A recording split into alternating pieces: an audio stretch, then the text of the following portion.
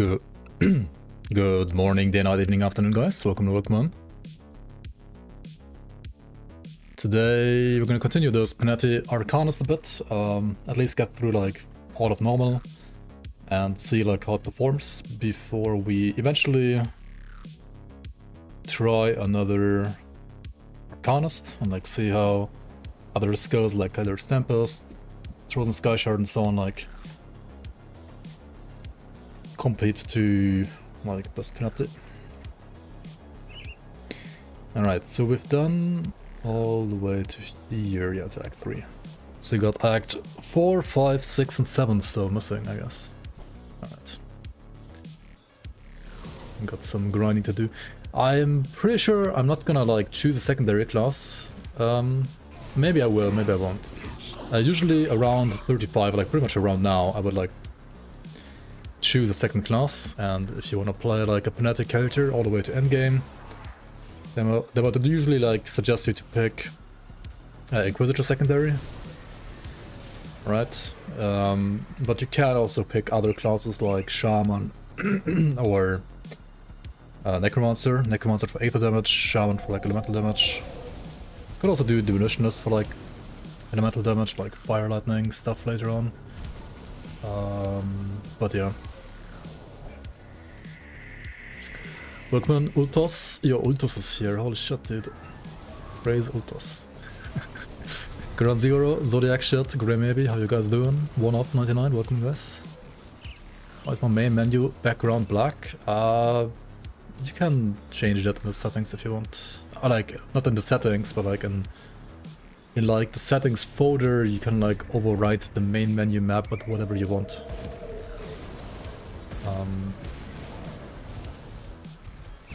Like it's possible. It's actually better like this if you want to like do screenshots, right? If you like want to do a screenshot of your character and you want like just the character, right, and nothing else, then you can have like a nice black background which you can later then like it's like easier to cut out your character basically, right? Like the chroma key the background. Right? It would be easier if it was a different color than black, but I mean black is like better than some random ass environment. It's not like something I would like recommend you doing though, to be fair. I mean unless you want to like do YouTube thumbnails yourself and want like to put your character on there, right? Then maybe it can be helpful. Next squad, welcome. Hello. Actually, I just said I'm not gonna pick a secondary, but maybe I will. I'm not sure, actually. Because on one hand, like, I would like to see, like, how it's just pure Panetti would perform. On the other hand, it's, like, kind of unrealistic to, like, not start picking a secondary right about now, right? I mean, after, like, maxing out this and that and maybe this, there's really, like, nothing else to, like, put points. Okay, I guess, like, here too. But also your HP is gonna be like so bad, right, if you like continue playing solo Arcanist. We'll see. Panetti Spaghetti, yep.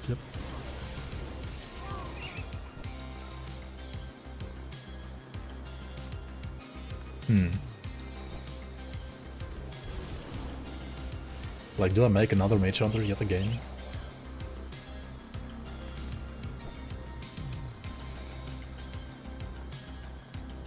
Maybe.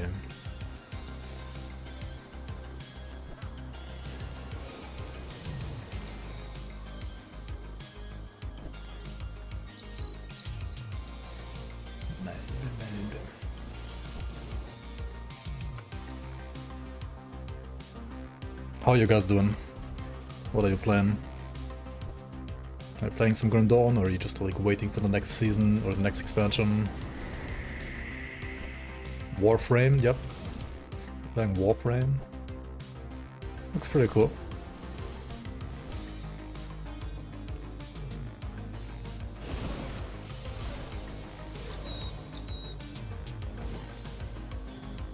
Monster Hunter?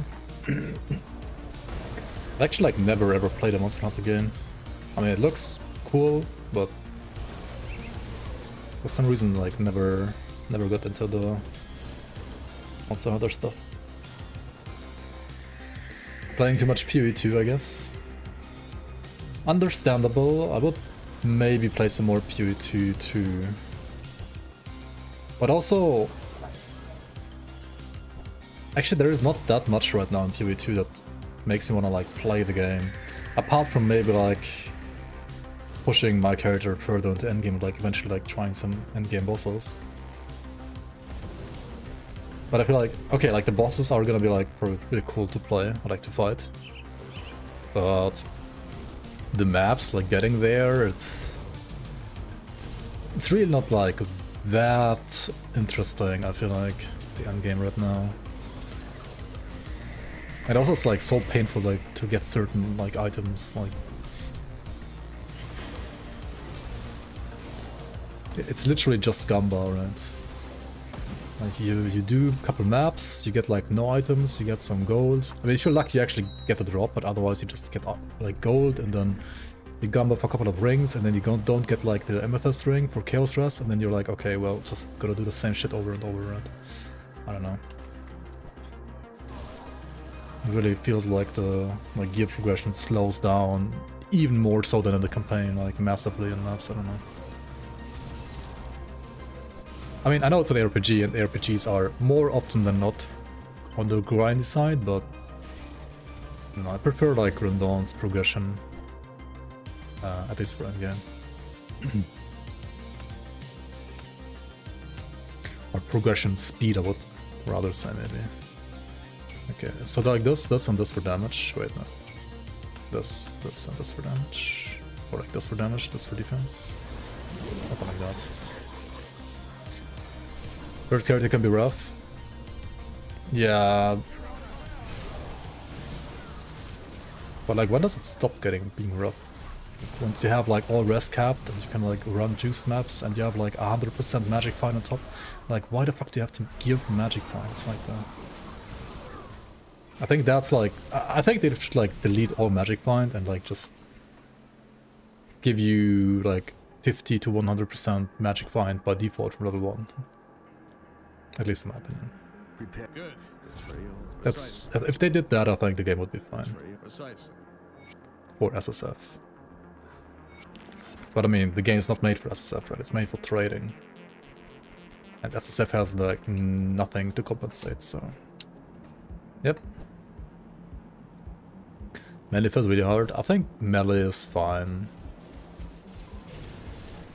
Like, I tried spells. Spells feel even worse, at least in hardcore, because you just die most of the time and also deal no damage.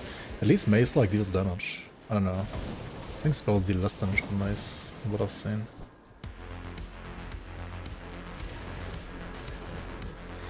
But I mean, I'm playing hardcore SSF, so no trading, and if you die, right? And for that, I think mace is actually fine. Like, mace is really good for hardcore SSF, I would say.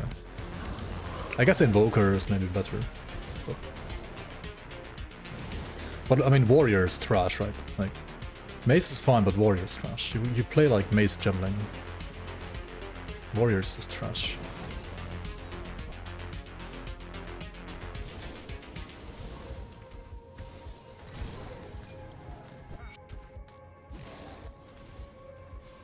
And even once you get gear, like, Gemmling also, like, scales harder into endgame. Like, I don't know, Titan and Warbringer, they're cool, they seem fun to play, but they're kind of just terrible. I think PoE2 is arguably more hardcore friendly than PoE1 actually. Yeah. Like, I don't know, like, the times I play, like, PoE1 after, like, the one time I ever, like, made it to, like, 2 or 3 times I ever made it to maps, I kept dying, like, in late campaign acts to some random bullshit that you just don't see. Like, PoE2 is at least has, like, way better visuals and so on. Like, it's easier to dodge stuff, in my opinion. More friendly or less unfriendly? I mean, same thing, right? Yo, Marceline, welcome on. Hi, glad to find you live. Just wanted to know that your guides are awesome and helped you a lot in Grim Dawn. Glad to hear that, man. Welcome. Turns games. Trade turns games into jobs, CRT. Well, Yeah, you just ignore that, right? You just don't play trade, like fuck trade. But things like you don't play trade in PoE also, like, I mean, the progression is, it's just very slow progression. It's a very, very grindy game. 1 and 2 are like, I mean 2 probably even more than 1 to be fair. And all the upgrades that you get are like either drop RNG or like crafting RNG. There's no like deterministic crafting really. I mean, there is like deterministic crafting, but I feel like it only takes effect like once you get to like juice tier 15 maps and you're basically already like geared. Like then you can start doing like some deterministic crafting, but I think it's like way too late. At least way too late to be enjoyable for me personally. Maybe some other people like that, I don't know.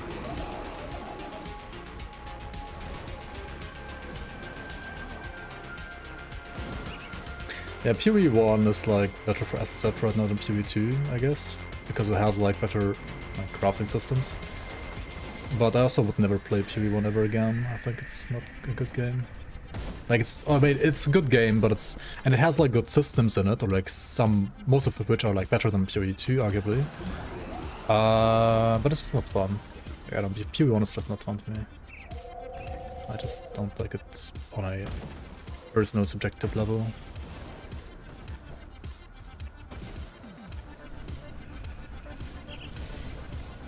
Like, why play PoE 1 when I could play Grim Dawn instead, or like when I could play PoE 2 instead? I like it. I think PoE 2 is a much better game than PoE 1, but it is missing many systems.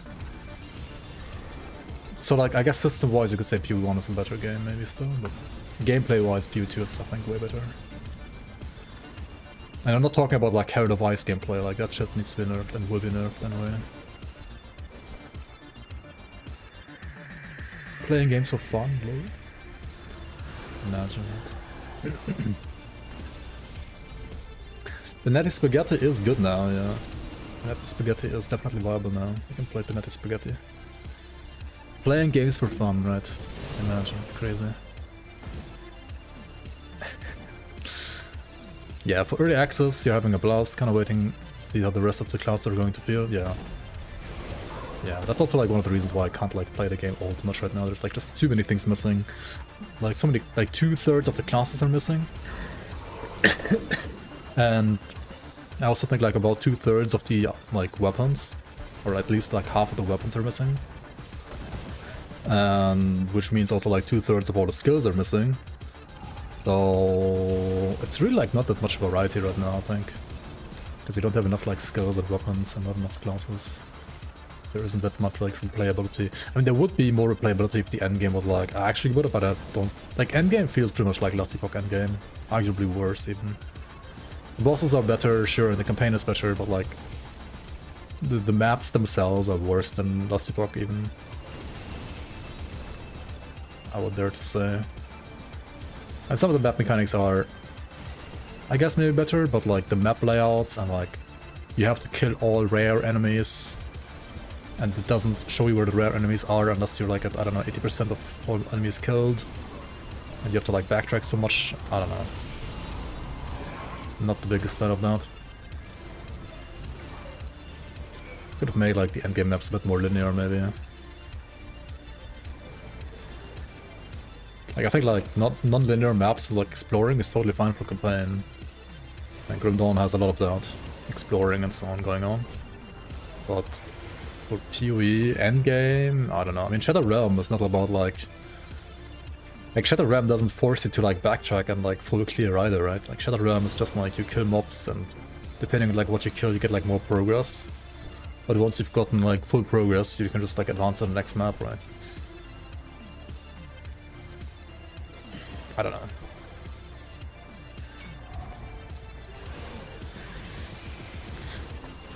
I mean, okay, like Shadow Realm doesn't have like ritual altars and like all the other like sub-mechanics inside of itself, but as a like base endgame mode, I think it's better than like PoE's maps right now.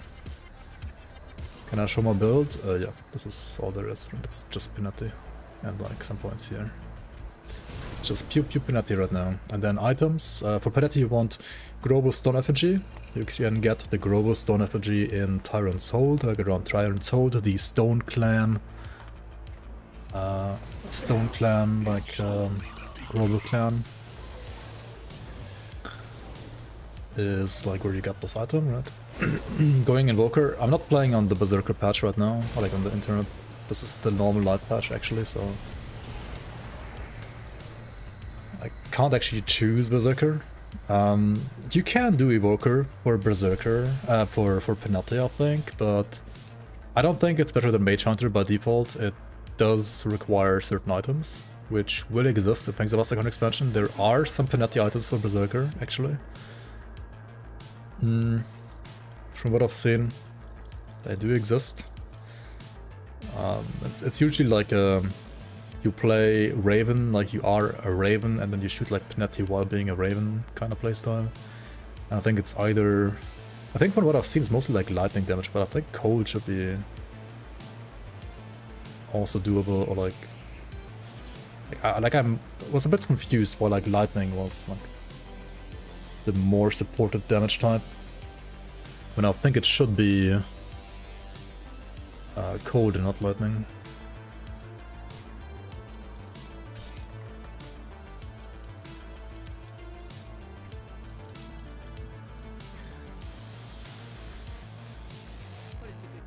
What would be a fun first 8th damage character? And don't say 8th array. If you don't want to do 8th array, you can do Panettis. You can literally play the skill and then get like a medal. Like you can start doing like 8th devotions and like literally play a skill the same as me. But then like in Act 5, right? In Act 5 you're gonna have a decision. Like you're gonna have to do a decision, right? You can either play Elemental Panetti with a medal from the Wenigos, or you can play Aether Panetti with a medal from the Slathzar Snake Boss from Ancient Grove. Right. You can also do Rhythmic Blasters, true, if you want to do like dual pistols. You can do... I have a Rhythmic Oppressor guide, I think, like starter playthrough that as well. That was totally acceptable too, like all the way to Lokarn, I would say.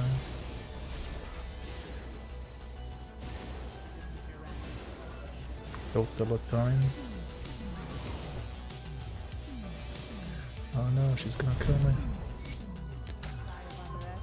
Maybe not. Well, these pair of pants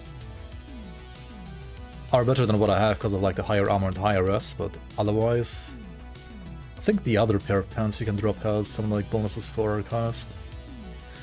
You played Sork for the first character and now want to try something melee and tanky. Is Death Knight or Oppressor better? I think Death Knight is a lot easier to gear. You can do a physical Blade Arc Death Knight. And with endgame stuff you can also do like cadence or stuff like that. Yeah, I think Death Knight is a solid class, or like a better starter than Oppressor. Like Oppressor is also good, but it's a bit squishier by default for meta. It has, I think, like a higher damage ceiling, like it can squeeze more damage out of Oppressor, but it also doesn't have like as easily accessible gear. Like Death Knight has very easy to get like halberd, two-handed halberd, or like two-handed spear here in Lost Oasis. And then you can just like do physical Blade Arc very comfortably. How's Aether Stormbox? It's good with gear. I would say it's worse than Lightning Stormbox without like gear. I mean, when I say like with gear, I mean like harder to get like random endgame gear, right? Whereas Lightning Stormbox you can just play like, I don't have it right now, but there's like an amulet from one of the Wasps, right? From Run-Up Rocks. The Wasp in Twin Falls Rift, like near Twin Falls. That one gives you like some very good like Inquisitor and Lightning Stormbox bonuses. Like with that, and I think like a helmet from Forgotten Gods as well, Lightning Stormbox is like very easy to play with minimal gear. What do you think will be the best secondary mastery for a Werewolf build? It depends what kind of Werewolf you would like to play. Right, do you want to play Cold, or Pierce, or Bleed, or Chaos, or maybe even like something entirely different?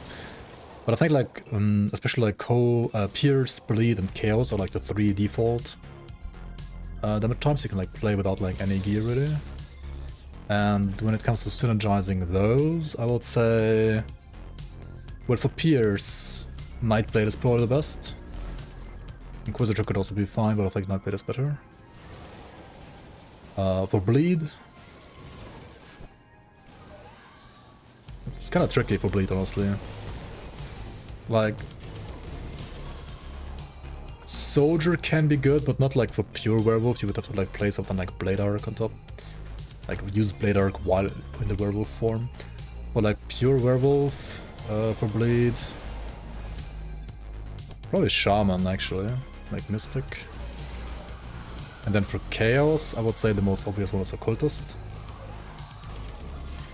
But for Chaos, maybe Inquisitor could work too, but I think for Werewolf, just Occultist is gonna be better, for sure. And for Bleed, you can also play Occultist actually. Bleed is like Occultist or Shaman. I think the 3 like, probably like the 3 best classes, or like the 3 most obvious classes that are gonna be like good with Berserker, are gonna be like Shaman, Occultist, and Nightblade, I think. But also I have like very good experience actually with Inquisitor, like surprisingly good. Better than I thought it would be.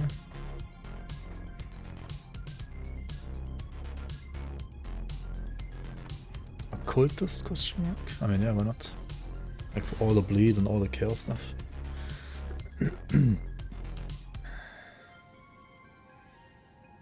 Yeah, Yaroslav, this is just like a pure starter run. Figuring out like how good Panetti feels like now when you... Like if you were like a new player coming to Grim Dawn with Fangs of Asterkarn. All the bleed sources Occultist has... I mean, Occultist has the highest bleed resistance reduction in the game, right? And for bleed damage you just use all the Berserker skills. Like Werewolf, Leap. Leap is insane bleed amount. I mean, I would generally say Mystic is probably better, like Shaman is better, but...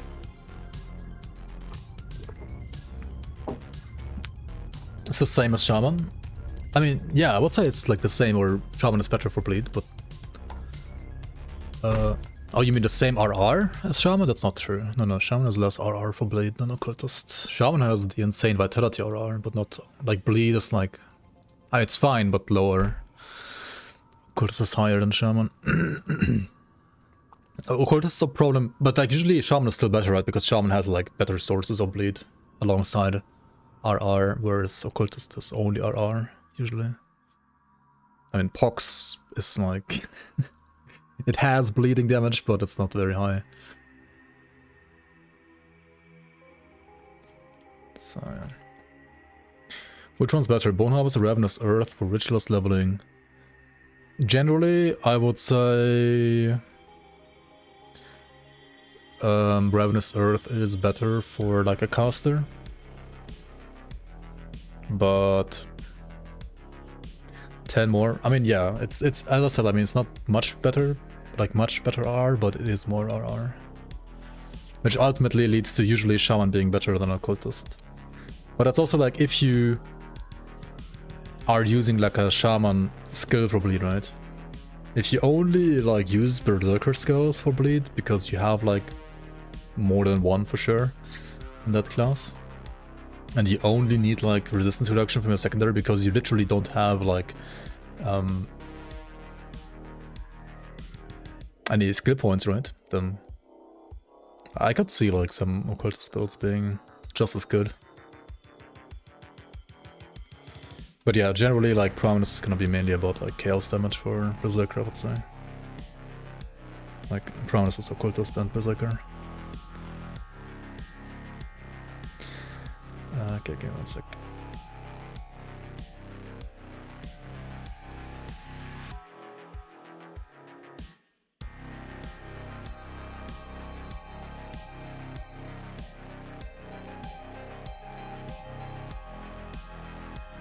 Do you want Occultist for Chaos? I mean, what else do you want for Chaos? Occultist has like insane... Wait, I was gonna go for Harp next or Dust next. Actually, I think Harp next. Yeah, let's go Harp next.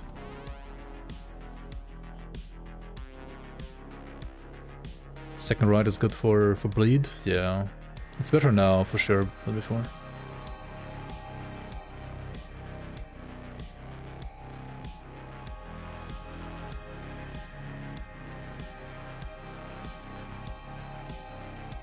Streamer makes leagues, plays leagues for 3 weeks, leaves the league, plays PoE2, and then comes back for the end and starts another character. What? I'm not playing the league anymore. League is already done. League is already done.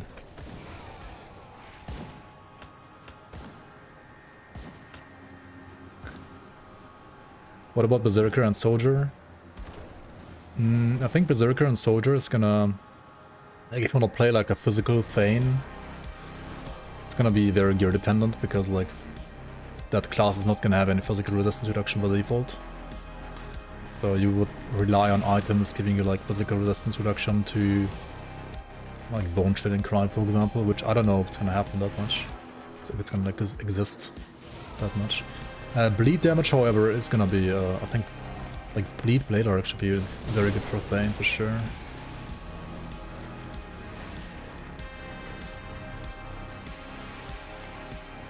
Ember's Veil. So like, fuck. Smite. So you mean just Nightblade? Yeah. To be fair, like Ember's Calling set is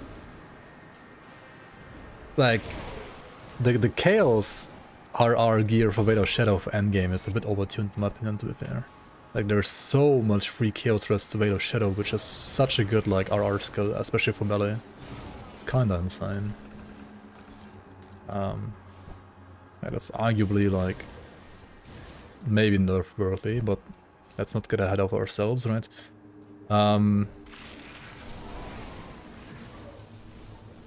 Yeah, but I think like Prominence is gonna be like pretty good for chaos stuff for sure.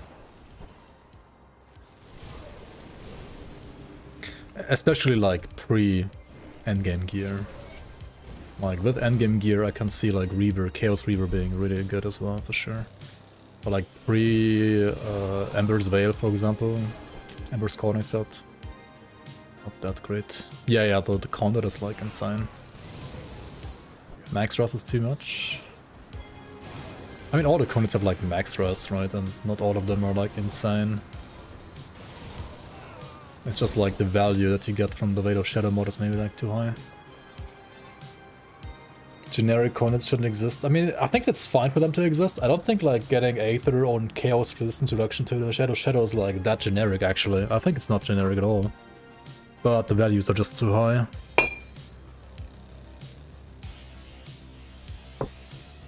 Nerf Avenger of Cairn has 8% Aether max rust and 4 all max rust, right?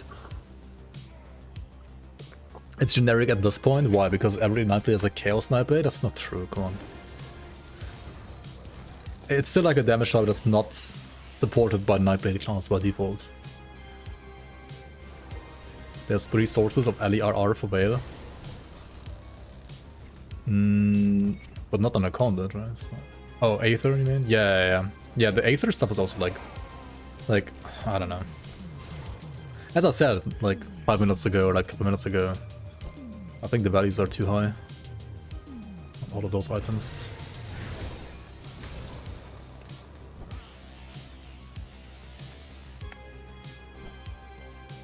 Chaos on Fire has a full set.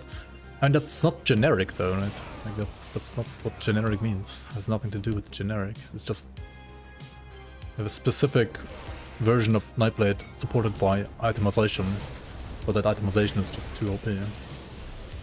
That's all it means, right? How is that generic?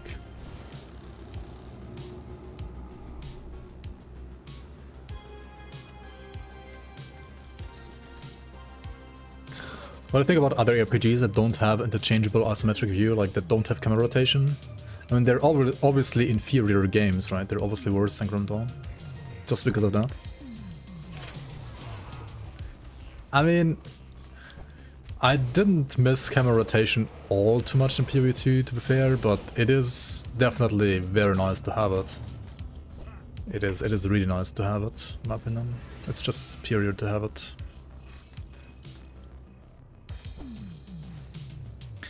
Not a niche archetype at this point. It's not a niche endgame archetype, I mean. It's still niche for anybody who never got 100 in Grim Dawn, right?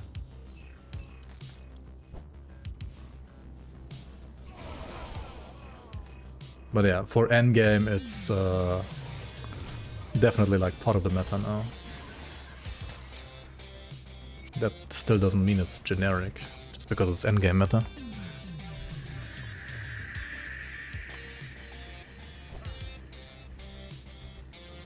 Arcanist is supposed to be like a niche. I mean, niche... Okay, there's a difference between like strong and niche, right? Niche doesn't mean unplayable or like worse than the meta. Niche can still be meta. At least in my opinion. Like something can be a niche, but like really fucking good at that niche, right?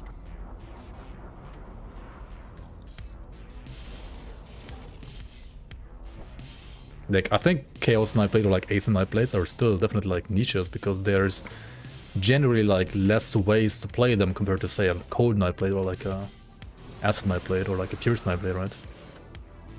But that specific itemization is just too good for that niche.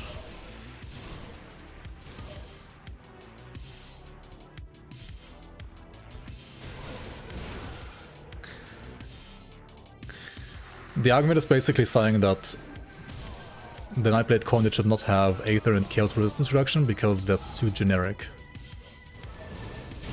And I don't think it's too generic, I just think the values are too high.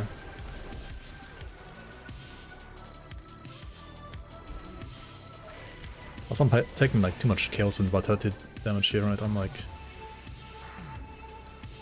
yeah, I should like change my chest component to like a Sanctified Boner maybe. Where did we get that again? Sanctified Bone, Grim Dawn. Like some faction, right? Homestead, okay. Homestead, that's not Homestead. Yo, Blank, welcome in. You notice that a lot of people use green items for the weapons? Okay, so not every green item is the same as another green item, right? You see this item, it's green, right? You see this item, it's also green. But this is absolute dog shit, and this is like arguably, potentially the best slot item, right? Right? This is dog shit, this is absolutely insane. And why? Because it has this symbol in the front. This symbol means it's a so-called monster infrequent, which means it drops from specific monsters only. And this also means that the item itself, without affixes, is already gonna have a ton of stats, right? A ritual wand on itself has no stats. Like, I think literally like pretty much no stats, right? It gets Plague Bearers, which has poison damage and reduced target's resistances, and of the Aether, which is Aether damage. So it has like 4 lines of stats, right? And this item is a Shield of Celerity. Shield is just flat cold damage, so like the first line, and Celerity is casting speed, right? So like 2 lines from affixes. All other lines are from the item itself. And that's why it's pretty much as good as a legendary. In some cases worse, in some cases better. And also it will most often depend on like which affixes you get on top, because like certain crazy affixes that you can get on top will push this to be as good or even better than a legendary item. But if you have like bad affixes, then it's usually slightly worse than a legendary. And then also it depends on like what build you're playing, what skill you're playing, blah blah blah, right?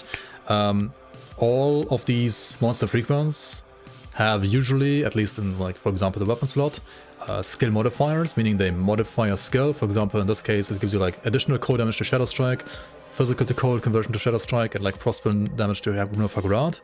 So if you want to play a Shadow Strike build, right, then this is really good. And if there's no other legendary that does the same or better for Shadow Strike, then this is just better than any legendary, right?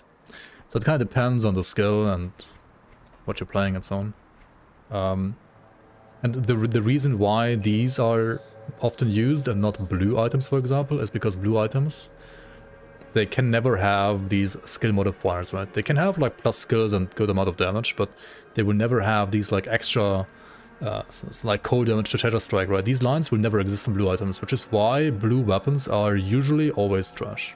Like they can be good in some situations for like leveling at like certain like level intervals, or like at certain like level like I don't know, like between like level 20 and 40, I don't know, like some Falcon Claw, for example, can be good for Primal Strike for like a certain amount of levels. But for endgame, blue weapons are almost always gonna be trash.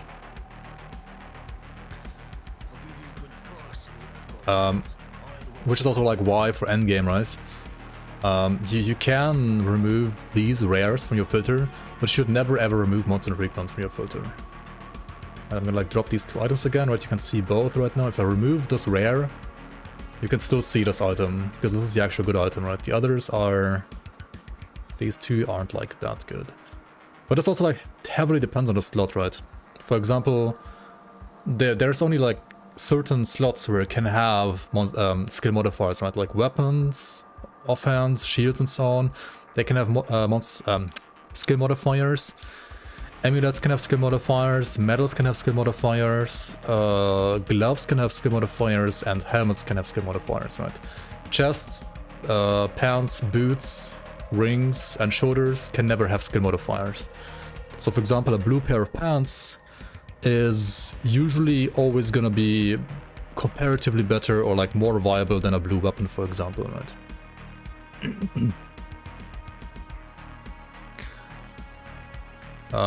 Which is also why I personally would love if Crate somehow manages to make the loot filter more adjustable, so you can like show these rares for only certain slots but not for others. But currently you can't even do that. Does it work right now? No, it's only armor, but you can't like filter.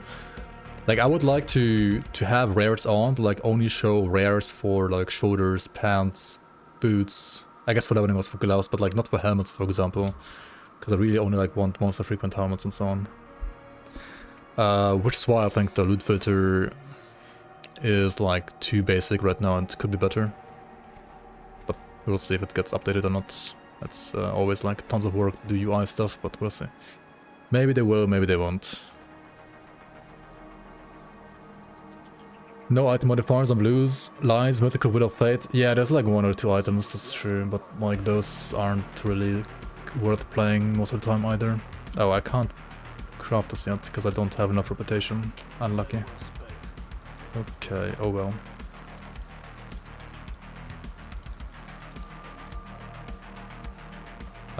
What you can do, right, if you like need a certain resistance, you can like set all your items and then like type chaos resistance in here into the search. Because the vendor has a search but your inventory has not. So then you just like sell all the items, and if something lights up you can like just set it, like buy it back.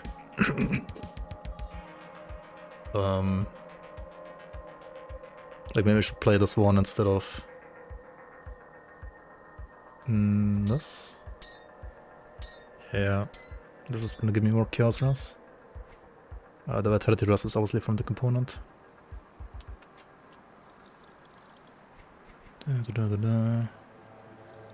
Okay.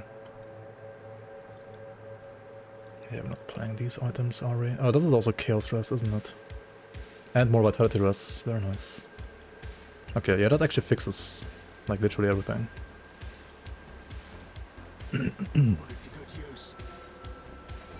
Cool, cool, cool.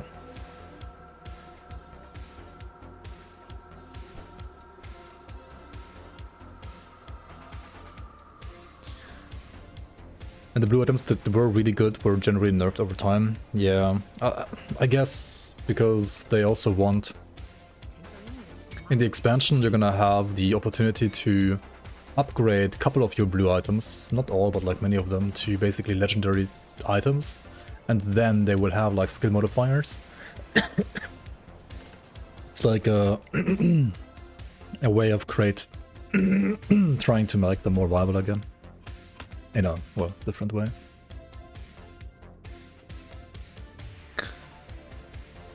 Okay, we fixed the resistances for Logarian, that's nice, that's very good, very good. I do have like very low armor and very low physical resistance though, so physical damage is gonna hurt me a lot right now.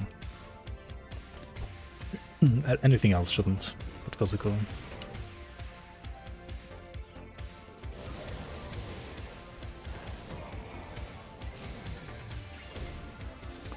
Yeah, maybe Vale, maybe. I mean, if you want a certain pair of boots or whatever blue item that doesn't have a mythical version right now, to get a mythical version in the expansion, I think your best bet is to write them on the forums, like do a feedback thing and like write about why this item deserves to get a mythical version. Because if you don't, it's like a 99% chance they're not gonna do it, I think, because they're not gonna like bother looking at all the blue items. At least I would guess they are not gonna do that. Unless you specifically tell them to look at it. Because there's too many blue items and too many of them are trash. So in their eyes, like the ones that are... the ones that don't have a mythical version, because like blues are so bad, they don't deserve to get like a mythical version anyway, because it's like a waste of development time basically. I think that's like maybe not exactly their official stance, but more or less their official stance on that.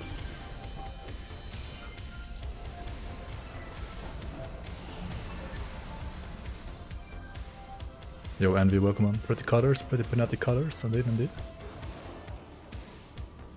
I'm gonna dodge the balls, right? Otherwise, just pew pew pew. I mean, yeah.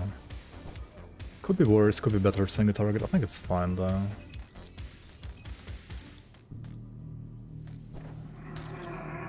Oh, we got Haunt Relic. That's kind of a lucky find, not gonna lie.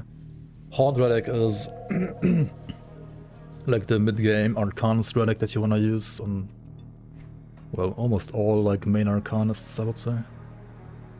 Haunt has Fumble as well, yeah. True, true. Is it viable to play elemental damage? Which class combination would be the best? Usually I would say Mage Hunter, so like Inquisitor and Arcanist is one of, if not the best class combination for like elemental damage. But it depends like what you want to play, etc, etc. Come see what's left of my wares.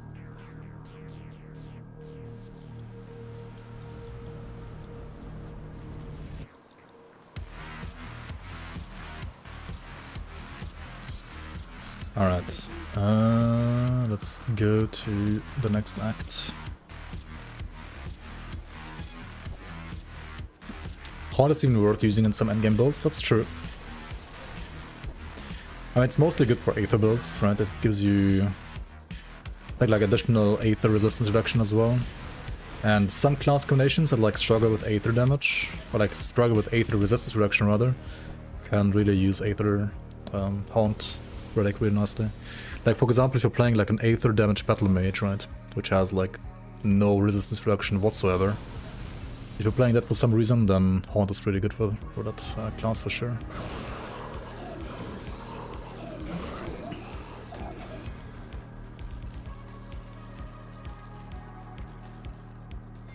I guess like Krieg Battle Mage might want to use Haunt even as well. Playing this game for a while and only now I see that you can rotate the camera. Yeah, I think it's a great feature. I love it.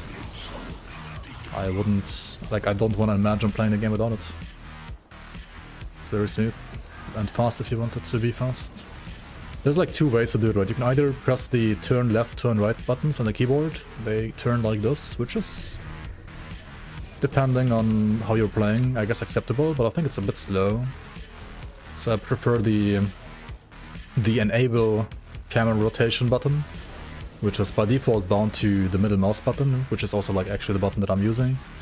So if I press down my mouse wheel, I can then like turn my mouse left and right to do this.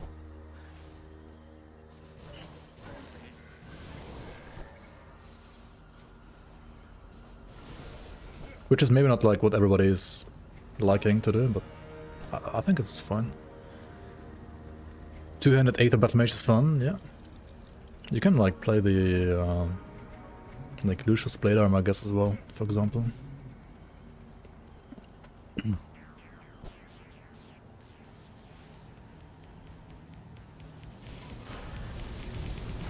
Wait, what do you actually play for? Oh, you can also do the Creditor's Tempest Battle Mage, right? It's like a green item for Aether Creditor's Tempest Battle Mage. You rotate your camera only level 1 to get the low note. Fair enough.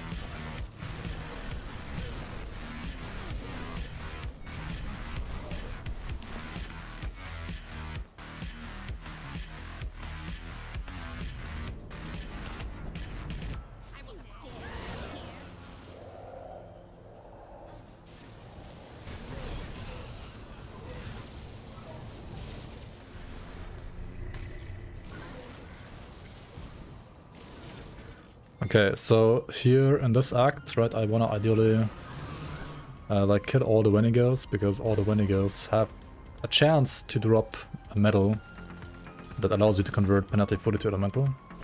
Like convert all the Aether damage to elemental.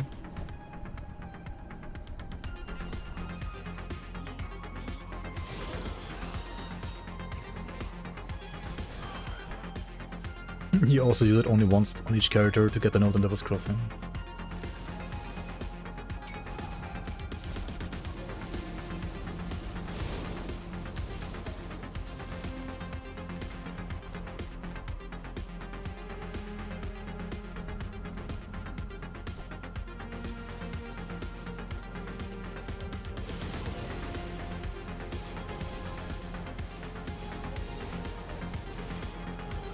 There's a spot where you can't see it without rotating. Oh, interesting.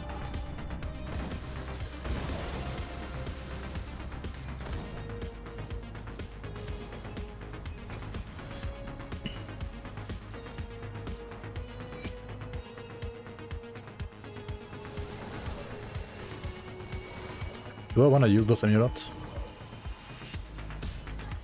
I mean, it is a DPS gain, I guess. Even though I lose like some of the fire damage to vitality.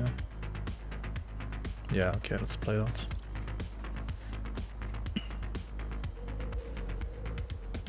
Vitali, welcome, welcome.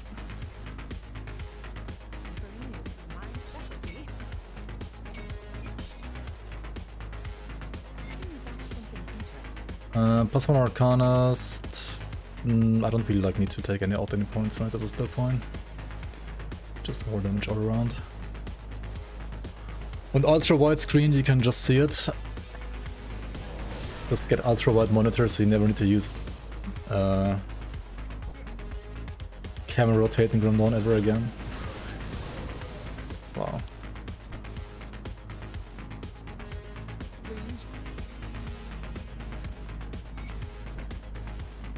Number one reason for ultra wide sales, yeah, definitely 100%. Yo, Toxic Kraken, welcome.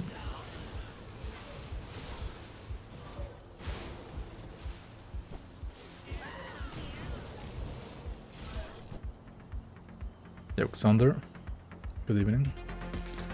Ultra wide gang, rise up. Oh yeah, you're also a ultra wide gamer. Ultra wide gamer.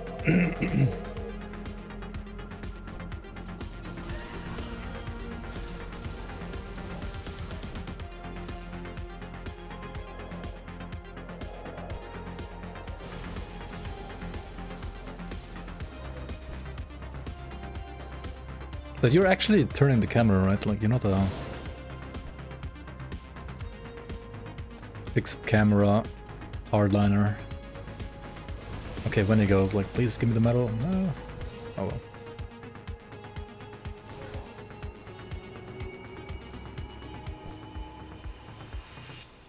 Ultra wide is the reason why you won the league. Is it pay to win?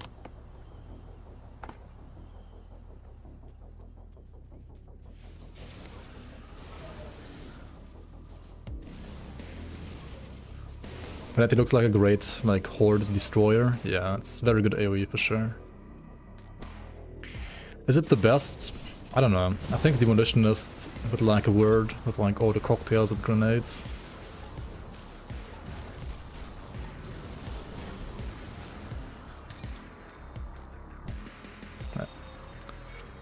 Let's not forget the most important item here.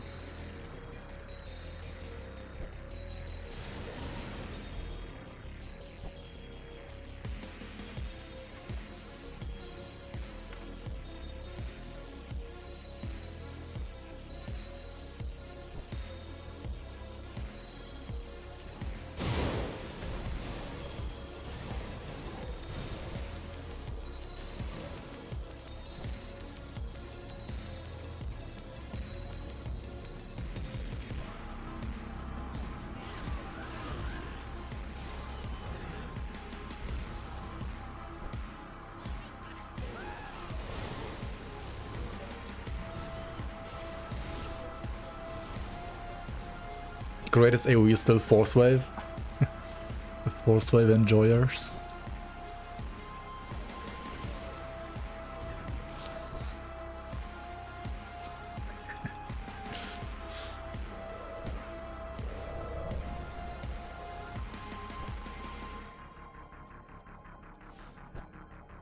I mean, pretty much every class is like 1 or 2 like good AoE abilities, right? See anything you like?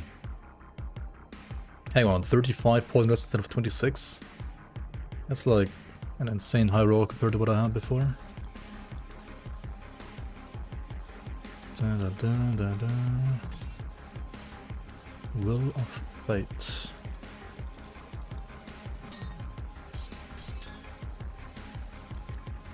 you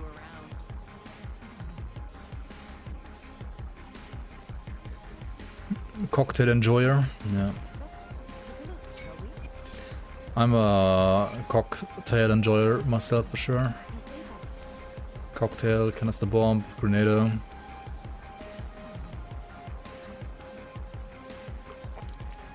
I think actually grenados are like the best demo skill, honestly, because it has like good AoE and single target too. Cocktail kind of like degrades to a utility skill later on, unless you like get very specific gear for it. And even then,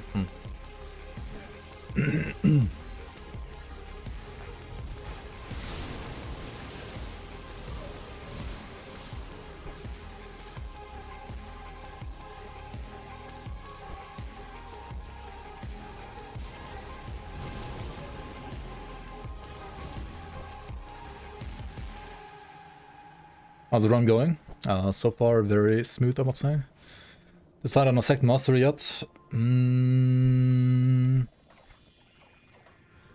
mean, if I were to actually like get the scared character to endgame, then I would 100% go for Inquisitor, right? Because I want to play Elemental Panetti, and Elemental Panetti is just overall the best of Mage Hunter. But I might want to keep it as like solo Arcanist for a little bit longer.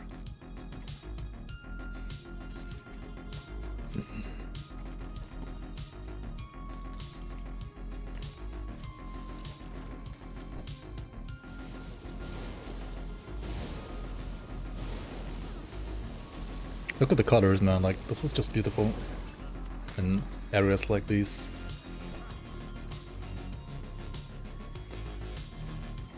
Level to 100 and way to pair it with Berserker with Asterkarn?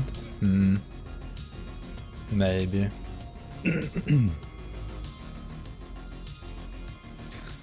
I'm not sure if I'm gonna play it like past normal right now actually, I just want to like go through normal. Like level 50, 55 maybe, something like that. Is Gilder's Pulverizer Pierce Grenado any good?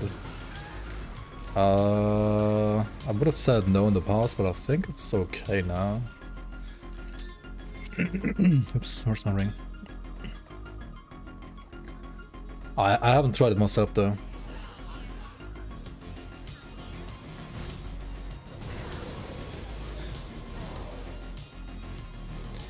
Enabling dynamic shadows and light for projectiles in PvE2 looks amazing too. I like the performance though, yeah, I have like everything on lowest at PvE2 I think. I think even on lowest like PvE2 still like, looks pretty nice. Definitely looks more modern than Grim Dawn, I have to say. I mean, it should be, like it's... Grim Dawn's engine is like 20 years old, so...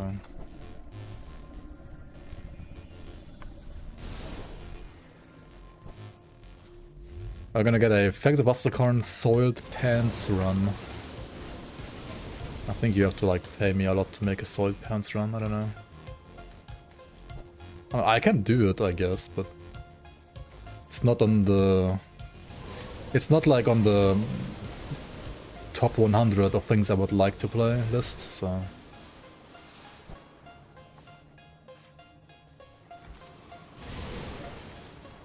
Warcry Word of Pain run when... Old man yells at skies.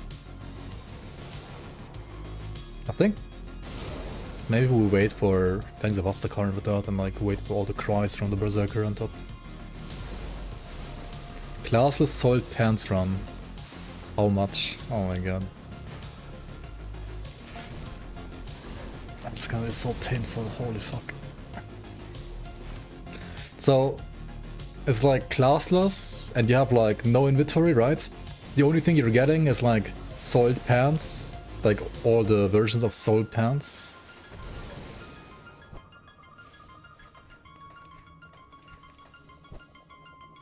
I don't know what levels are there, like level, like normal, empowered, and mythical. I don't dare name the price because one of you will pay. Yeah, it's not gonna be cheap. That's for sure. That definitely wouldn't be cheap.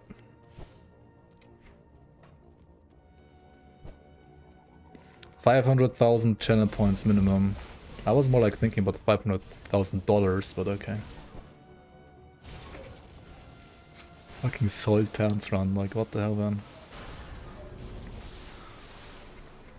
Okay, maybe not like $500,000, that's like a bit much, right?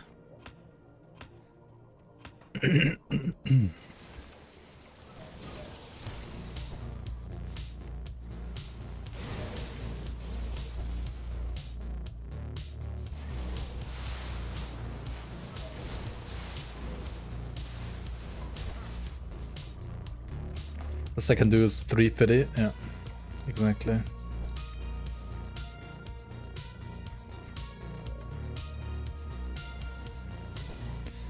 I mean, maybe I'll do it eventually. I don't know. I don't really like see it right now. Like I can see the run, but I don't see myself enjoying it. Let's say it like that. Needs to be Deceiver? No, it's classless, right? Not Deceiver. It will be classless. No class at all. Just poop. That's it.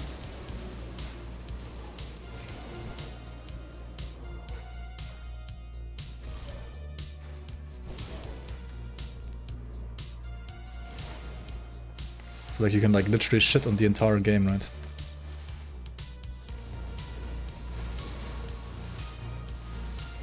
And I guess it would be like good content in a way, but holy fuck, would also be painful.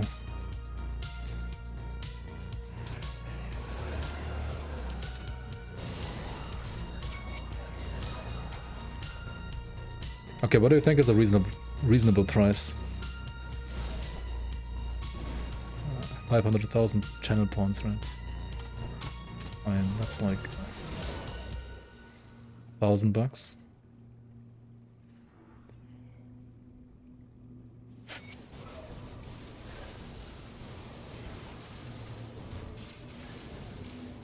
I could throw it anytime. I mean, that's kind of scam though, right? Like if I died level 20, that's just scam.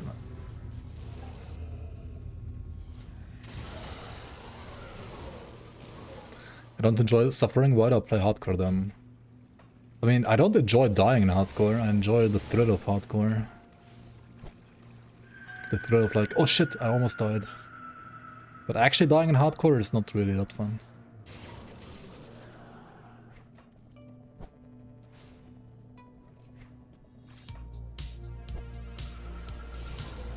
Actually dying in hardcore is painful.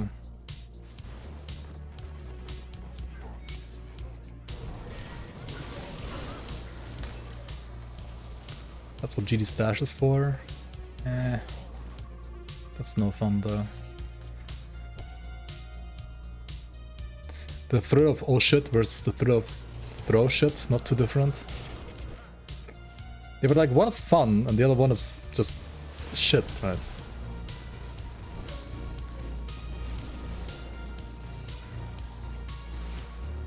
Like just because you're playing hardcore doesn't mean you have to be like ZDPS or like feel shitty about playing a build.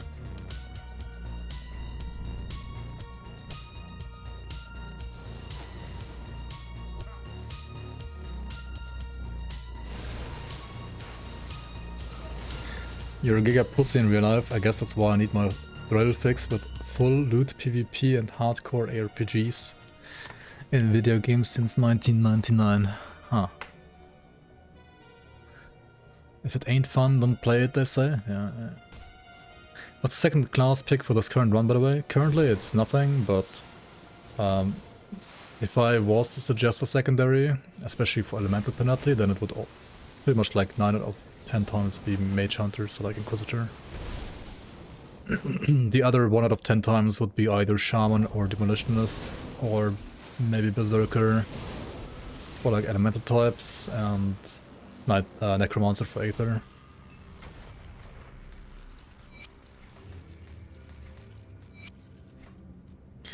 Do you think it would be some sort of retaliation damage build? The soiled pants? Yeah, that could be like a way to make it viable actually. That's probably like the best way to play soiled pants with retaliation damage.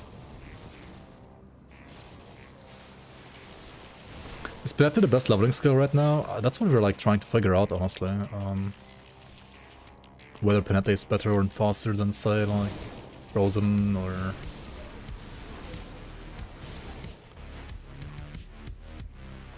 or 20 hours. What else do you have? I mean, Frozen, you could have like... Elder's Tempest, Aether Ray. But Aether Ray is well, not something you can play from level 1 really.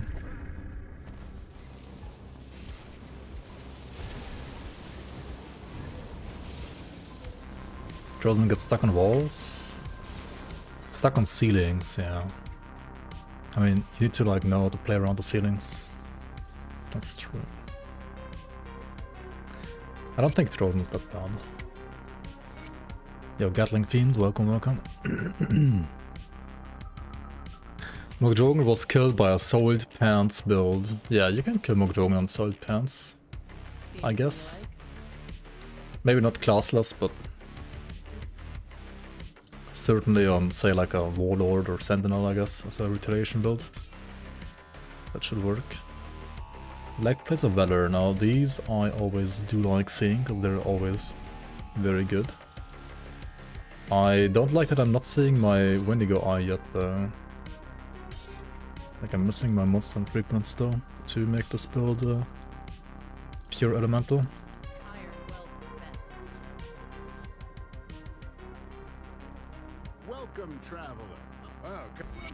Ability gets blocked by ceiling. Has realism in video games gone too far? Who knows, right? The thing is, like, it only gets blocked by ceiling if you're standing yourself outside of a house, for example, and you're trying to like shoot inside the house. But if I am here and I drop throw the sky shard in here, obviously it's gonna like hit the ceiling. But if I'm standing inside, right, and I shoot it here, it's gonna hit perfectly fine. So you gotta be like inside of the house to kill stuff in the house, right? One Necro for secondary for Panetti. I did mention Necromancer. Necromancer is good for Aether damage, Panetti. But Mage Hunter, like Inquisitor, you can play as Elemental and Aether, like it's more flexible. I would say for like end game min-maxing, Necromancer has a slight edge over Mage Hunter. But only a slight one, and it's like once you get all the gear, it gets better. Before that, Mage Hunter is just more flexible.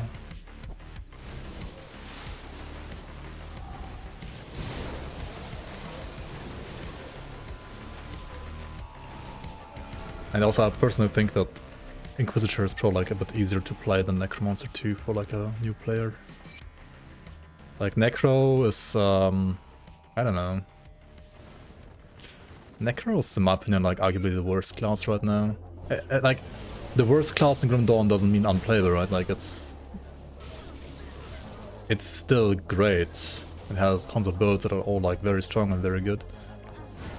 But it just feels like worse than all others. Like by a tiny amount. Like the classes are all like very close to each other in Grim Dawn, I would say. Defiler Pog.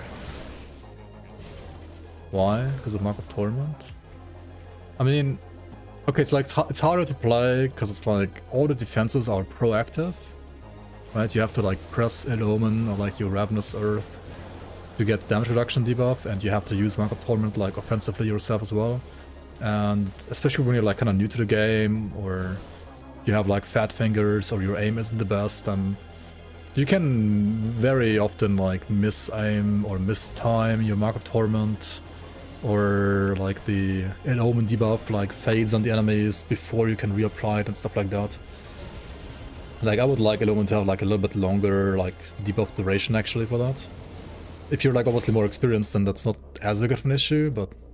And then you can also use Mark of Torment to like reflect Sunder, so like Mark of Torment is kind of like the only way how you as a player can get Sunder onto the enemy, right? So... Necro, like non-pet Necro I would say, is like a big skill issue maybe, I guess. Okay, we actually got the item there. Shrewd of Winterstorm. I mean, Shrewd is like cunning, so that's trash. Winterstorm is at least like some cold damage, so that's kind of nice. And most importantly, it converts Aether damage to Elemental to Panetti, making us be able to like play pure Elemental Panetti with this, which is kind of what we want to do, right? If you're not getting this from all the Wendigos that you've killed here, then you will eventually have to like reset your game and farm like areas with Wendigos once again. The best way would eventually be to farm the 3 like boss Wendigos that you get to find from like a certain Barrowhome quest, but when you're starting out normal you might not have the reputation for that quest right away. I think it's gonna like take a bit. Have I ever played Dota? I have played Dota, but not like much. I played way more League of Legends actually. I played some like Dota All-Stars, like the Dota 1 Warcraft mod, quite a bit as a kid, and then like as a teenager, kid, whatever. And then I played some Heroes of New Earth actually. But then once Heroes of New Earth became like buy to play, I switched over to League.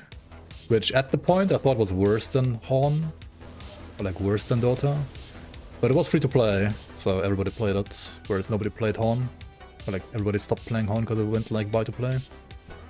Like Horn going buy to play like literally was the nail in the coffin for them, right? Like Horn was otherwise a really good game I think, and could have become like the next Dota, but they fucked up. They underestimated how like big free-to-play games can be. Yeah, Panetti's good damage now, honestly. In like probably all phases of the game, even. Yeah, I had quicker fingers like 10 years ago for sure. I mean, before playing something like Dota or League, I played like RTS games where you need like tons of APM, like StarCraft and so on, right? Hence my name. But yeah, as you go older, obviously you rather become slower than faster. And RTS games like became way too fast for me. And then yeah, I played more MOBA in a way. And even in MOBAs, like or like in League, my main position was jungle, which arguably is the least like mechanically intensive role, right? It's more like strategic compared to the lanes. And you need like slightly less mechanics. I mean, depending on like what you're like, if you're playing Lee Sin, then it's maybe like something else. But depends on the champion, I guess.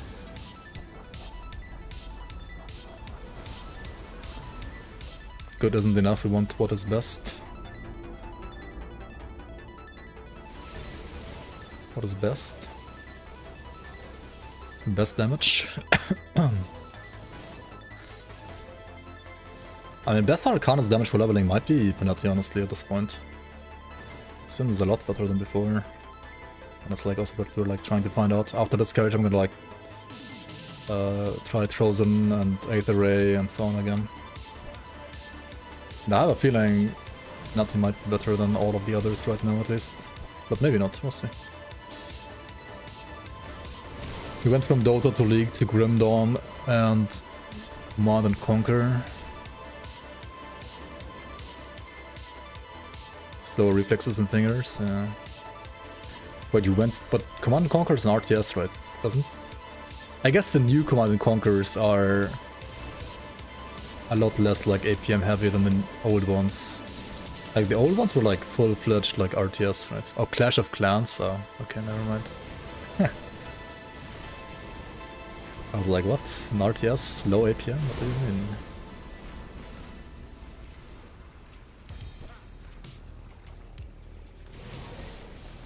Time to join the World Championship PvP tournaments for idle gamers on Facebook for casual dance. Oh my god. I rather would like to play like a league tournament for like only people that are like 30 plus. Like 30 plus like League of Legends tournament. So everybody else is like as boomer as you at least when it comes to reflexes.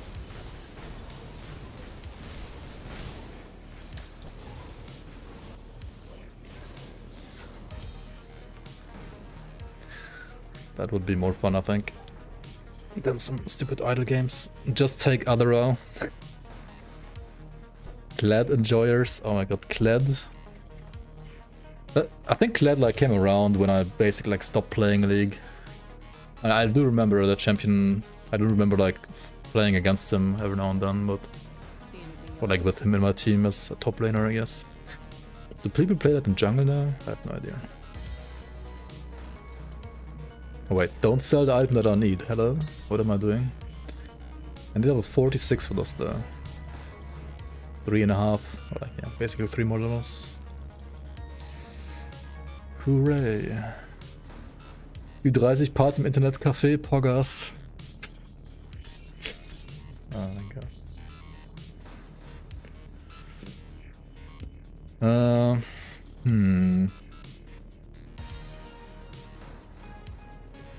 Mantle of the Weeping Eye. This basically is the same that what I have, but worse, because it like doesn't convert Aether to Elemental anymore.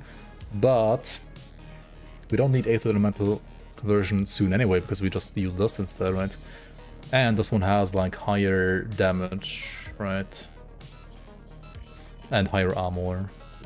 It has like worse resistances though, doesn't it? It has like no Aether-S. I mean, I can get Aether-S as an Arcanist just from the skill tree, actually. So that's not like the biggest deal. Like, this is gonna make me lose like 14 Aether-S. This gives me like 2 Aether-S per point-ish, so it's like 20 that I can still get here-ish. So that would be fine. Maybe later. Maybe later I'll use that, actually.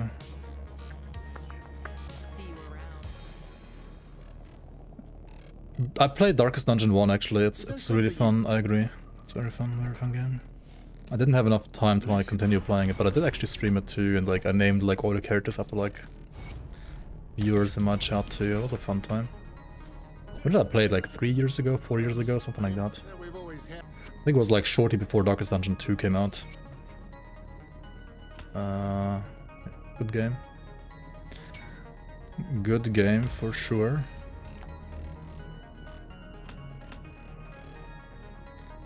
Okay, but no, Laria? Laria. We deal with Laria.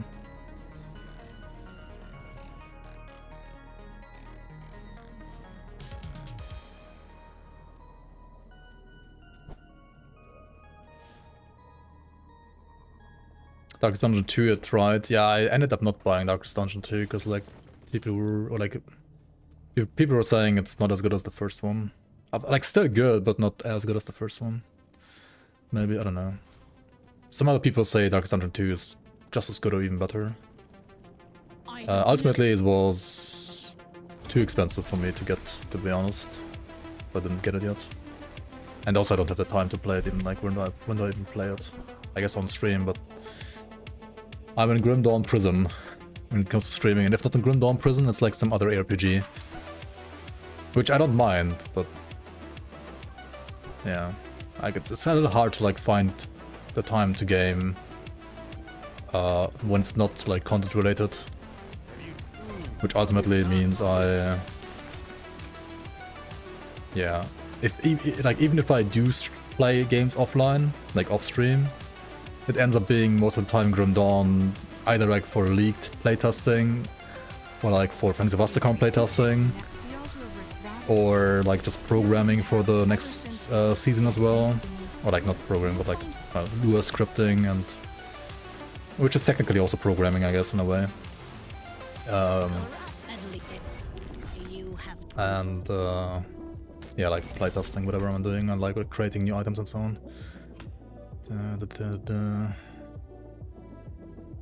StarCraft 1 Brood War campaign run. Dude, Brood War campaign, or like StarCraft campaign in general, that's actually lots of fun, I think.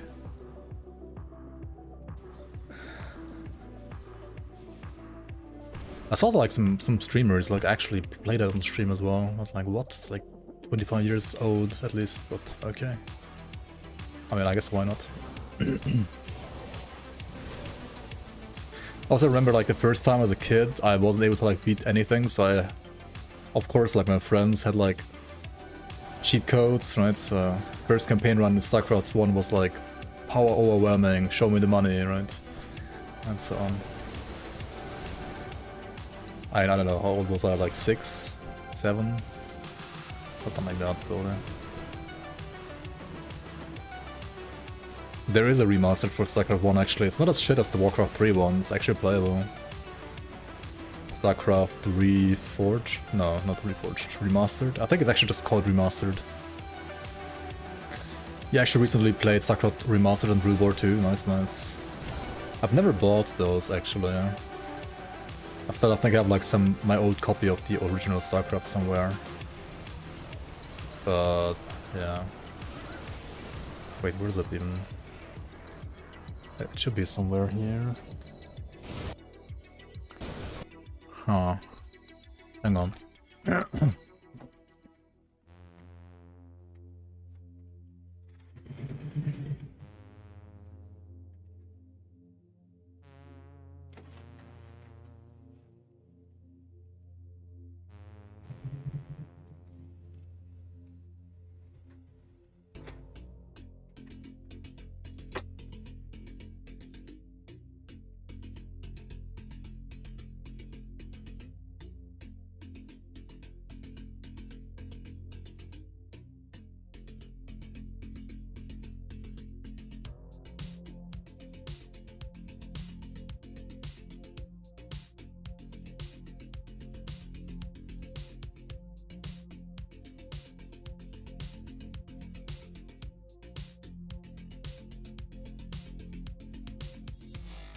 I'm gonna find it.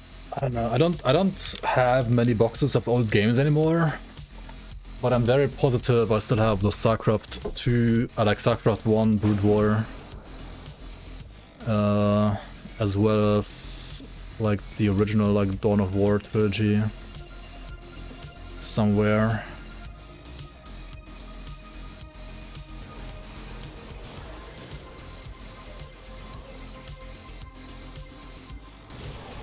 Video game music peaked with Terran Theme 3. I mean, I don't know about that, but yeah, it was good for sure. Dude, Supreme Commander 1, every time I look at the game again, or like I think about like launching it for some reason, it still feels like a game that like came out yesterday. Because it's just like so far ahead of its time, it feels like. Like, okay, they could like polish the graphics, but otherwise it still feels like a... It feels like a game from like 2025. Because of all this, like the scale and everything, like what you could do in that game, like how big the fucking battlefield was and everything was insane. Like for the time. I remember it being like a little bit laggy back on the PC or laptop that I had back when it came out, but that should be no problem anymore nowadays. Dawn of War 2 was your favorite RTS ever? I would disagree that Dawn of War 2 is even an RTS. I think Dawn of War 2 is not an RTS. Because you have no base building, or like no proper base building. To me, I mean, to me it was a real-time tactics game? RTT, not RTS? I don't know. And it's always like still strategy, but it was like way more like tactical than like traditional strategic, right? With base building and so on. I love the Dawn of War 2 campaign though, I gotta say. I think the thing I played the most in Dawn of War 2 was the campaign, actually. And a little bit of Last Stand, which is basically Crucible, right? Like the first time I saw like Grim Dawn Crucible, it was like, hey, this is literally the same as Dawn of War 2 Last Stand, right? It's like Crate stole the idea from Dawn of War 2 Last Stand. Dawn of War 3 enjoyers, yikes. To be fair, I think I actually liked Dawn of War 3, the actual like multiplayer, more than Dawn of War 2. But it was still like kind of other like it did actually feel closer to Dawn of War 1 than Dawn of War 2 did, in my opinion. Or like closer to something like StarCraft. But it was like so bad in some many ways still. Like Dawn of War 2 was a great game, but it didn't feel like a proper RTS to me. It was like a different genre. But like in that genre, it was a good game. Whereas Dawn of War 3 felt more like an actual RTS game. It was just a terrible RTS game. You command. My emperor, your son lives. Wait. But because Dawn of War 3 felt more like an RTS game, I kinda actually enjoyed the PvP part of Dawn of War 3, I think, more than in Dawn of War 2. Like, no joke.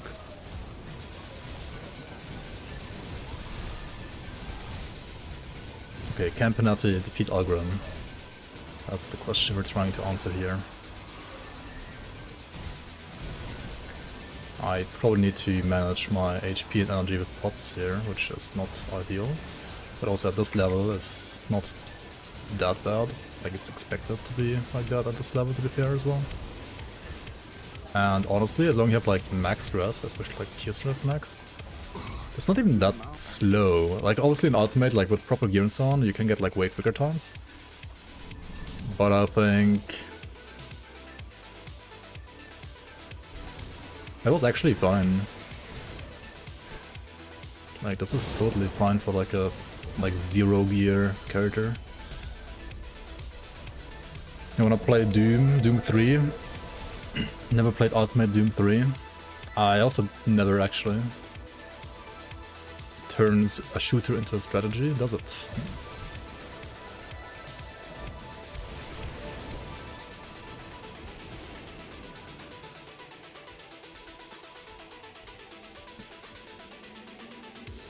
Yo, Demi, welcome.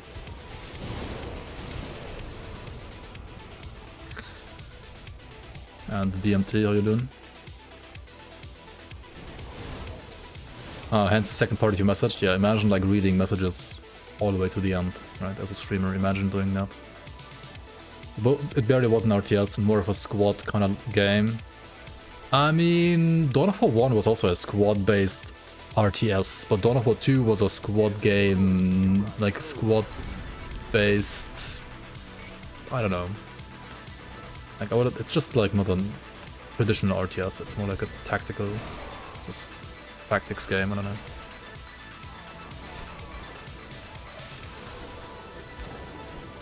But like all the stuff about like having the resources like be spent around the field as like just capture points and like squads and so on, like that stuff was like the basics of Dawn of War 1 too, right? Like that was part of Dawn of War 1 too.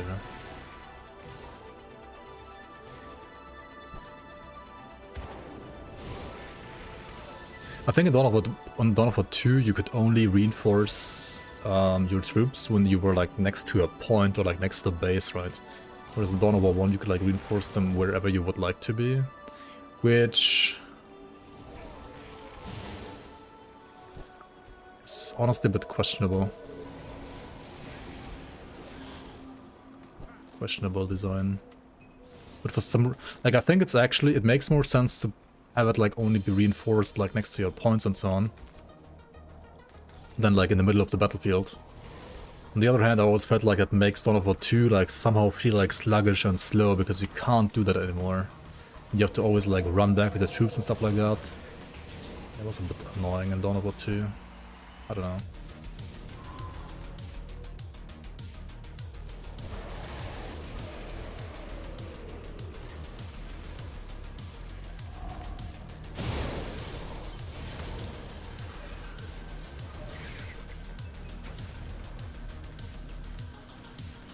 Like, you have to think ahead, otherwise you're dead, kind of thing, kind of strategy. Okay, I mean, it's still just a shooter, but like a hard shooter where you have to like think about what you're doing and not just blast mindlessly. Makes sense.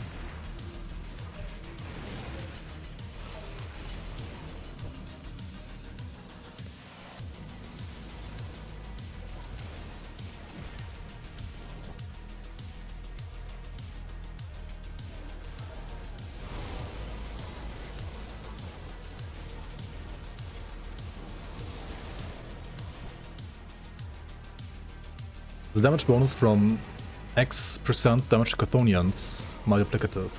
It is actually. So whatever damage you're dealing, if you're like dealing 10% more damage to Chthonians, you're dealing 10% more multiplicatively to Chthonians, yeah.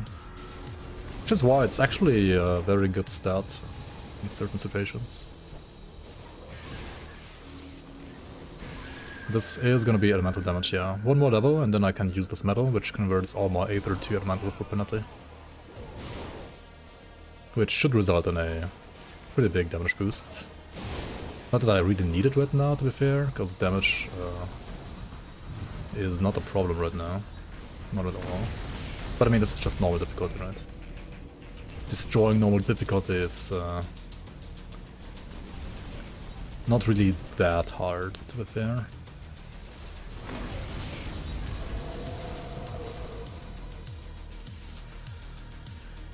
So maybe I should play this character a bit in Ultimate too, I don't know.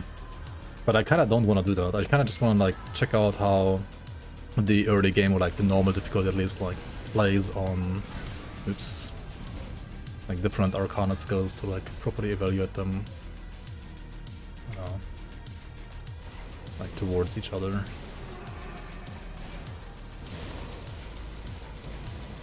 Playing with day-night cycle, I don't know, it's more fun.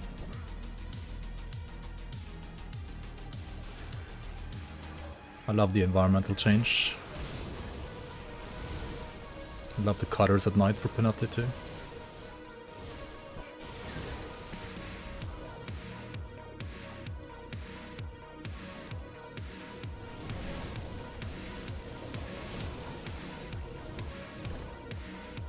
Okay, let's go get the Brian real quick.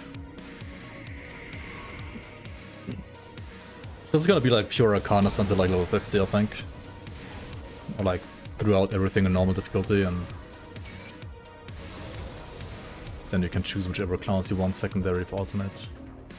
I would suggest Inquisitor most of the time. I mean, for elemental, definitely. You will have a VOD for this on YouTube? Yeah. I mean, all of my live streams are automatically voted as live streams under the live stream category on YouTube, so you can like rewatch all of my live streams on YouTube. This one included. But I might make like an separate video just for this as well at some point. Maybe like for some of my others, like sort of self-found beginner playthroughs I did like in the last year, which I think I haven't like uploaded as separate videos. They're just there as like VODs from live streams, which I feel like some people don't check out as much as like normal videos, so it might be like worth to like re-upload them as normal videos too on top.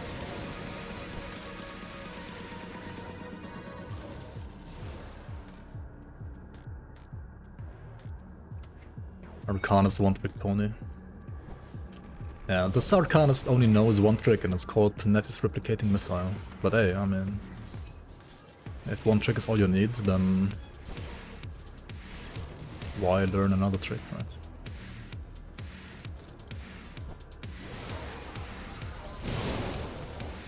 Yeah, Panetti is finally like strong and fun, I think. Like, it always used to be colorful and fun, but not really that strong, so I couldn't really like recommend it as a starting skill, because like many other skills are just better than this. But now I think it's definitely on par. Maybe even like slightly too strong, but then again, I don't know. It's probably fun. Rather for a skill to be like too strong than too weak. But then again, if you do that with all the skills all the time, then eventually you get like insane power creep. So maybe like that needs like a small nerf. Who knows? Nerf Panetti to the ground again. I don't know, I think it's fine as it is. I mean, it's gonna be a normal difficulty destroyer, which I think is fine. I mean, it's like a level 1 skill that like most like new players are gonna pick up, so I don't mind this skill being like strong and not feeling like a bait. And also you do need to invest like a lot of points in it, right? Like it's like 12 times 3 plus 16 now. Because like all of the nodes have like flat damage on it. So that's like what, 52 points? That's like a lot of damage, like a lot of points rather. So you should like get some decent damage for that. What did they buff about the skill? So the first skill has higher elemental damage scaling now.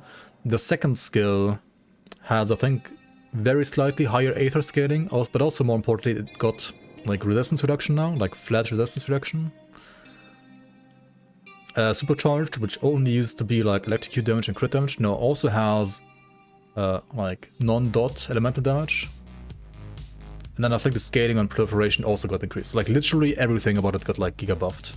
Or like buffed, and which, well, all together means the skill got like insanely buffed. And you can feel that 100%. It is a lot stronger than before. Thanks for the stream. Yo, good night, Gatling Fiend. Thanks for stopping by. Have a good one. Have a good weekend.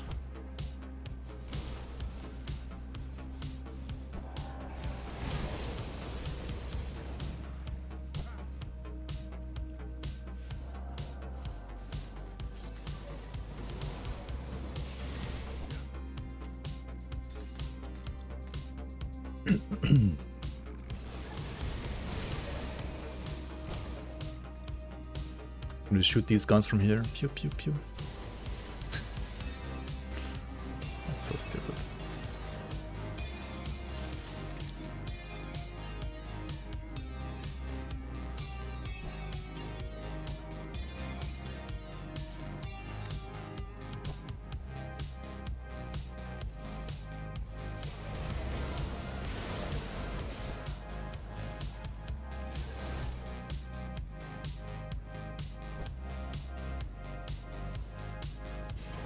I mean, I expected them to buff Panetti in this patch, but I didn't expect them to buff Panetti like by that much, to be fair.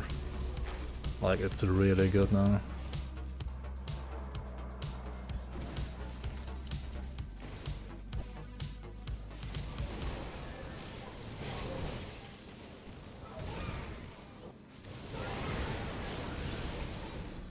Panetti enjoyers, rise up.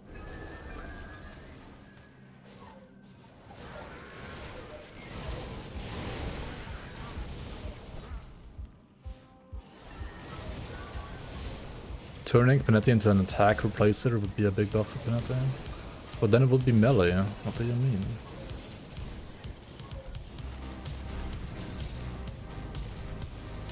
Or like, well, it would need a gun.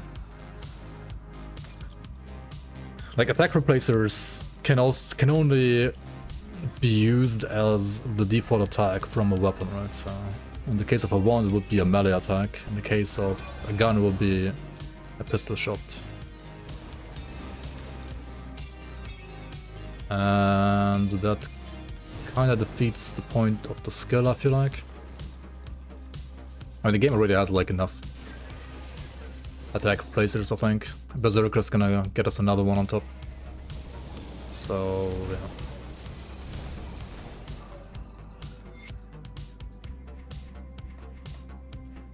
It would be also kind of like weird with like all the like weapon pool skills propping up penalties. Like that sounds like a lot of animation work too. It's let's say it like this. Maybe it's gonna happen in Grandon 2, right? Maybe next engine. It's not gonna happen in this engine ever, for sure.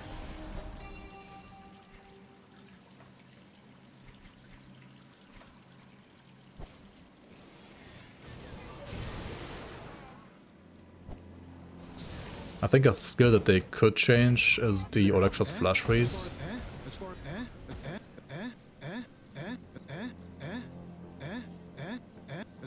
Like looking at the Raven from the Berserker.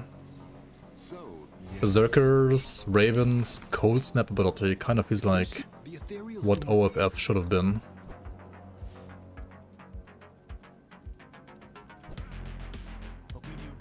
Imagine Panetti with Inquisitor weapon pool skills. I mean, yeah, would look cool for sure. More colors, more projectiles.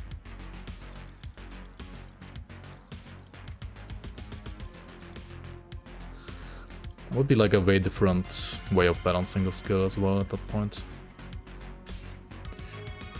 Okay, which one do we use here? I mean, both have like a bad prefix, and this one is of corrosion, which is acid damage, so we don't use this one, we use this one. Let's check out the damage per second, and it should go up. Actually, it doesn't go up as much as I thought it would be, but it does go up. Okay, that's nice. So now we are officially playing Elemental Panetti.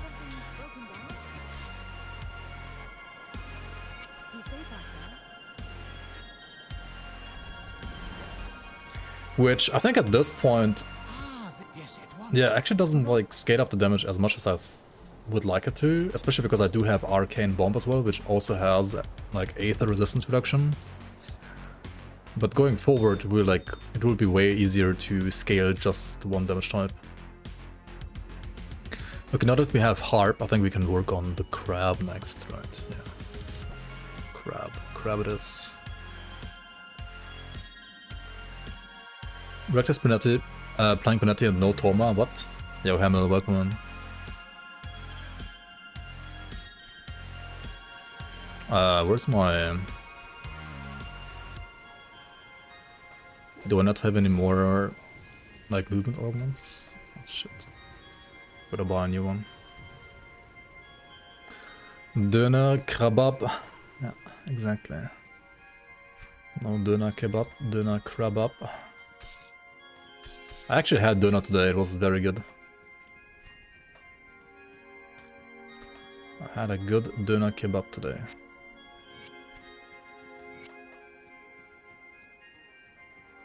What was the Panetti buff? Well, it was all buffed. It is buffed all around. Döner mit alles, Döner mit alles mit Schaf. Ja.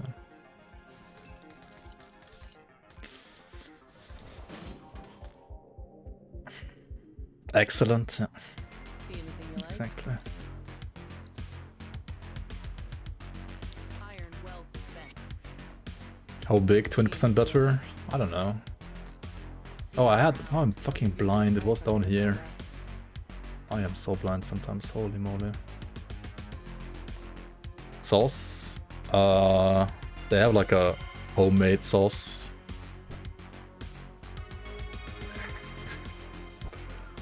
It's always the best, right? The one they make themselves.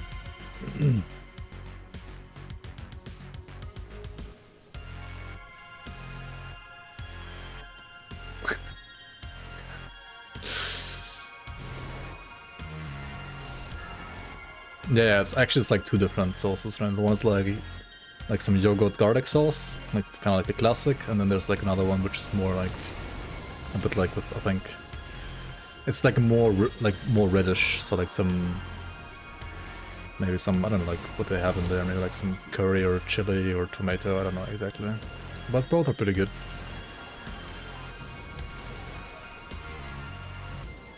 Some homemade sauce, yeah, you should send it.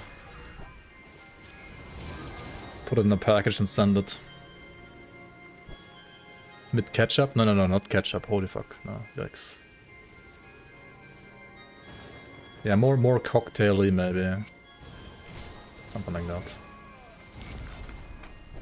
I wouldn't take it like as a standalone. Like it always needs to have like the yogurt garlic sauce for sure. Like what a cocktail sauce, exactly. Needs that like black water pepper in there.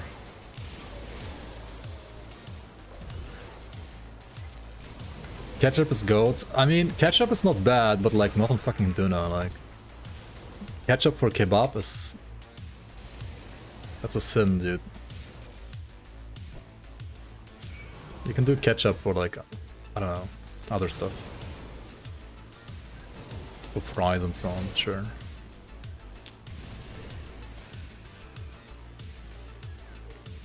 But not for tuna. Not for kebab.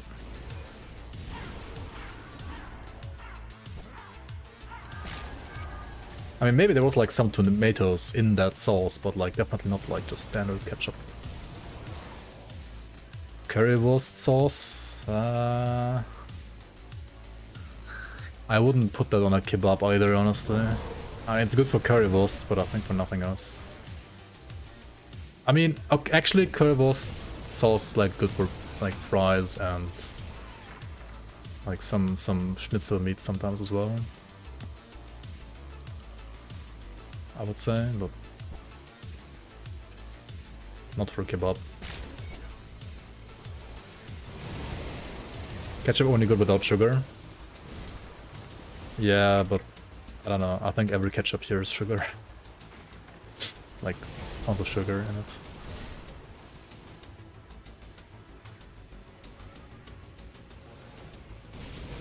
Reheated homemade pasta for breakfast. Rated. I mean, I would eat it. 100%. I mean, I eat like anything that I made for dinner, just reheated for breakfast, like all the time. I don't mind doing that at all.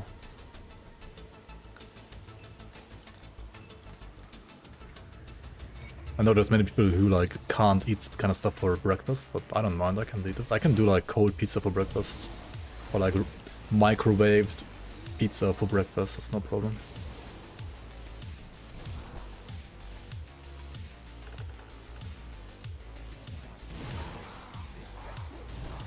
Remove the garlic sauce and tomato sauce and put everything in the currywurst sauce shower. Holy fuck. Cold pizza for breakfast is the best. Yeah. Yeah, like either microwaved or like cold is also fine, honestly. How would I rate Panetti Arcanist in the current game state? Like for leveling at least, I think it's A or S tier even. I think it's like really good now for leveling. Like actually really good. Like, okay, at least A tier. I'm not sure about S because you still have to like spam, right? It's not like cocktail where you can just like throw it and run around in circles. So because you have to like stand still, maybe only A and not S, but it's definitely very good. Well, you weren't lying. You don't like cold pizza? I mean, I like warm pizza more than cold pizza too.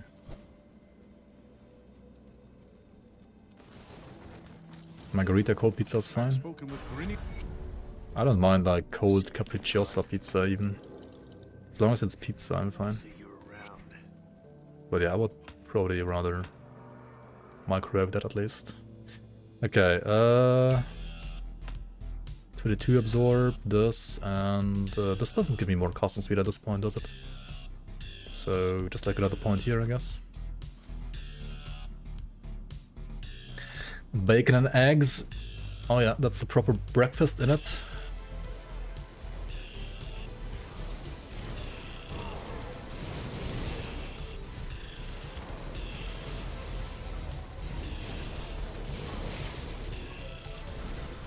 Or heated in the pan. That's true. Actually, like pizza heated in the pan is better than microwaved. That's true. That does taste better. That does taste better indeed.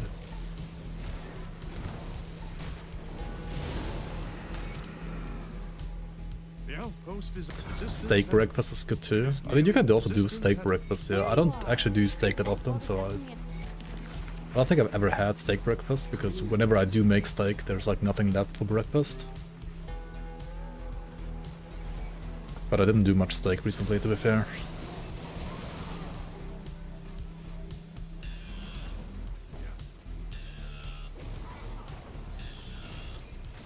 Do the bacon and eggs and the steak fat after, like, taking out the steak? Yeah, that sounds good, why not? That sounds good. You can add 2 cubes of ice to the pan with a slice of pizza. 2 cubes of ice.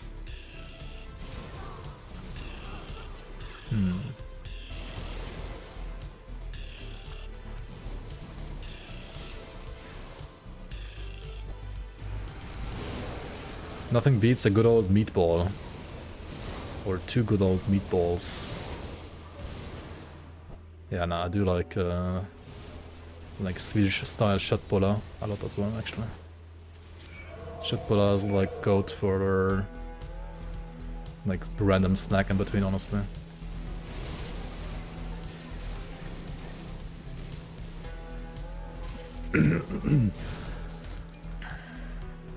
Shitbullar?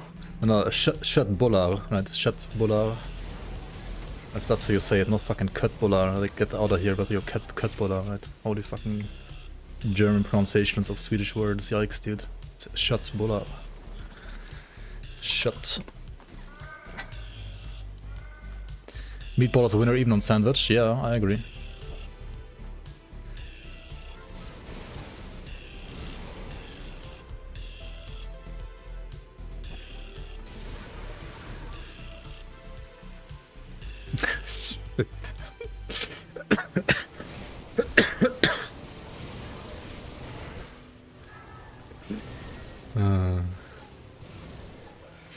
Meatball subs are so good, yeah, they are actually.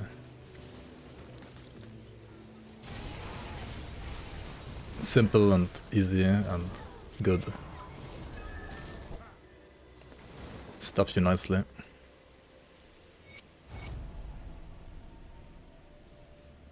Why is this guy like suicidal, man? Like, just send him back. Also, why is the hero character such an asshole? Like, just port him back to town and like get him healed, right? Like, what the fuck, man? He has to die for like no reason. It's like the most random death I think I've ever seen in Grand Dawn. Like, why the fuck does this guy die?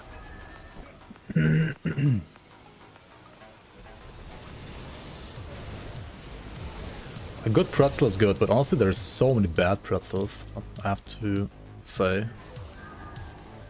There's so many bad pretzels. Honestly, like, I think bad bread or like bad like subs, you can still eat them. But like bad pretzels are like not even edible, I think. They are like so much worse than like a bad bread or like a bad sub. Maybe I'm just like too picky with pretzels. Like very picky with pretzels.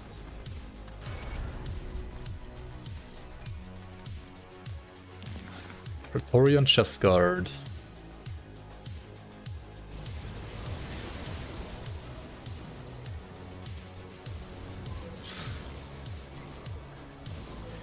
Recently, I think I was like chatting with some other playtesters and also like Zentai. And I was like saying, yeah, like blue items are usually trash, right? Apart from like a couple that are like really good for leveling, like Praetorian or Explorer and so on. And then Zentai said something like, yeah, you're not gonna have like your Praetorian set on like a fresh character, right? On the first character. And I'm like, dude, you get like at least one, sometimes two, sometimes even three pieces on like literally every single character, right? Like every single fresh character that I've played, I think I always had at least one or two like Praetorian set pieces. So like, I mean, they do drop a lot, honestly. They are pretty common. Okay, can I get some more casting speed here? I can, okay. That's cool.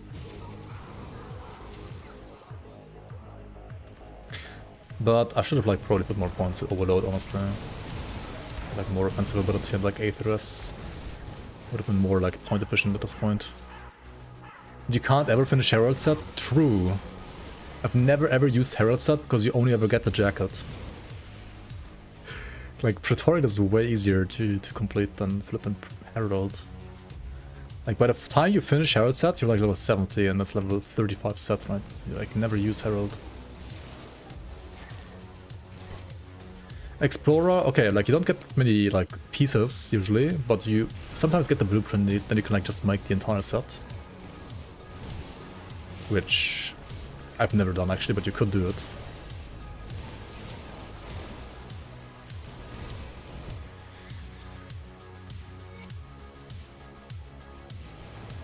A royal set, the Royal Exuberance ring set, the problem is like it needs an amulet, right?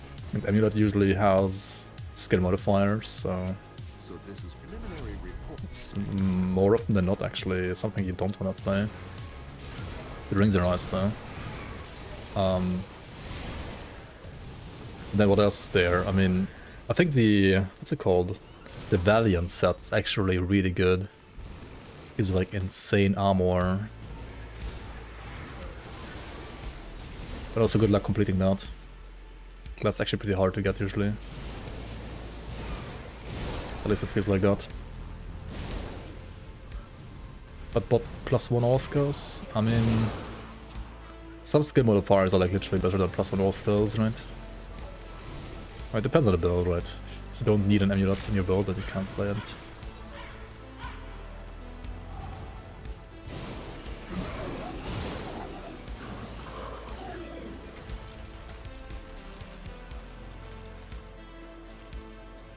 From Dawn, greater PU1, greater D3, greater D4, greater DPUE2.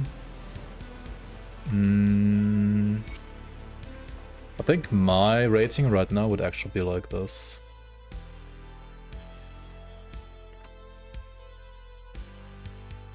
Like my personal rating. Let's see.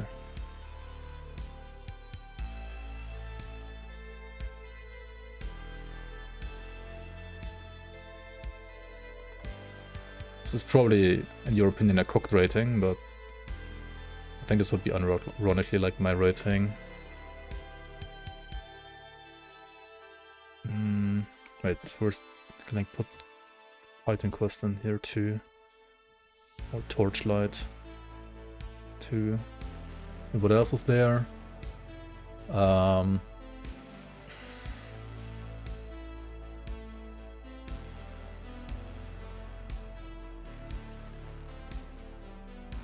This can't be that important. Yeah, you need like 200% if you're playing Panetti, ideally. Like every point is gonna matter for your DPS eventually. Oh yeah, Volson. Honestly, I think Volson's better than Diablo 4. I've never played Vanessing and Victor Run, no idea about those games.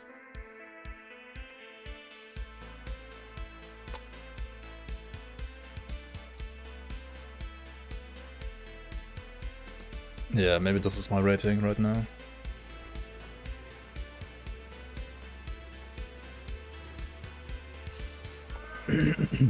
I think Diablo 4 is the best Diablo game, personally, because I think all other Diablo games are even worse. I can see Diablo 2 being good like 50 years ago, but it's not 50 years ago today, is it? Come see what's left of my wares.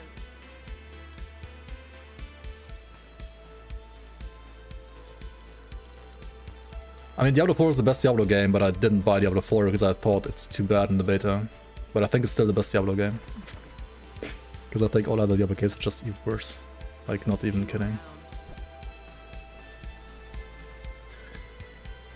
I know this is gonna trigger like all the Diablo 2 fanboys, but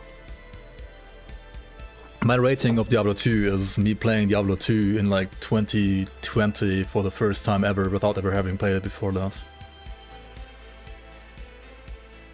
And I think if you compare Diablo 2 now to like all the other games, then it's, I mean, I don't know. I don't see a reason to play Diablo 2.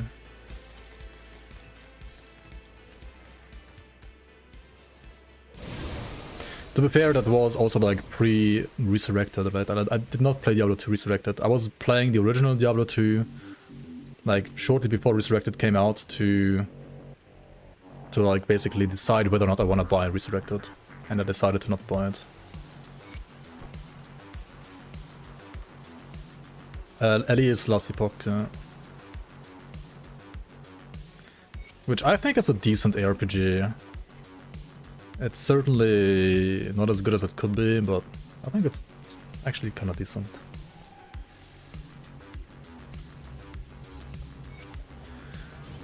It has many issues though, and flippin' like studio is incompetent to like balance the game. Something like Diablo, Torchlight Infinite is probably like a better game actually, but I've not played Infinite yet, so I can't really judge that. Like all the games I listed are games that I've at least tried to play. Not like necessarily played a lot, but at least I tried them like once. Lawson over Martyr. Yeah, I think Wilson was more fun than Inquisitor Martyr. I think both are decent though. I think Inquisitor Martyr at least like has some like interesting takes on ARPGs in general.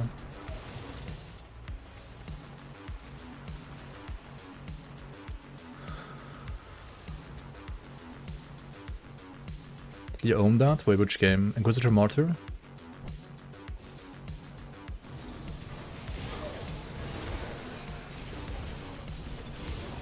Or Last Epoch? Last Epoch has no DLCs. It has like an in-game shop with like it has like MTX like PoE, right? But it has no like DLCs.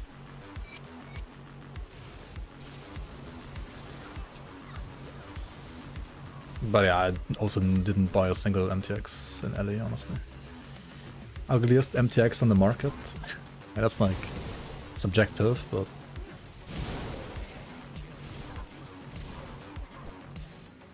yeah, I'm not. I don't know. I'm not like a MTX buyer myself. I mean, I played PoE 1 and PoE 2 without stash tabs. Right? I didn't pay a single cent for PoE 1 or 2 so far. Like I'm playing with default stash in PoE. I'm too stingy with MTX. I don't know. Actually, I did buy the Grundol MTX, to be fair, but also and I play this game too much, and also like myself benefiting from the game, so I think it's fine to like give some money back to for like MTX. In LE, I guess you could say the same. I did like financially benefit from like streaming that game too, but like I said to myself I'm not gonna buy any MTX before they finish the campaign, and I still haven't finished the fucking campaign, so yeah, still waiting for them to finish the campaign. Like, well, at least 1 year after full release already, right? Like, how can you like release a game without full campaign? Not call it early access, I don't know, man.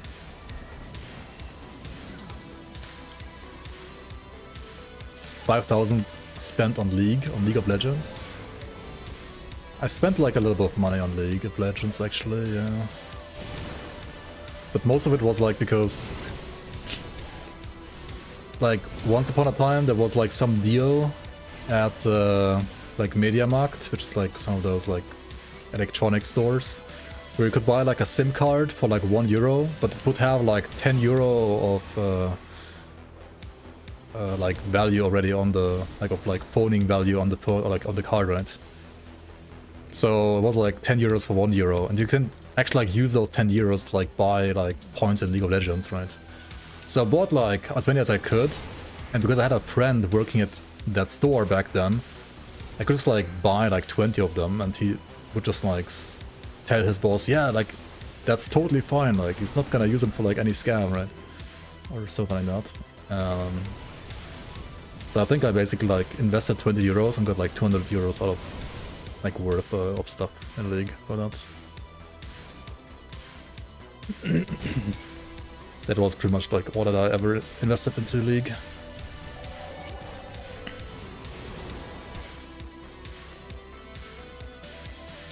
Yeah, that was like shortly before. And the funny thing is like, that was a thing for like €1, right? And I think like 1 month later, the cards would already like cost €5 for €10 instead of 1 for 10. And I was like, is it still worth it? I was like on the edge. It was like kind of not worth it at that point to me anymore. And then I think 1 or 2 months after that, they were like €10 for €10, and also like most of the other companies will also get rid of like mobile payment. I guess maybe like people like me exploiting the system were like part of the reason why they get rid of that. I don't know. Possible. Possible. Okay, 16% casting speed. Let's get some more like OA and Aether rest here. I don't really like need it right now, but like ultimate it would be nice to have more, right?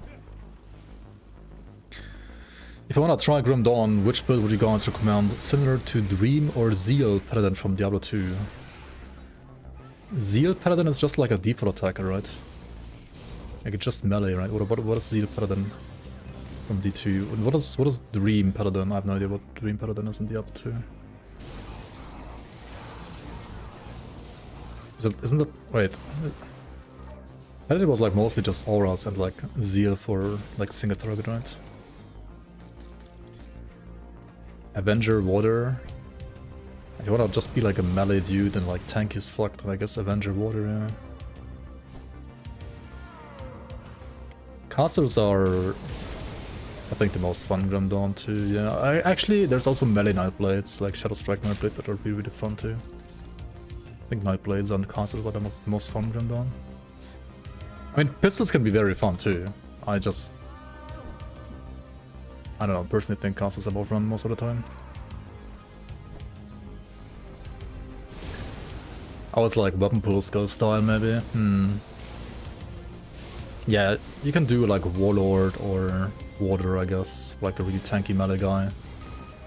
Soldier and Oathkeeper, or Soldier. Like, okay, if you want to use a shield, then you go Soldier Oathkeeper. If you want to play a two-hander, then you go Soldier Shaman. Basically like that.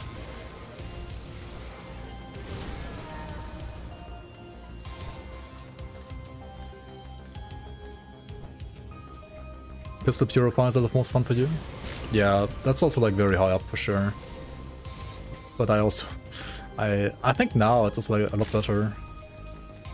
It was always very popular, but in my opinion it wasn't even that good until like maybe this patch. Like they finally buffed it. But it was like squishy and you had like no movement speed. Now you have like more movement speed when you have a gun and Inquisitor, right? If you're a gun Inquisitor now, you get like more from dual pistol, whatever the first thing was, the first node, first passive, right? That now gives you movement speed, and then Hydra Devotion also gives you like more movement speed. So that's like a lot better now than before. Ranged expertise, thank you. And they also buffed the Fire Strike line this patch.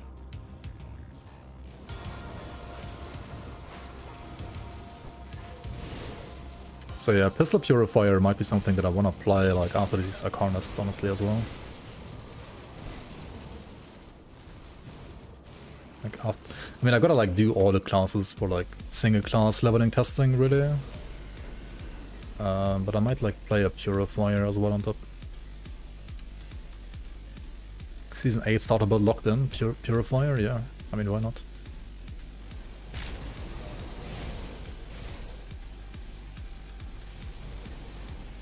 There's some really nice guns in Asterkarn now too, that you can get from like the Forgotten Gods Act, actually. I underestimated you in Burwich.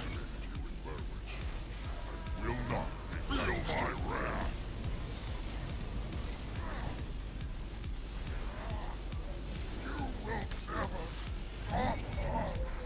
You will never stop us. Is that so, eh? Oops.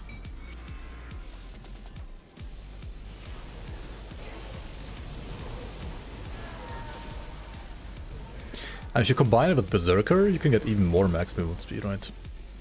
But I mean, then you don't have Fire Strike, so...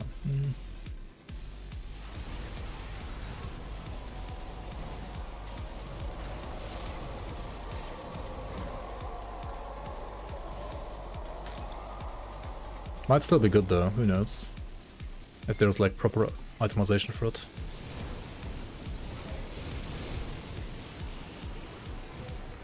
Yeah, I personally... I mean, Fire Strike gameplay is fun, but grenades are just more fun. I think Demolitionists in general is like one of my favorite classes when it comes to like fun gameplay. I just rarely play Fire Strike because I think the gun, like all the grenades are just more fun.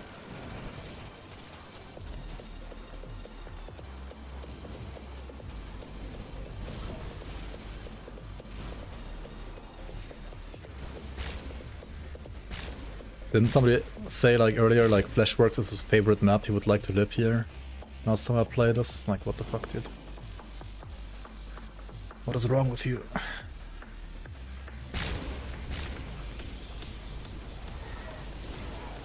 That was you? Oh my god.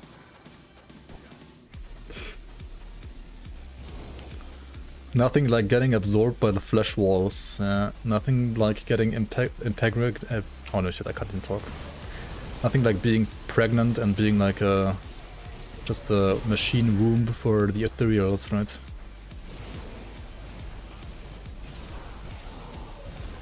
Yep. It's hitting different. Totally sane to say, right? Machine Womb sounds like a cool band.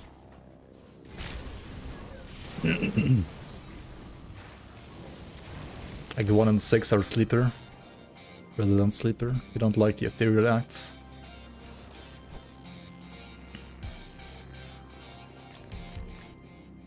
Okay, time to kill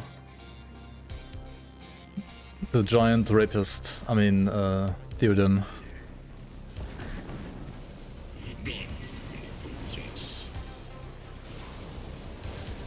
Pew pew pew pew pew pew.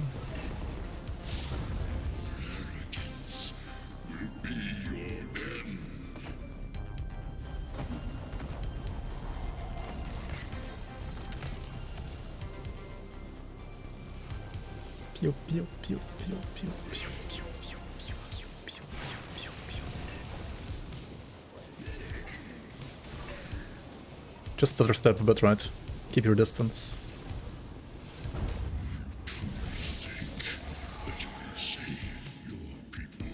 Benny Vader is here? Holy shit. Any Benny Vaders in my walls? This game is awesome, dude. It's the best RPG there is. Just nobody plays it. Because it doesn't have any marketing. Oh my god, what am I running into this crap?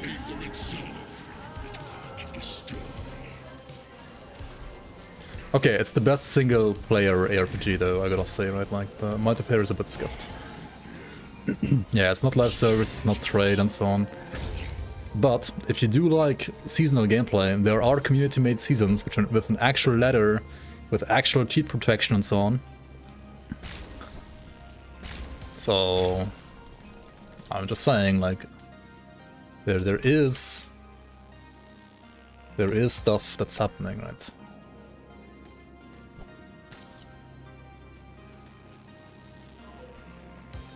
Grim Dawn does have a competitive scene, even though it's maybe not like that crazy big, but... Last Epoch dev stream, 9 viewers. Wait, what? They just started, right? That can't be true. Also, I don't fucking get it, like... Captain Wilford tells me I was I mean, I say this every time whenever like somebody like talks about the live stream, the live stream. Why the fuck are they streaming every week? They're streaming like every week and not showing anything. Like, stream like once a month instead and like actually show stuff. Like, why the fuck are you streaming every week?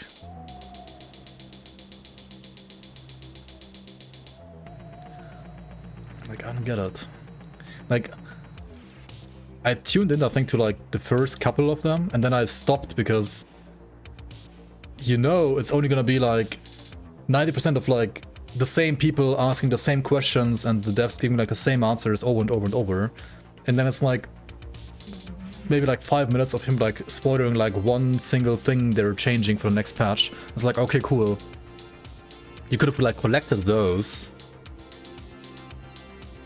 and like actually made a stream just about that, right? I don't know.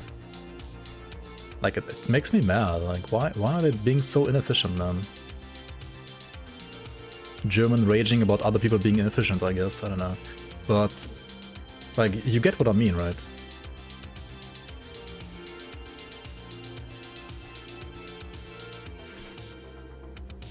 Like, they're always like teasing nothing burgers. And they could be like teasing actual, like, well-made burgers if they streamed like only once a week, once a month instead of like once a week, right? And their pace is like dog shit pace, I don't know. Like, maybe this sounds harsh, but that's just how it feels to me sometimes.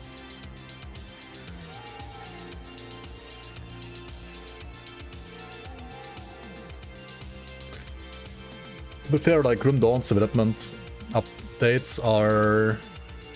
They post like once a month, right? And usually they also like post something that's like actually worth talking about. Not always, actually. I do have to say, like, sometimes they also like aren't perfect. Certainly not. But I feel like on average at least it's like more impactful stuff. And I mean they're also like actually patching their game in the meantime, right?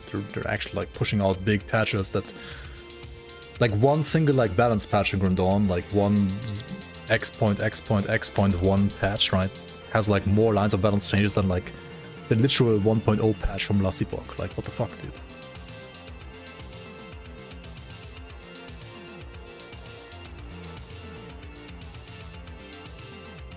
Yeah, Grim Dawn expansions are absolutely massive. Like they, like I can tell you, like Fangs of Asterkarn is gonna completely change like how endgame itemization is gonna work and so on. Like how the ceiling for endgame for power levels for builds are gonna be. Like whatever you think is strong now is gonna be like maybe 80% there of what a build can be like for endgame with Fangs of Asterkarn, because there's like actual new systems so you can like change your entire build and so on, right? And also the build viability like across the board is also crazy, right? Like Grim Dawn has like hundreds of builds that are actually like viable for old content. Sure, like there's still like one is like the best and another one is like worse than the best. But there's like so many more that are viable and like actually good than like an LE in my opinion.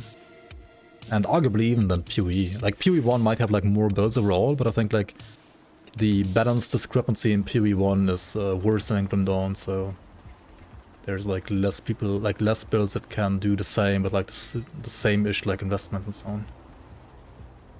That said, endgame Grim Dawn is not really that hard in demanding. That's true. That is also true. There's... I mean, last epoch isn't either though, right?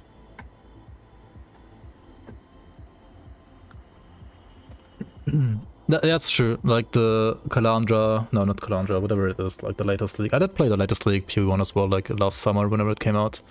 But melee felt a lot stronger for sure. Settlers, yeah, Settlers. Yeah, that's true. I mean, I would still say like PoE. I personally like PoE 2 more, even though PoE 2 has obviously like glaring issues when it comes to endgame and also like balance. Like PoE 2 is well, I feel like PoE 2 is like 33% finished, right? Like you literally have only 33% of like classes, like 1/3 of classes, 1/3 of item types, 1/3 of skills. Like 2/3 are literally missing from the entire game. Half of the campaign is missing. And the end game, it's there, but it feels like a lazy copy-paste from PoE 1, except they made it worse. And they like took too much inspiration from last epoch. Like LE, like PoE 2 endgame right now feels very similar to LE endgame actually, in my opinion. Like too similar almost. Do I use this? It's a lot of armor, isn't it? Yeah, overall I would say PoE 2 is at least missing 50% of its content.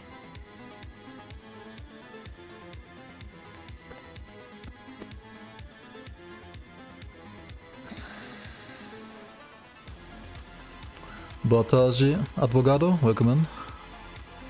Hello, hello. Goomba, how you doing? Welcome in. The last stream before release was packed with people less than a year ago, and now it seems they are drifting to nowhere. I'll talk about last epoch, Nico. Last epoch, yeah. I mean, I knew how fast their development process is before release, because I played the game like in the 2 or 3 years in early access already. And already there, it was like a glaring issue that they're like not developing stuff that fast. But they hired like many people, so I was like, okay, they're surely gonna like speed up process now, right? But it's literally still the same. Like, how is it still the same?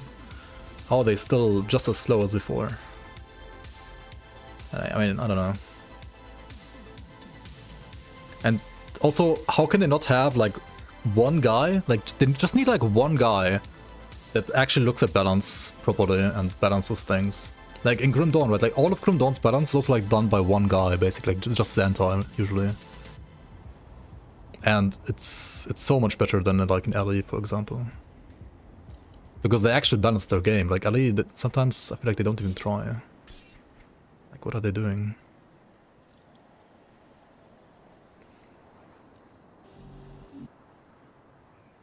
And then also sometimes they're like too afraid to balance stuff or something like that. Like, just balance the game so it plays like the game that you want to create as a developer, right? Like, and what was it like with all the did all the polls, right? Like, should we do this change, community? What do you think? Should we do more polls in the future, community? What do you think? Like, they're just polling, they're not like actually doing changes. Like, holy fuck. Just do your changes.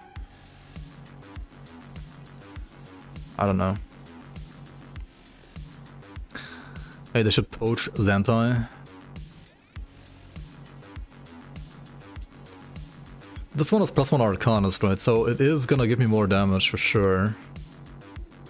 But at what cost? I'm gonna lose some elemental res. That's alright actually, and like some lightning damage. I mean, whatever. I can use this actually. It's fine. I lost like 2% vitality res, so I'm now at 79. Interesting. I mean, that 1% change is probably fine.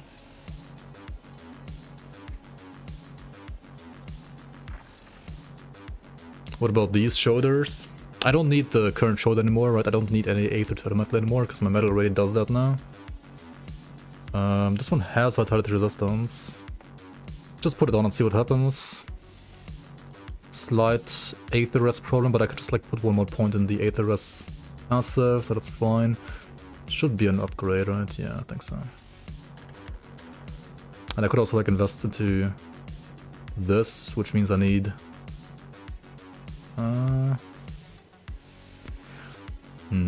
yeah, I would have to like plan around ultimate difficulty too, and going from normal to ultimate you lose 50% to your top row and 25% to your bottom row. The bottom row not being like that important early game, the top row being more important, especially poison or like elemental.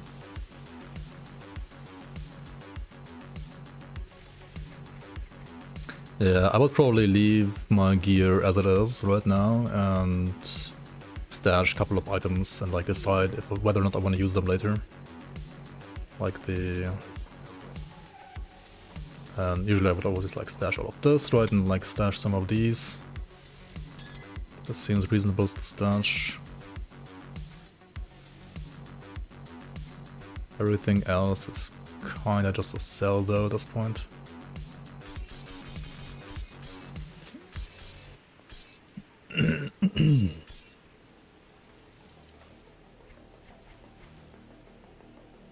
Alright, and then we put like chains here, for example. We can put casting speed here, and then we take out this from these shoulders. And sell the rest. You finally got the 7 Magi achievements. Nice, nice. Congrats, congrats. Oh yeah, and we want an ectoplasm and the helmet probably. I could take out 1 point here. Don't need that anymore.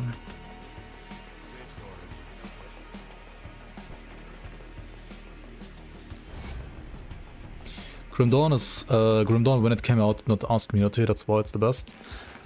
I mean, they did ask their playtesters, right? Like they mostly listened, I would say, to the people that were actually like dedicated to the game, but didn't care all too much about like people that just happened to buy the game. They mostly listened to playtesters. I mean, not necessarily all of, like, they also like obviously like disagreed with some of them.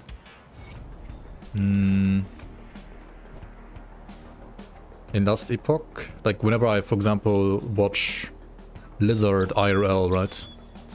Lizard IRL is a guy that I know, I don't know, for like 3 or 4 years already, and he's always been like playing in last epoch, right? Like ever since he discovered LE, which was about the same time as me, I think. He's been playing the game like religiously. That guy has like 10,000 hours in LE, but I think 99% of his hours, or like maybe not 99%, but like most of his hours are like pre-release. And then he also became like a playtester for them, right, etc, etc. And it kind of feels like ever since he became a playtester and like has gotten like more insight and like how to the into like how the company works and so on. Like on one hand, he always said like, yeah, it's awesome that they are listening a lot to the community, but also he often thinks that they listen too much to like the wrong people maybe, or like they don't have like as strong of a stance as they should have on like certain topics, and that they're not like listening to the people that are actually like good at the game that much, like himself. I don't know.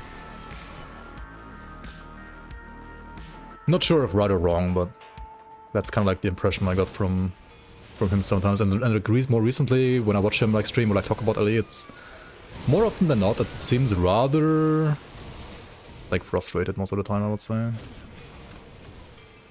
If I had to judge it. I mean, that said, I'll probably play some more Lost Epoch in the future and like see whatever they're doing with the game, like whenever there's an update. Because I do believe the game itself is like a decent foundation. It's just they could like do way more with it and like especially be more efficient with their development time going forward.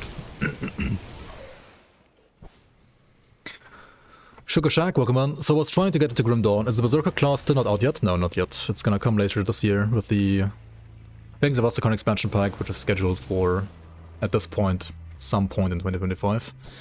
If I had to guess, maybe in May, but that may be also totally wrong. So I don't know. I don't have any inside information yet.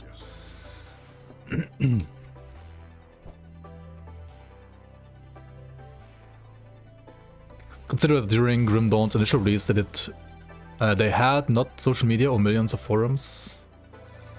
I mean, they had like Facebook, I think, and Reddit.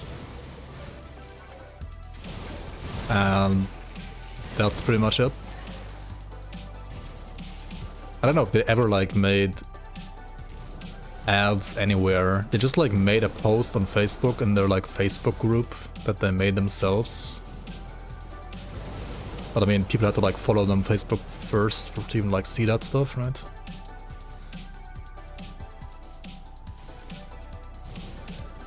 And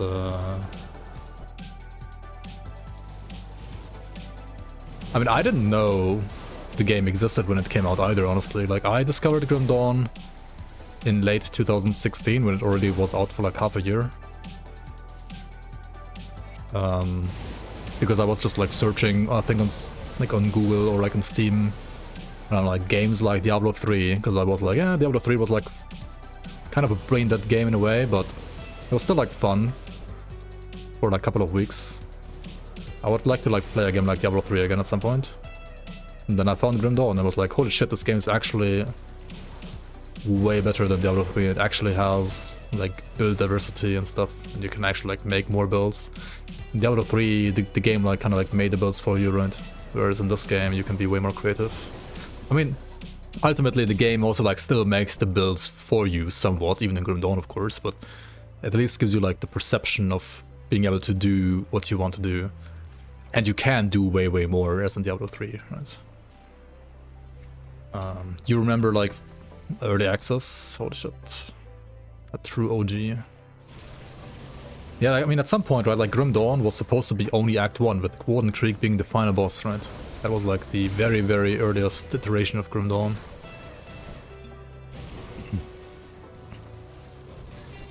And max level was like level 30 or something like that, maybe. But that quickly spiraled into a slightly more expensive game.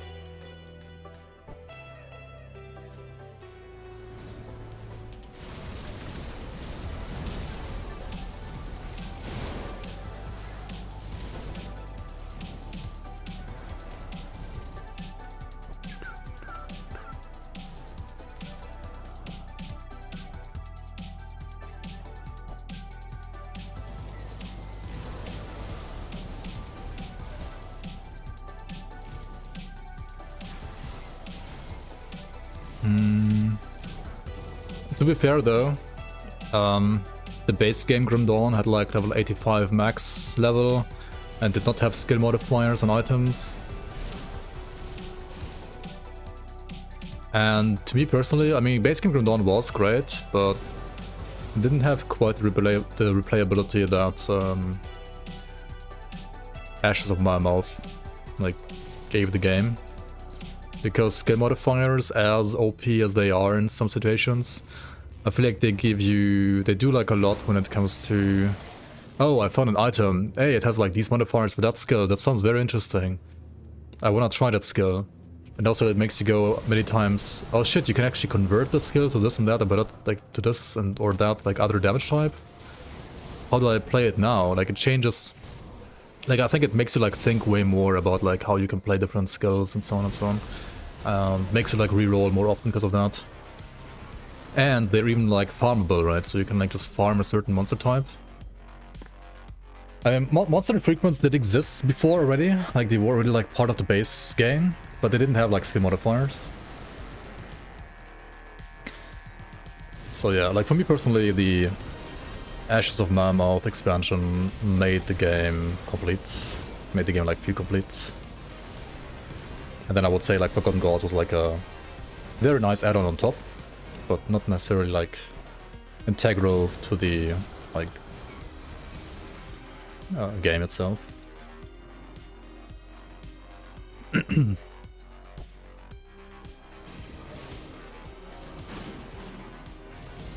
But yeah, like pre-Forgotten Gods, Grim Dawn also had no like movement skills, so the only movement skills that existed were Blitz and Shadow Strike, basically. Which I think had like major consequences.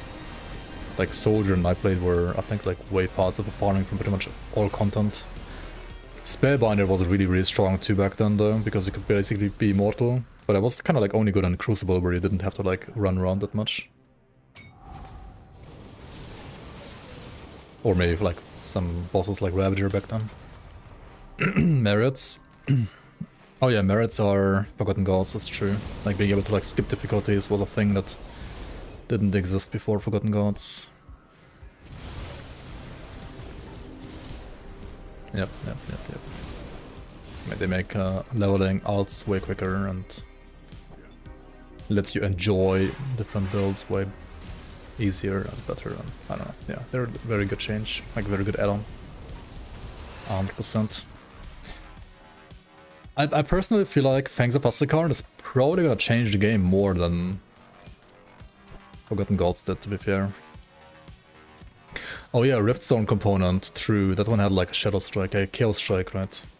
But yeah, only melee was able to use human skills. True. Alcama's Scythe? Yeah, the green one, I think had that, not the legendary. And yeah, Riftstone was like, yeah, like for leveling, you always played Riftstone. True. If you weren't a Nightblade, even if you were a Nightblade, you still played Riftstone because you had like double the Shadow Strikes then. Like Shadow Strike skipping was basically like called Riftstone skipping back then. You basically would always Riftstone skip for any like speedruns. True. Does like old Riftstone like still exist in the base game? Good, you're back. Or like in Ashes only if you play like without Fangs of Asterkarn? Of beginner guides. Yo, just a fun, welcome back. 39 months of beginner guides, indeed. How you doing, man? Welcome, man. Appreciate the support.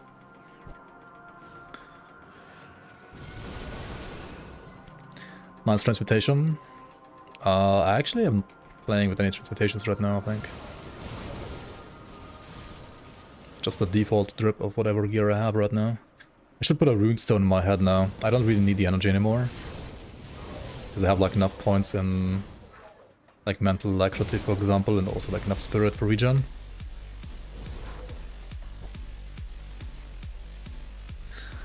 So I should like definitely invest into a runestone.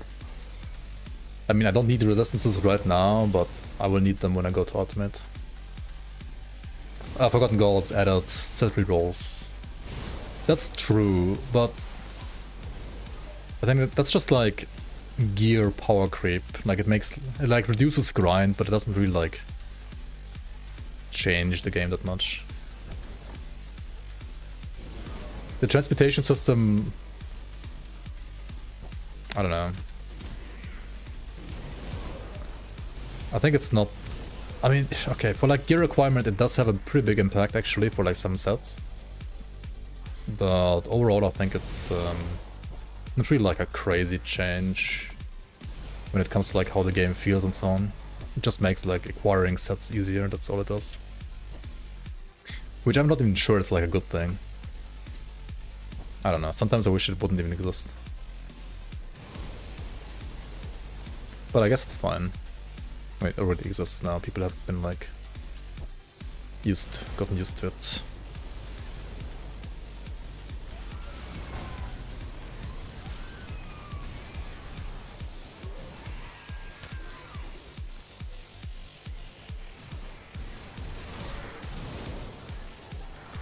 Oh yeah, we didn't actually check out the kills, right? For the leagues. For the league, last league. Who's like top 3 when it comes to like kills and hardcore? Which enemy? I have a playlist? Yeah. There you go. Got Grim Dawn 9 months after release. Yeah. It should be like early 2017 then, I guess. Click on this, right? Click on this and then die.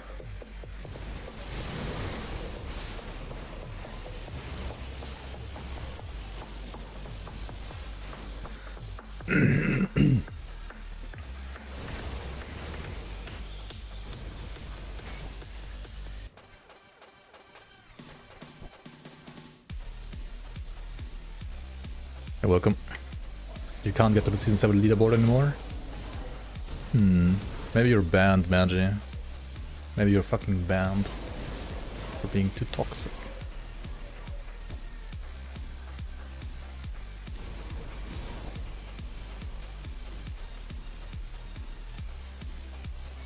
You're banned too? Oof. Too many cheaters. Everybody's banned. Okay, let me check actually. grimdawnleague.com. Season 7 letters. Oh, it's just black. Wait, can I log in? Hello? What's happening? Is the website like down right now? It's like down, but also not down. The fuck? Ground Zero, what's happening to your website? Can you guys log in? I can't log in.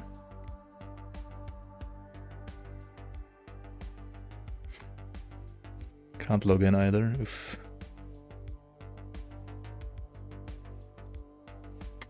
Log out. Yeah, I will inquire.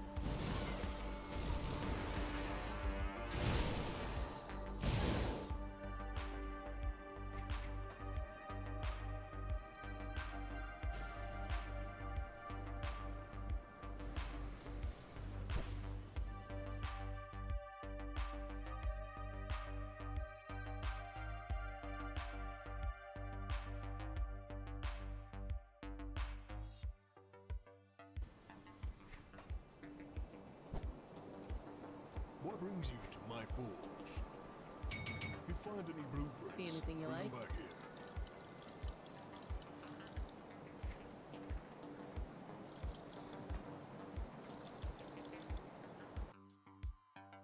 Jeez. Do you guys want to guess how expensive Season 7 was?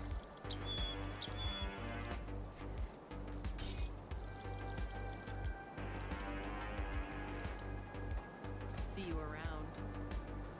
I'll give you a $1 $35 million? Yeah, almost.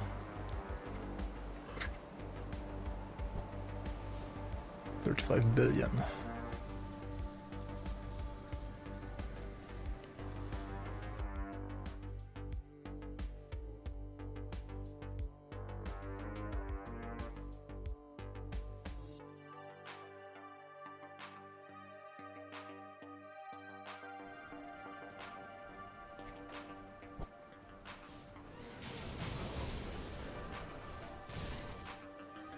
Yeah, like only server costs.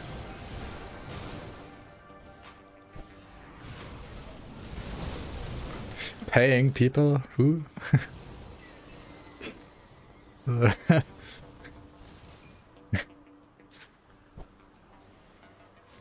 mean, I can pay like people with like whatever is left, I guess. Including myself.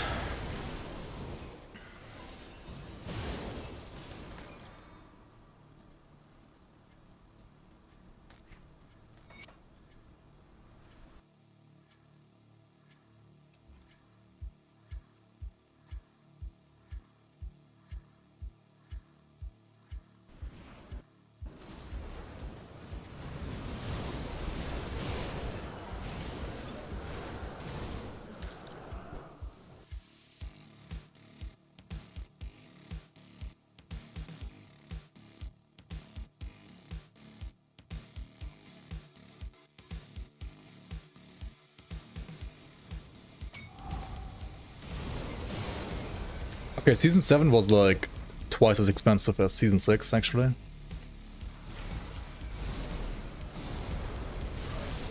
Like server cost wise, because I mean it was A, longer, right? And B, we had also probably like around 50% more people playing.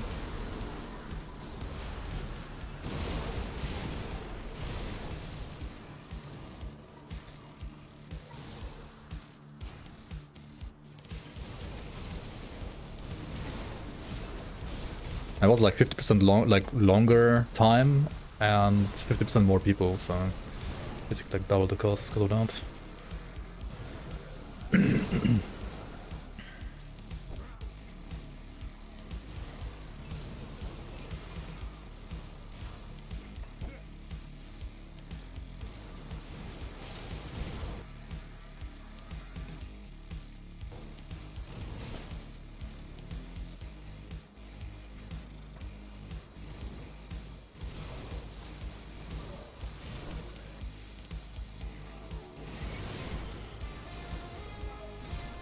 But yeah, it's like around 4.5k.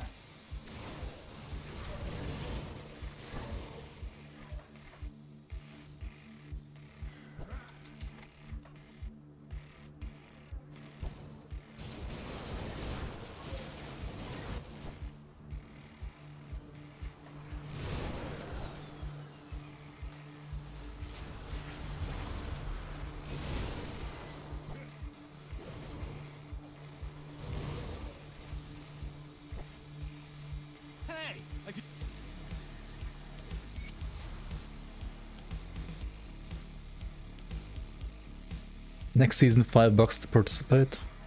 I mean, if everybody that participated, right, got the infinite stash for $5, we would have like... I mean, how many people do we have? Like 5,000 people? That would be like 25k, right? That would be actually pretty reasonable then. Like, you could actually like also pay people working on the season, right? Right now it's like sustaining the servers pretty much. And like... maybe like 1k to like split up between like 10 people. Something like that. I don't know. How much was donated in the end? Let me check. Yeah, like 8k. That's what we have. What did I like? Okay. Yeah, there we go. You can see it, right? 7,928-ish. I think like around 8k.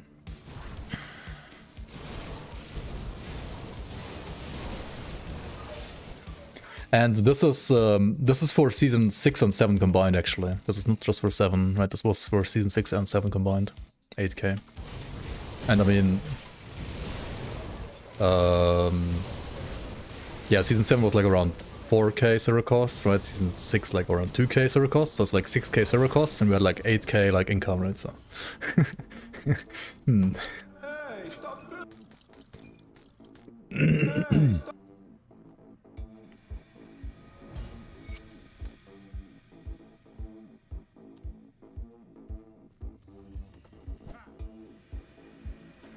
Fangs of Asterkarn will bring the whales. One can only hope, right? One can only hope. To be fair, I think the best season when it comes to like income versus like server costs was I think like seasons 4 or 5 or something like that. I think it was, yeah, one of those.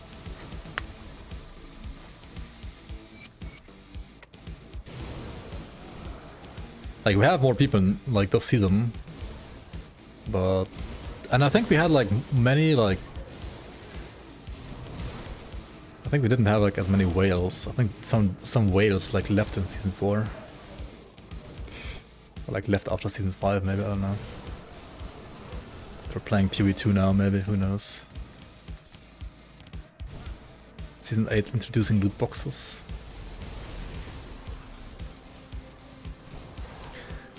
Or maybe there's like some other things that were like more expensive, like was before global chat.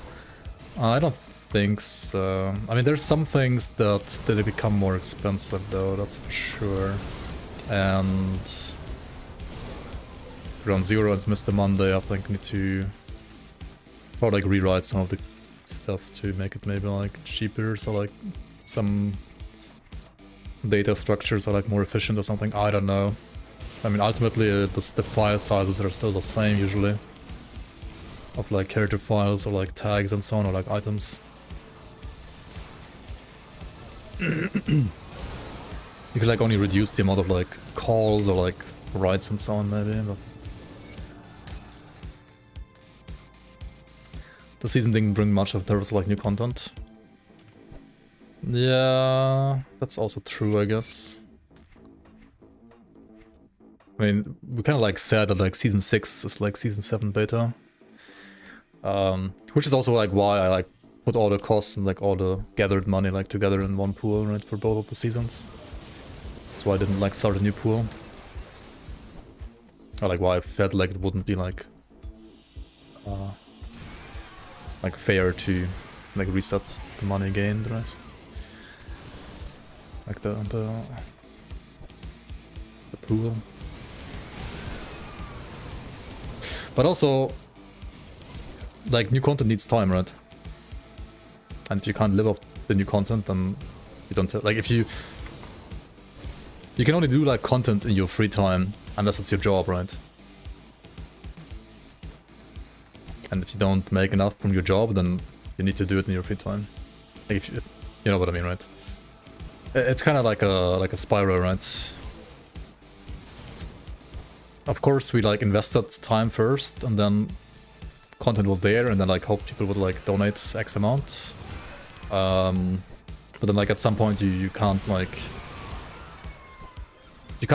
keep producing on a loss really, or like on a big loss, say like that.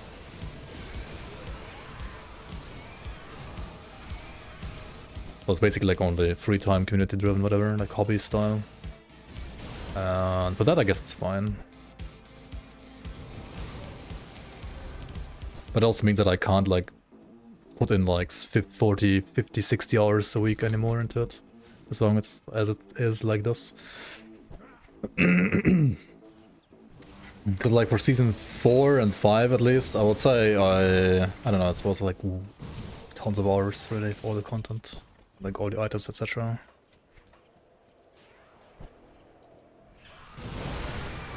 To be fair, I also had to learn many things. Like I wasn't like a Lua programmer genius before like starting Grim Dawn, and I mean the modding tools like take some getting used to as well. I mean now I think I would be rather efficient, but back then it was not really the case.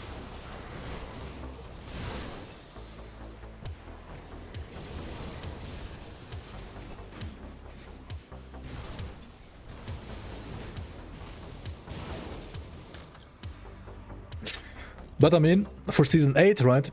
we can just leech off Crate, right? We can just leech off them bringing new content this time instead. So even if we don't like do much new content of our own in the season, and there's gonna be like new like items, of course, right? New ghost heroes, new ghost nemesis, maybe even like some new super bosses as well. We have like a couple in the works, but depends on like we have enough time to finish them properly so they're like, you know, playable. We don't want like another Aranea incident.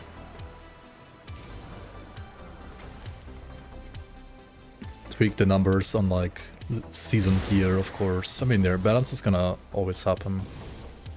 That's for sure.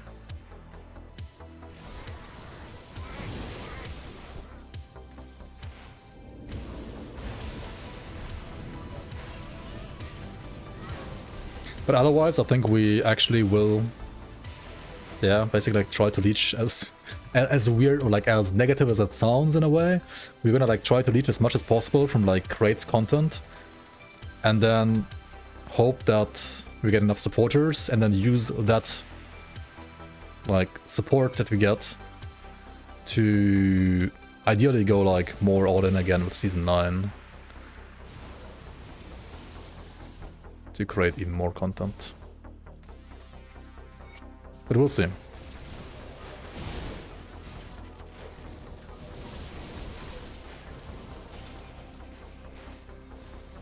Oh yeah, I need like and I don't need it, I can just make whatever hero I want myself for your nemesis, but if you want to put some more input, feel free to, right? PM me and we can talk about whatever idea you have for your for your character. And usually I kind of go off like skills and builds that like people were playing in the season to win.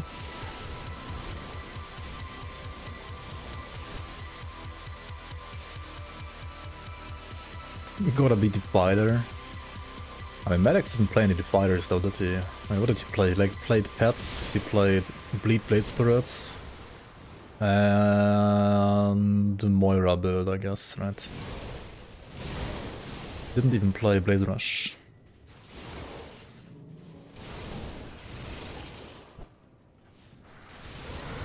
Yeah, usually something like that would end up being like definitely a character with Blade Spirits, right? And other stuff. Maybe not the pets. Yeah, I mean the pets like only did SR, right? They weren't really like the big winning thing.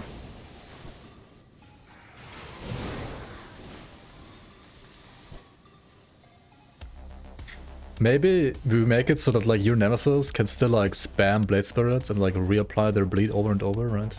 Something that like the player can never do again.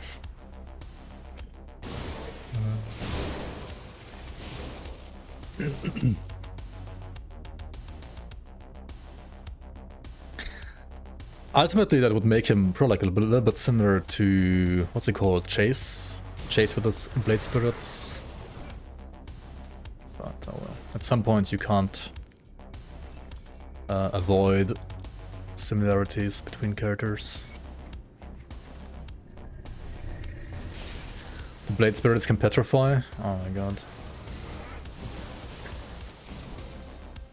Sounds like proper cancer, yeah. And there's this that casts Mark of Torment on the player, but player like Reflect with 400% damage. Yeah, I think enemies can't cast Mark of Torment actually. Maybe they can, I would have to try.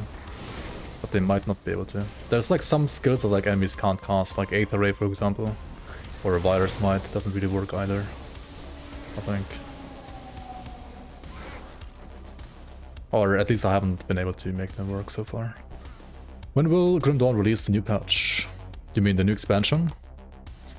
The new expansion will release in 2025.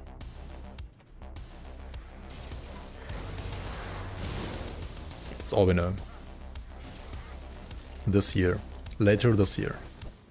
Not tomorrow. Not in February either. At some point later this year. Bald TM. Yeah, soon TM. Bald TM. I mean, what?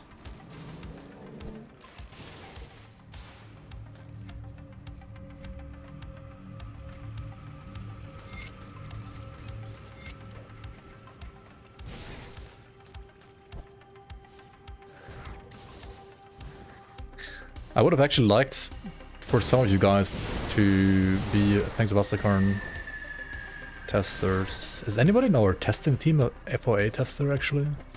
Like, I will need at least one guy to be a FOA tester as well at some point. For Season 8 testing, honestly.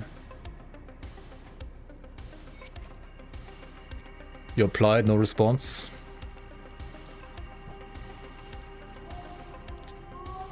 Yeah, maybe you got rejected.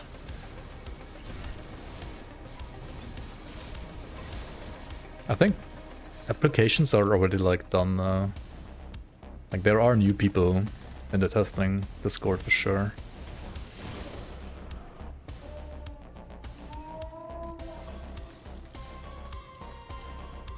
If you like never posted on the forums before, then it's like 100% chance he rejects you. Like he only accepts people that have like at least like 100 posts on the forums and stuff like that, or like on the official Discord and so on.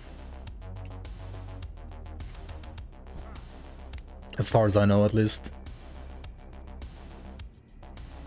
I mean, not necessarily like 100, but you know what I mean, right? Don't think so. I don't know, like, who does he accept them? It kind of seemed like that to me. Like, only people that, like, were done many, that they have, like, done many things. Pretty randomly, I think. Maybe. I mean, there are some people that are, like, newer to Grim Dawn that are, like, not necessarily, like, endgame min-maxers, that's for sure. But, I mean, you want those kind of people too. Yeah, like, you always want, like, a mix, right? You want, like, a mix of... And there's some, like, endgame min-maxers, like Apanasenkov or, like, Irdin, right? That are playtesters. That are new. Senkov might have been, like, tested already, like, before, actually.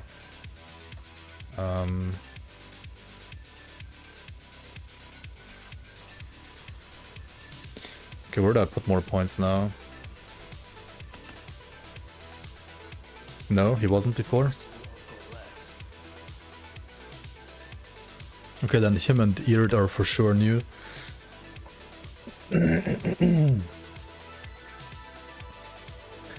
There's like the old guys that like also made like builds back in the day, like Super Fluff and so on, right? Or whatever their names are again. Like the people that are basically like posted builds back in the AOM era. Eard was a prep because of FF.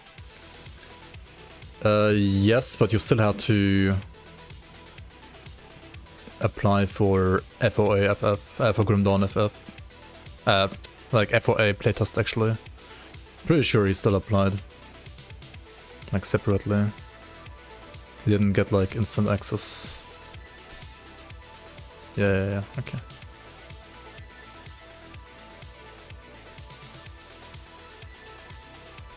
Okay, I gotta like upgrade my gear eventually, right? Like what the hell am I doing? I'm selling too many items here. I say that as I proceed to sell more items.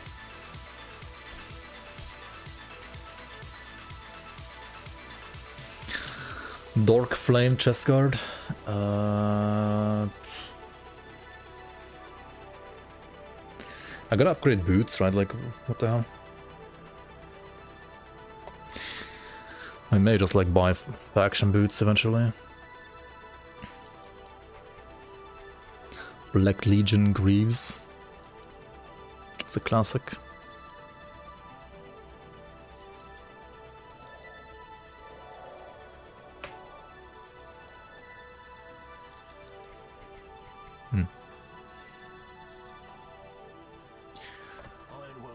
Hopefully you got your Ultos, finally got your Ultos Water to do all the hardcore ultimate shenanigans after dying your first one at level 91. Congrats, man, congrats. That is huge. I saw you did the PoE2 run. May I ask your insights about Grim Dawn and PoE2 in a comparison view? I mean, Grim Dawn is a way more finished and polished product, but also an older product, of course. It does get a new, like, expansion, which will bring, like, tons of content. Grim Dawn, in my opinion, is way superior if you are looking for a solo self-found single-player experience. PoE 2, just like PoE 1, it's kind of like balanced around trade. I think PoE 1 is actually in a somewhat fine spot for SSF now. PoE 2, well, depending on like what you want, is 2. If you want a very like slow progression and kind of like sloggy RPG, then I think PoE 2 is for you. But yeah. Wonder if Illuminator applied. Wait, can't he? He still can't like even make a forum account, right? That's like where it already struggles. So welcome in Edo, how you doing, man? No, long time no see.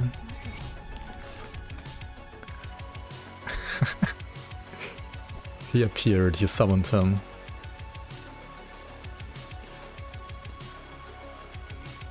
I think PoE 2 is a great game too, like in its own way. It's just very different from Grim Dawn. But PoE 2 has issues and it's not finished, and it's like, I don't know, at least 50% of the content is missing, like 2/3 of the classes are missing, 2/3 of like the weapons that you can use and thus also skills that you can use are missing. 50% of the campaign is missing, the end game is like semi-cooked, I feel like. It reminds me actually a lot of Lassie Puck, the end game, for some reason. And but I actually think it's more hardcore friendly than PoE 1, I gotta say. I think PoE 2 is more hardcore friendly than PoE 1, personally. Maybe just because I played it more and like got into it more.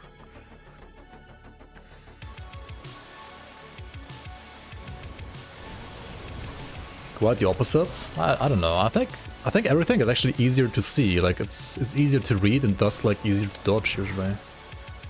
It's way rippier than PoE 1. I don't know, not if you play as like strength stack or gemling like I did. Then you just have like insane HP, it's fine. Not with all the on-death effects. I mean, PoE 1 has more on-death effects than PoE 2 though. And I think in PoE 2 they're also way easier to see than in PoE 1.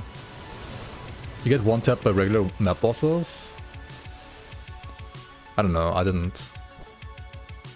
I mean, I only got to like tier 7 maps now. Level 75 or something like that. So I can't like talk about like end game. But I mean, PoE 1 I would have really like ripped way more often before that, I feel like. Okay, Act 1 and PoE 1, 2 I think is less hardcore friendly though than PoE 1. Like Act 1 is very sluggish and you can like die so easily. It's like so hard to get like any HP early on unless you will have gear.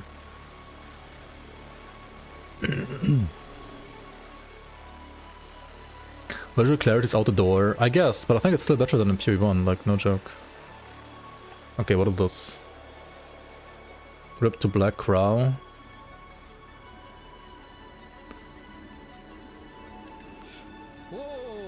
I mean, he got hit, right? I mean, he's playing at tier 16 or whatever this is, tier 17. Or like tier 15 with like double modifiers with plus levels, right? And he has the same HP as my Gemling has at level 70. So he didn't have enough HP, right? I don't know, melee is just balanced around being Gemling. Like if you play Warrior, you just might as well uninstall, right? Like Warrior is garbage. At least for hardcore. Like Mace is fine, but you can't play a Warrior, you have to play a Gemling. Because you have literally like twice the HP then. I mean, not maybe twice, depends how you build it, right? But like Alkaiser's Gemling has like 8000 HP, right? I mean, my Gemling has like 4000 at like level 70.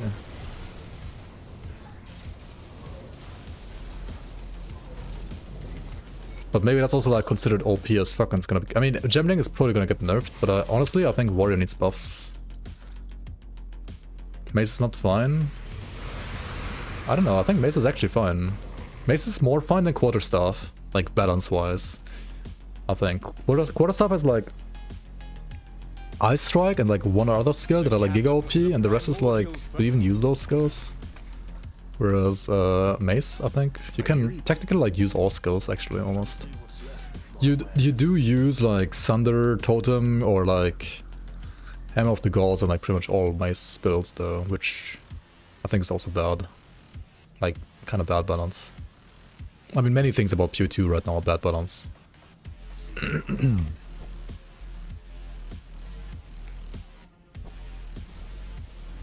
I don't know, maybe I'm just like biased. I like PoE2 more than PoE1. No idea why.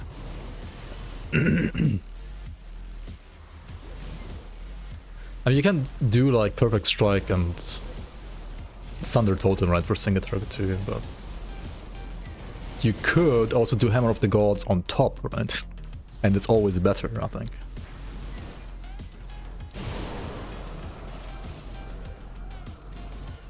Bell is your single target, yeah. Yeah, just put down the bell through just play bell as monk, I guess, or like quarterstaff.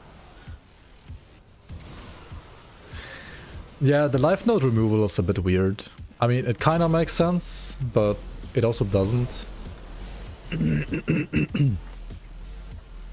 Like, all life node removal does to me personally is play strength stacker on literally any class, right? So that's kind of like what it does to me personally.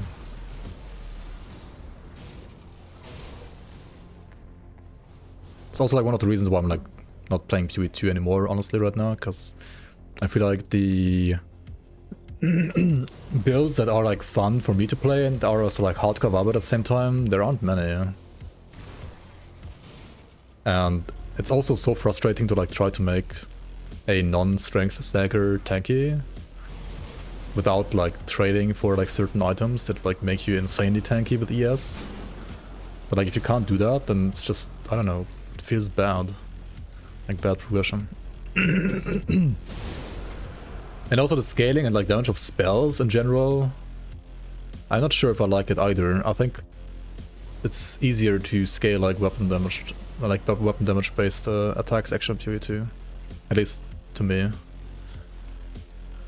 Strength stacker isn't even good on non-gemmling. Yeah, because warriors trash, right? Yeah, kinda.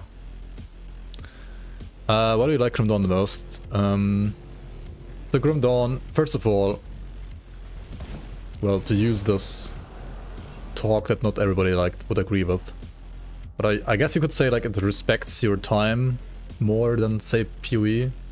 It respects your time more, and like Soul Found you can play like more builds from like start to finish and enjoy more builds like throughout the entirety of its like life, or like its progress. Whereas in PoE games, I feel like the progress stagnation at higher levels it's kind of like bigger. Like you're running maps a lot longer without like anything really happening to your character, like progress wise. And I think Grim Dawn has more of that, like quicker back to back, like more progress quicker. And just like an easier game to like get to max level and to get like the gear you need. So you could say like in that way it's maybe like a more casual game or like requires less grinding. And while I do like RPGs a lot, and obviously every RPG needs like some grinding, I don't necessarily like overly how do you say that in English? Like I don't like too much grinding that much personally. I like the combat of RPGs, I like the stories, I like rushing through maps or whatever to kill like stuff and like get loot and like get upgrades and so on. But like grinding over and over for like the same thing is not really my cup of tea, because I think it becomes a little bit brain dead at some point. I know like many people do enjoy that, especially like people that play Diablo 2 in the past. They enjoy like running Bale like 500 billion times, but to me it's just boring because there's like no content variety, right? You're doing the same shit over and over. And obviously PoE2 endgame is not quite as bad, but it does feel a bit more stale than like Grim Dawn to me right now.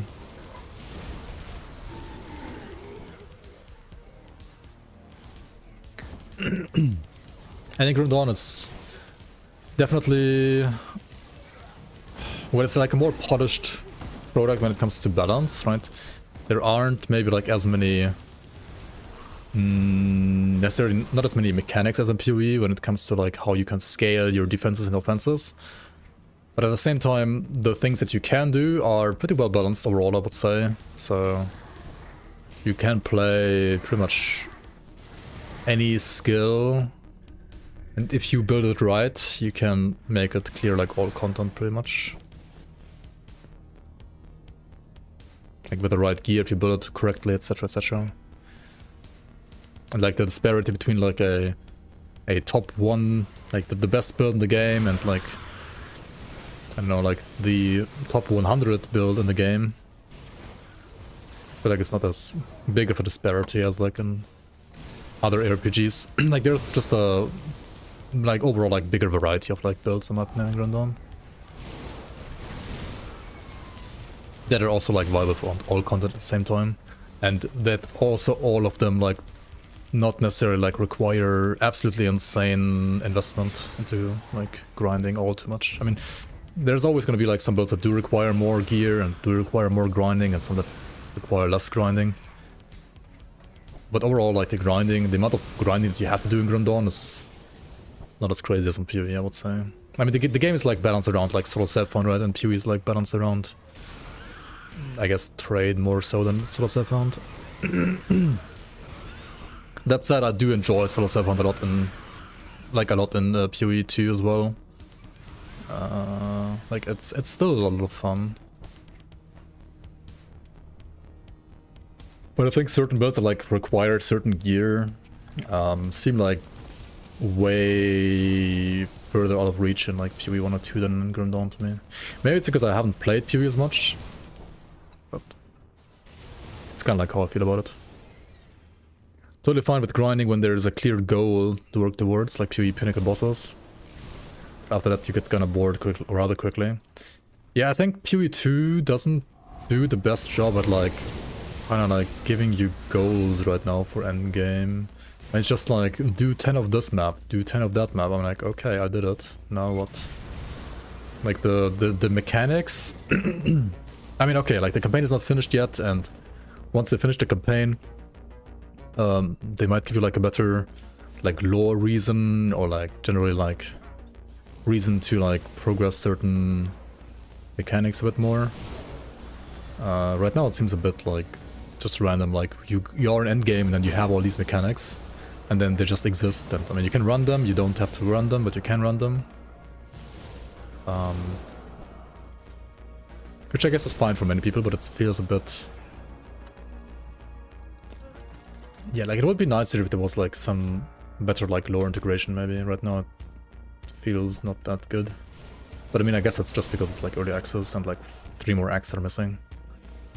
So that's fine.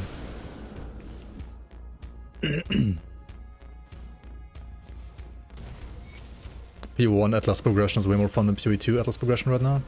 I can see that, yeah. PoE2 feels... I mean, I don't know, like it feels like Last Epoch right now. Which, maybe even worse. I feel like in LE you have like a clearer goal, actually. Like you know, like, okay, I have to like get to this corruption, or like you have to get to this ability to then do the boss, and then like you can do the next mono, and then at some point you can empower the monos, and you can like do the same again for your like for blessings, whatever, right? I think like the goals in LE are more clear to the player, like clearer to the player.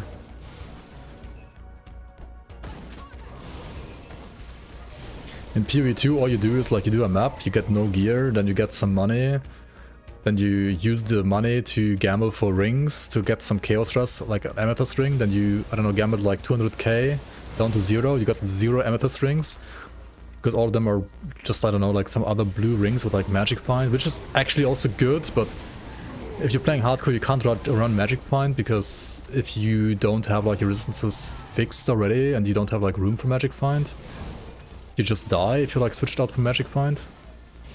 So you need to like get to a point where you can like comfortably wear magic find without dying, but it's not that easy because you don't get gear because you don't have magic find in the first place, right? Like magic find on gear is just, I don't know, man. Like once you can afford it, it like spirals out of control and you actually get like tons of items, but before that point it just feels bad because you have like such slow progression. I don't know, like fuck Magic Find on gear, it's such a terrible concept in my opinion.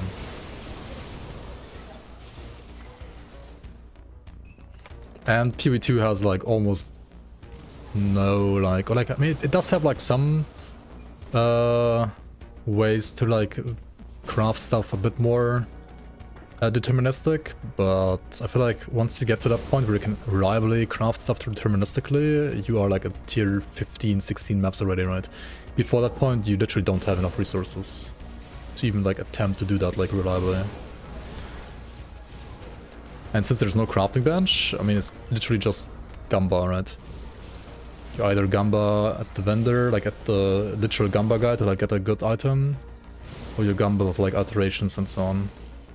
Oh wait, not alterations, like transmutes and augments, right? And then like regals and chaos. I think that's just pure Gamba.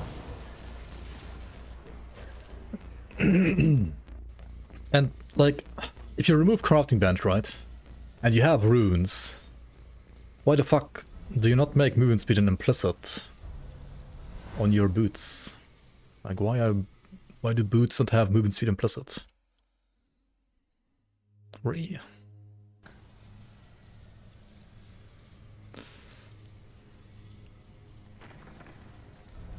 let's go get Chariot next, I think. Yeah. That sounds fair.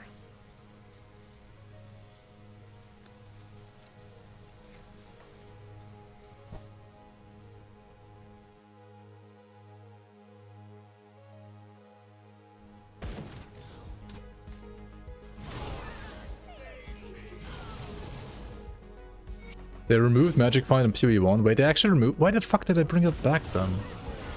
Like, that's the other thing. Not only did I like, copy questionable design decisions from last epoch, they also brought back designs from PoE1 that they were like got rid of in PoE1 that were garbage. Like, how the fuck can you do that? Like, you should learn from your own game, right? It's like they're unable to learn from their own game. Like, huh?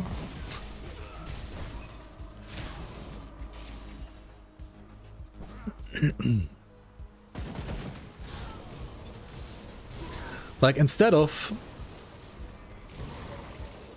Magic Find being a set on gear, you should, alongside minus 10% eddy rest per act, you should get like plus 10% Magic Find per act. And that's it. And all the other Magic Find is only from like maps and like how you juice the maps, right? Not from gear. Then you would have like 60% Magic Find by the time you get to maps, which is I think reasonable compared to like what you usually have on our average right now, and you wouldn't have to like worry about it. Like, I don't know.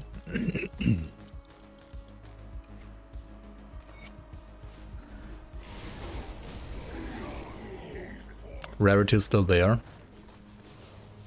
I don't know, I think both are like not a good stat on gear. I think it's totally fine on maps and so on, but on gear I really don't like it at all.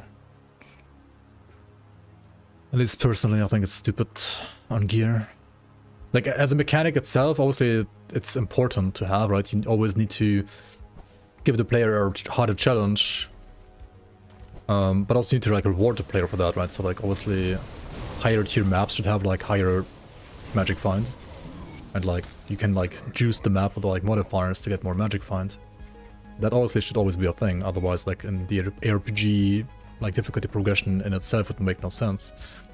But on gear it's just stupid, I don't know. You feel a bit stuck on what to do from the moment I become a fresh level 100 to gearing up to find an endgame form and being able to do the hard celestial bosses. Yeah. I mean, you wanna like make a character that can do like a decent amount of like endgame farming, like for random drop gear with ideally as much deterministic gear as possible in Grim Dawn, right? You want to like plan around like monster frequents and like easy to get gear to then make a character that can like reliably farm like Shattered Realm or Crucible or like Lokar to get, or like totems at the very least, to then get like the random gear that you need to actually become like your strongest form.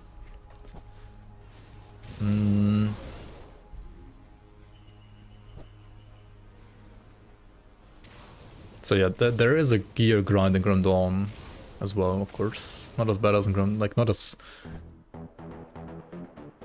extensive as in PoE, but it does exist, of course. Yeah.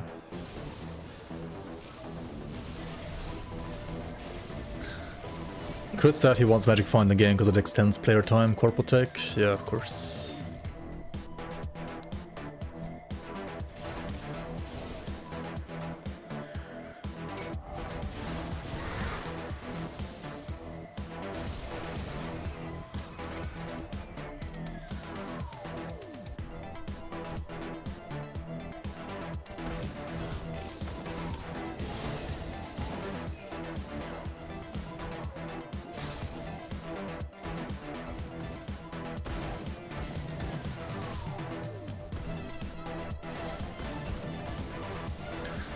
Yeah, I don't know, like it's a bit problematic because it can spiral and like out of control, like Magic Find itself as well.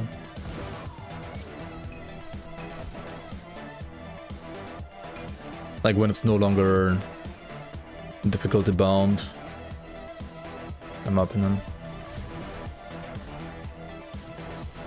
Give me a ranged Promise Strike Druid, got a Skyfallen of Thunder. And also Rata, Acid Perdition budget. With, yeah, okay. I mean, just you would have to like use those builds to farm like more gear, right? This is kind of like where you get to the stage of the game where you do have to grind a bit, to grind for like more like random drop endgame items. Like for Promise Strike, the Ultos set, right? You would have to like grind totems or Shadow Realm or like dungeons over and over until you got like Ultos set blueprint, for example. Or for Rata Aegis, or like Rata Sentinel, you want the Sentinel of the 3 set. Which endgame components to use? I don't remember if I made a video about that, but most of the time what I would do is like just look at endgame, like min-maxed endgame builds, and then like see what kind of like components people use, and then you should be able to figure out which components are good for endgame and which ones aren't, by just like looking at what people are using and what they aren't using.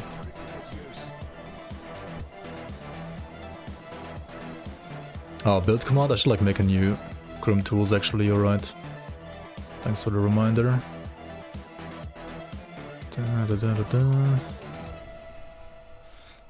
Let's see here. That's what I'm playing right now.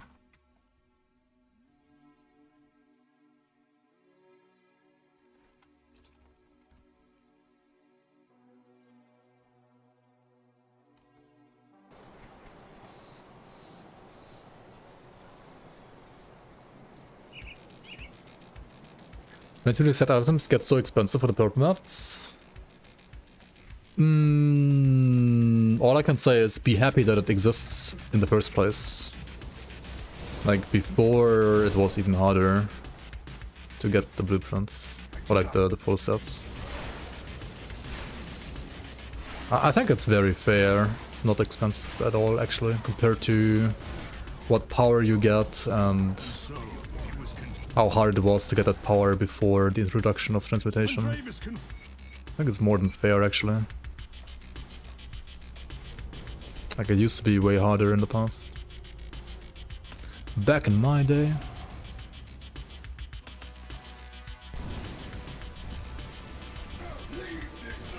Leave this place. What? How did it hit me behind him? What is this degree radius? What the hell, dude? I mean, we still killed him. What the hell? That was wild.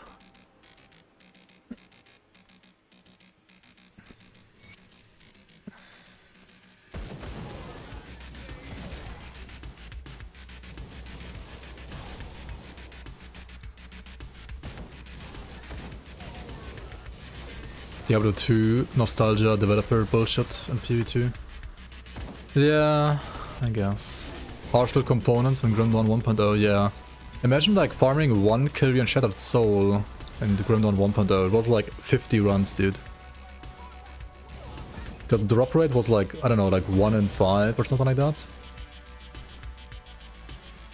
And you had to like get 4 pieces to get one in, like complete shard. Shattered Soul, right? So, I mean, okay, 20 runs I guess at least on the average, right? Something like that. Maybe even more, I don't remember what the exact drop rate was, but... yeah.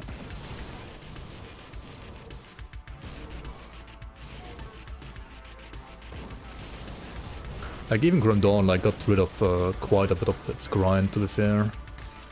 Sometimes I feel like even too much, but...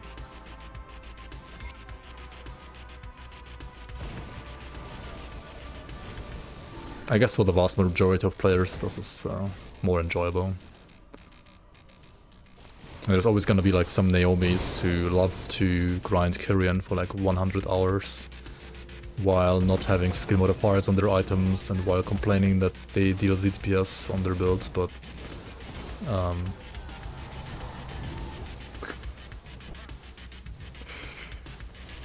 like some people actually like that, I don't know really why, but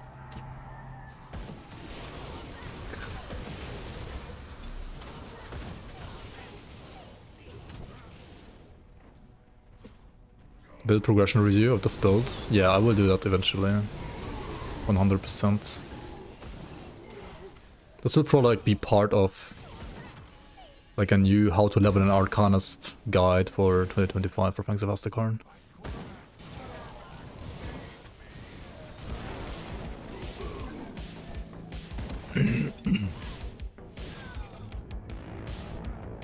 Music in your ears. Dirty talk with Naomi is like you just talk about like game design decisions of Grim Dawn 1.0 and then she's ready.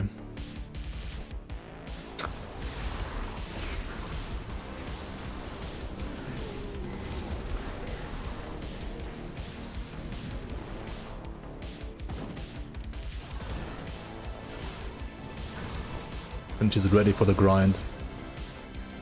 When 1.0 stream? Who knows? Last year I said maybe next year. Okay, so I guess maybe this year. Maybe, right? But only maybe. It may be this year, but it might also be next year.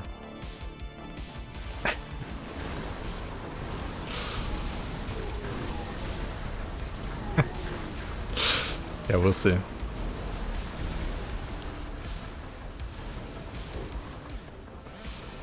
I mean, honestly, Fangs of Asterkarn is taking like probably a little bit longer than I expected initially, so there might be more time for a Grim Dawn 1.0 slot at some point. Maybe, we'll see.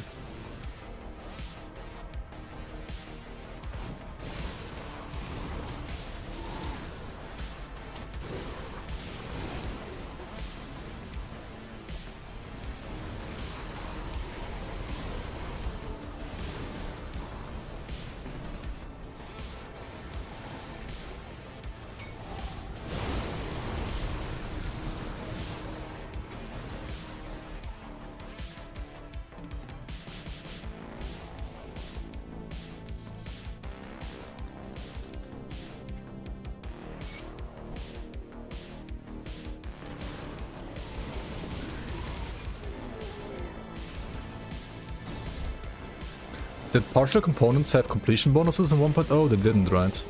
I think they did at some point in like pre-1.0.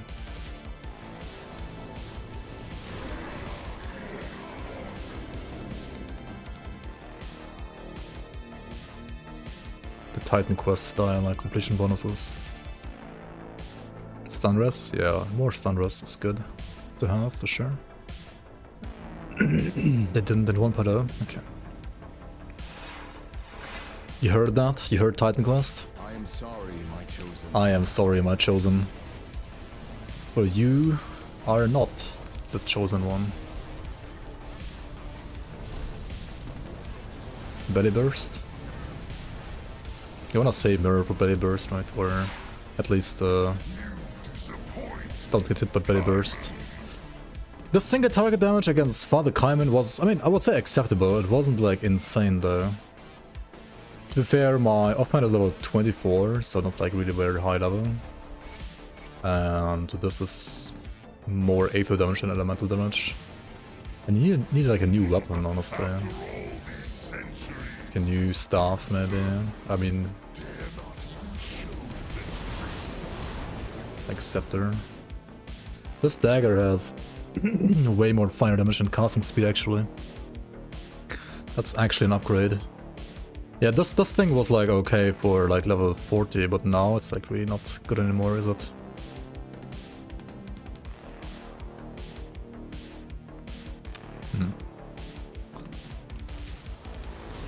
What's like a good elemental monster replant? Does it even exist?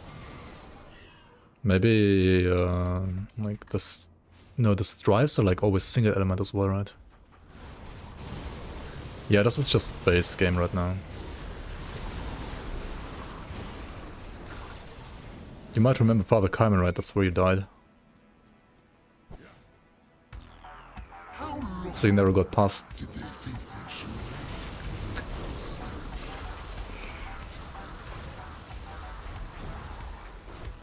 Do you remember every death?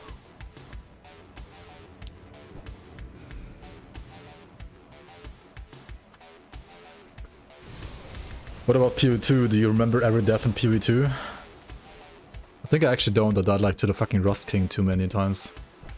I don't know how you died to Rust King, but I actually died a lot to the Rust King.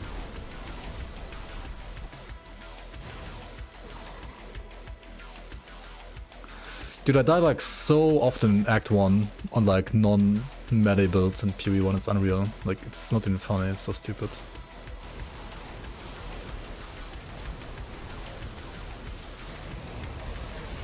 I feel like I play too many builds, like too face tanky. But like in Grim Dawn, you can kind of like play casters face tanky if you like know what you're doing. In PoE2, not so much. Died a lot in week 1. Oh yeah, week 1 had like the bullshit like you can't escape because we surrounded you now shit going on, right? You were like surrounded non-stop in week 1. I remember that like on the first day. I played like only one day because then I couldn't play anymore, right? But day 1 I was like perma surrounded by everything. And then January actually they kind of fixed that, like it feels a lot better now. Noob to PoE stuff, I mean same. Kinda. Maybe not as noob as you, but yeah, same. How many hours do you have in PoE1?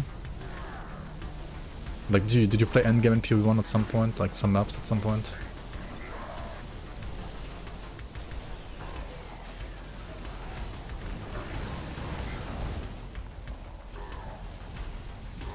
Okay, I gotta say, like, single target. I shouldn't have mirrored there, by the way. That was panic for no reason.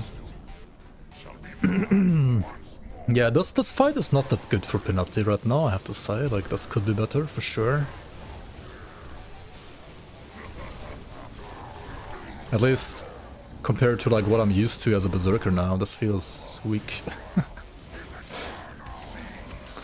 It's not really weak, though. Like, it is fine, but... it just feels weak to, like, the actual strong stuff, I guess. To, like, the Giga strong stuff.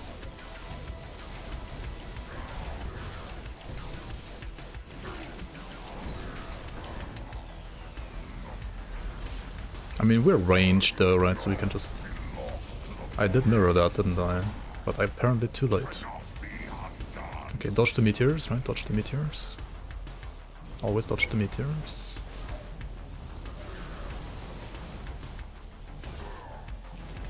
Jesus. Can he die, please? There we go. This took like a bit too long for my taste, not gonna lie. But, like, game design-wise, I think this is, like, how long the fight should take, right? This is, like, a well-balanced build, I would say. Like, if you're dev and you're seeing this cut, I think this is totally fine. Because, you know, like, the average player is gonna be probably rather slower than this. I mean, I could have like a better weapon. I could like have more percent damage on my weapon. Like I could definitely like have more damage than I have right now.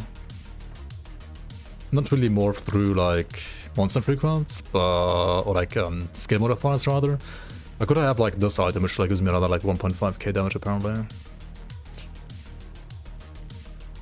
Or like these boots and so on. Like there's some gear that can definitely like increase my damage right now. And also my defenses are really weak right now. I have like only 400 armor, which at this level is very bad. When I have level 30 boots, level 29 belt, level 40 pants, level 42 chest. I mean, these are like kind of fine. But yeah, many things are kind of squish.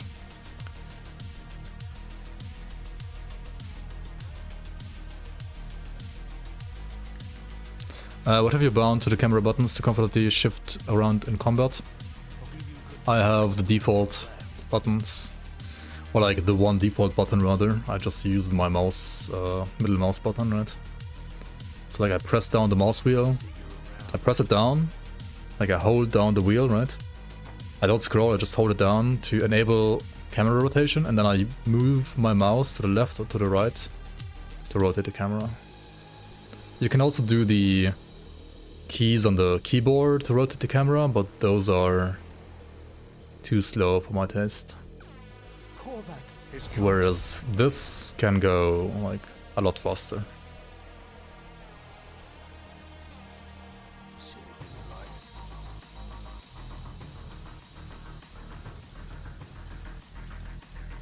Which I prefer.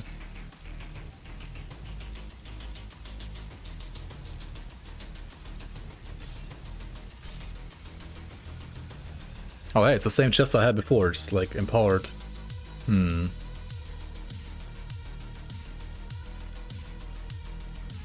might want to use that just because it has like more armor. And armor is good. Unlike PoE 2, right? This is not PoE 2. Armor is actually good in Grandon. Oh shit, also we got this item. I mean, it's an Aether damage based item, right? But it's like +1 Arcanist again. So, yeah. It's just better, right? Like 100% better. 100 better. Even better than these. Okay, we can sell these two then, I guess. Just get the random blue item, right? Just get it. Usually I say like blue items are trash, and I mean this item is not really that great either, but it has like +1 to all skills, like all it needs to do to be better than what I had before, which really wasn't that good, I guess. Put it to good use. I'm gonna like handle some quests here too, right? I don't know if this is still happening in the next DLC or when, but will they ever fix the whole normal elite ultimate? I feel like I run around all over the place in each difficulty. Makes leveling process weird to you, and I don't even want to touch parts of the game. I mean, you don't have to play elite ever already right now. Like you can just skip elite. You can just do normal, full clear normal, and then go to ultimate, and then like full clear ultimate. Like that's kind of like how the game is balanced right now. You full clear normal, you ignore veteran and elite, you never play those, and after full clearing normal, you full clear ultimate. That's how I would always recommend everybody to play this game, honestly. Like I think that's the best experience right now. Of course you can do it differently if you want to, but I think the best experience right now is to do what I just said. Need something broken down? Like it's gonna feel, it's like the best mix of like enough like variety when it comes to like what content you're doing, like a pretty balanced out reputation gain, and a like balanced out like XP gain. Do you think they're gonna rework it ever? Rework what exactly? So you only have to like do one difficulty? I mean, you can do one difficulty only on like second character, but for first character you can't really, and I don't see them changing that really either. And the thing is like they can't like completely remove elite and veteran, because A, they want veteran to be there for people to have like an additional challenge for the people that would like to have an additional challenge again. You don't need it, it's kind of like a waste of time if you like want to play the game like quote unquote like efficiently. But it's there for people that would like to have an early challenge. And elite needs to be there for people that don't have the expansions, right? If you're playing the base game only, you kind of still need Elite. Skipping Elite makes sense if you have like all the expansions. Then you can like reduce it to like a 2 campaign playthrough instead of like a 3 campaign playthrough. And like if you want to do a 1 campaign playthrough only, you need to start at level 1 Ultimate, which you can do once you get to Ultimate Conclave of the 3 on 1 character. Then you can like go to a shop there and then like buy merits, right? And with those merits you can then like go to another character, get your merits, and then you can skip normal and elite difficulty with those merits. And like basically start an Ultimate right away. And then you can play level 1 to 100 in Ultimate only. That also works. Ideally you want to combine that with like experience potions and so on, so you can like level up even faster. I would never ever suggest anybody to like ever clear 3 difficulties right now in Grim Dawn, even on a first character. I would never ever suggest that.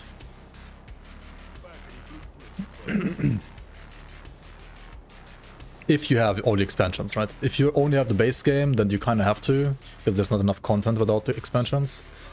But if you have expansions, then I would never ever suggest you to like play more than twice through the campaign, like per character. Because, well, I mean, it gets repetitive at some point, right?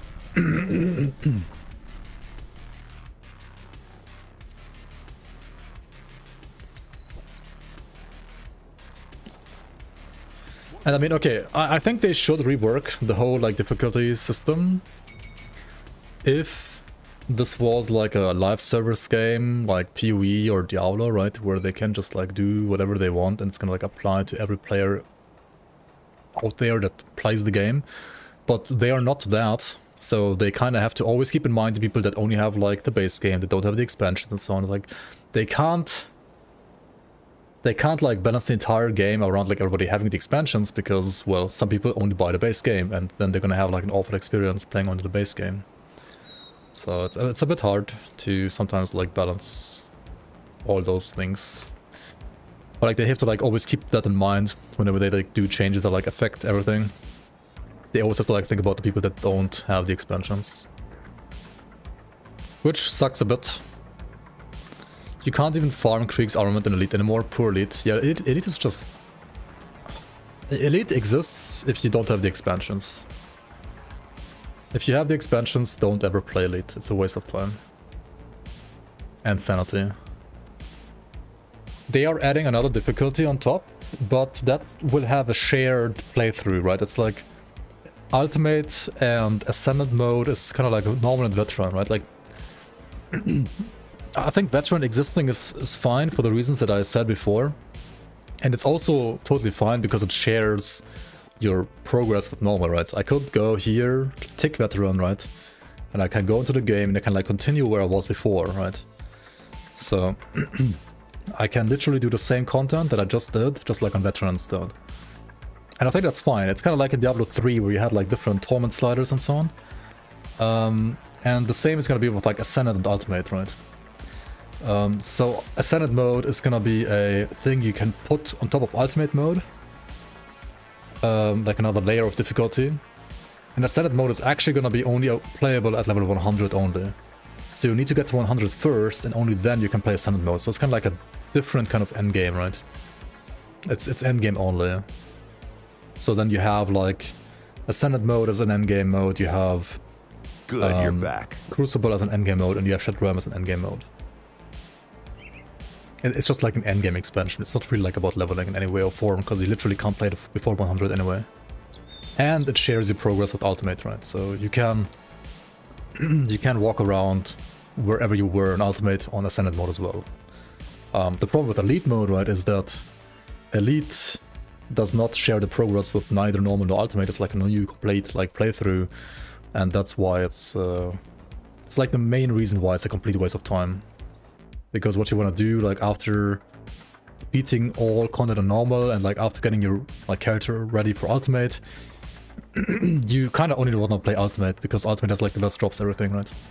Also, Valinov, welcome in, welcome in. Thank you so much for the 36 months.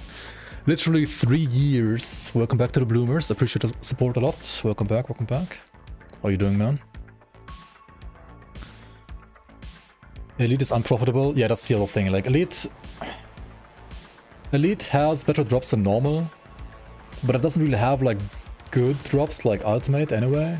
Like, it doesn't have as good drops as Ultimate, and you usually, if you play normal properly, and you play like through all the acts and you get like all the reputation unlocked from all the factions, which you want to get anyway for endgame, like you need the endgame augments usually from these guys, from all of these factions, to like round out your endgame character. Once you've done that and you've like fixed your resistances to be like ultimate ready, you just play ultimate usually, right? Like right now I would maybe like finish this side quest and like this side quest, or like this side quest or this side quest. And that's it, right? Like I'm gonna go to ultimate like at level 55 probably. I don't need more levels, or like I don't need more gear really for ultimate. Ultimate is easier than you think, honestly, like once you know how the game works. It's fine for a few extra shrines and like XP and so on. I mean, yeah, but you could also not do that and just get them on ultimate instead, right? I don't know. And yeah, I mean, it depends like how much you like Act 1, right? If you want to do Act 1 like again one more time more, like one additional time, then sure, go for it. Ultimately, that's probably like why Elite also like still exists, right? Because some people do think it's fine to play or like do enjoy playing it. And it's totally fair too, right? I mean, ultimately I'm not gonna like tell you how to play the game, right? You can play the game whatever way you want to. I'm just saying, like telling you how I think the game is the most fun and how I think the game is the most like enjoyable and slash efficient to play. But of course, if you want to like play differently, that's totally fine, right?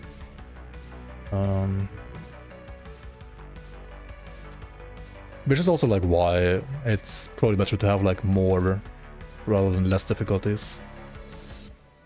You were surprised when you went to Elite in the League for the first time? Yeah. I mean, in the League we have like a bit more agency over what difficulties we as like League developers want to have in the game or not. It was a shameful experience. And I mean, the League, your reputation gain, your experience gain on normal is also like slightly tuned up compared to the base game, so it makes the transition from normal to ultimate even better, or like even easier. It's like another reason why we like skipped Elite completely on the League. Okay, hang on, I need to complete Chariot, right? And I need to remove the yellow here and the purple here. Why do I have like 9 purple even? I need 6 purple, right? Where do I get more purple? From this, right? Okay, I need to like keep this until I get Hyrian. So I can only like respec these 2 right now. Stay strong. And I could complete this and then like work on this, and I could also remove this one. Actually, I don't need this one ever, I think. Yeah, let's complete Chariot and then like Witchblade and Hyrian. And then eventually I need to remove Spider and Throne. Or maybe not. I mean, depends if I want to play Plains Lantern or not. Okay. Can you play Ultimate without Elite playthrough? You can, yes. Like, some older characters that you've played before can't, but Crate at some point changed so that once you defeat Logorian on normal, like killing Logorian on normal now unlocks Elite and Ultimate. Right, it used to be that normal Logorian unlocks Elite and then Elite Logorian unlocks Ultimate. But now normal Logorian unlocks Elite and Ultimate. Which means if you have not killed Logorian on your character yet, and you kill it now on normal, then it unlocks Ultimate as well. But if you have already killed Logorian before on your character, on like an older patch, then it only unlocked Elite. And killing Logorian again is not gonna make you unlock Elite. Ultimate, I mean. So you're kind of like stuck having to do elite. But it's like only for characters that like killed Logorian on normal on an old patch and haven't killed Logorian on elite yet, right?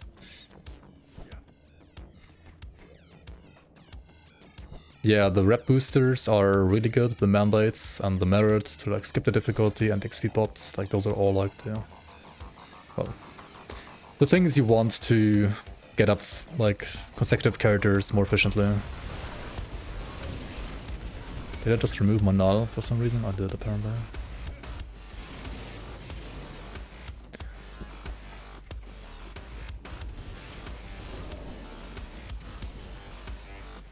We could like get a shrine and a free... What's it called? Like a free skeleton key actually. From Mogdrogen, right? Could like scam Mogdrogen out of a skeleton key here. I got the one from SOT already, right? Yeah. And I got the one from Conflag 2 and Viability, okay. I mean, every dungeon has a shrine before the actual dungeon door. So I didn't check out Bastion of Chaos yet, but Bastion of Chaos, does it still need like 40 scrap to repair the bridge in the base game? Is it still that high? Like, what the hell, man? Is there a reason to do Elite? As I said earlier, if you have the expansions, right, if you have Forgotten Gods, then no.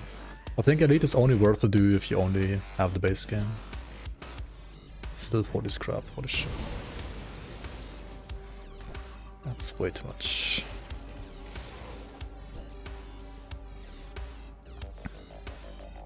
Rep boosters also got buffed now? Yeah, that's true.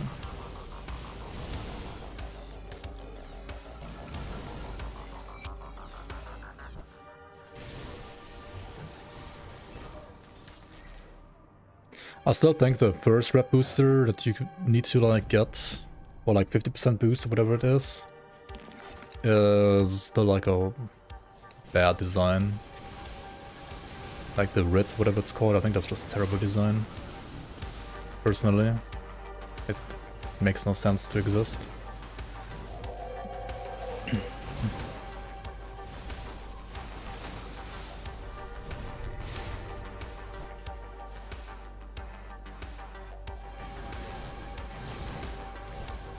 But the mandates are good.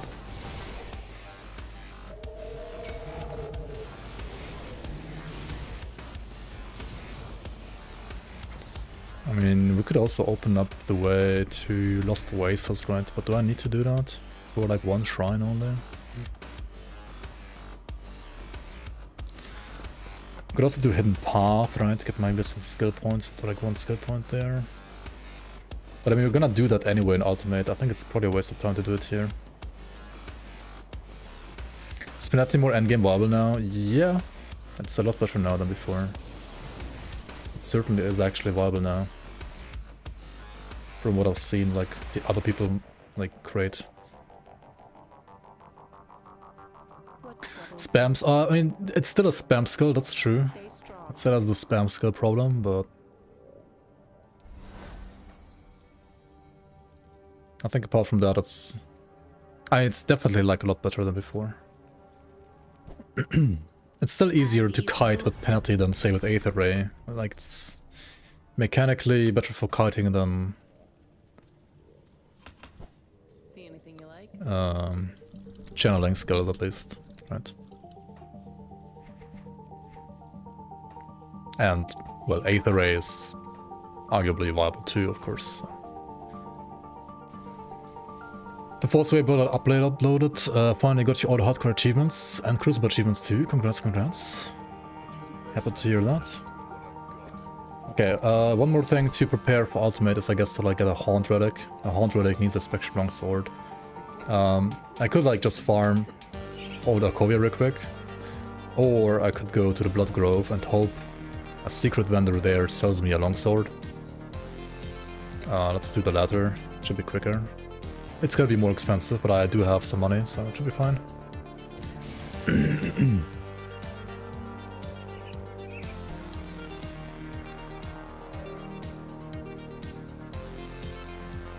I gotta talk to every faction that's honored because Writs still are in the game.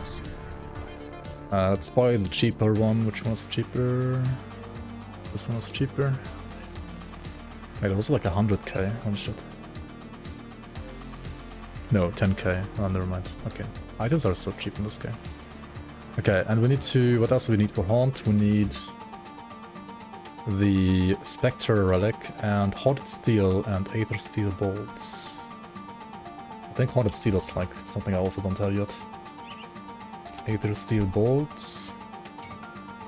And do I have Spectre? I do have Spectre.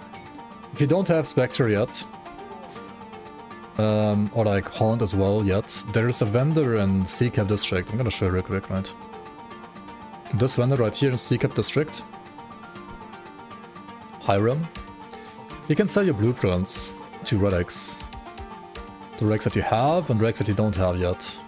Basically, he sells you relics of all relics that you can't buy from other faction vendors that are tier 1 and tier 2. So like these, I would say, are tier 1, and Haunt is like a tier 2 that I'm trying to craft. What are they called again? Like Transcendent relics? Like he can sell you all blueprints for all Empowered and Transcendent relics, not from Mythical, but like these two, that you can't get from like other faction vendors.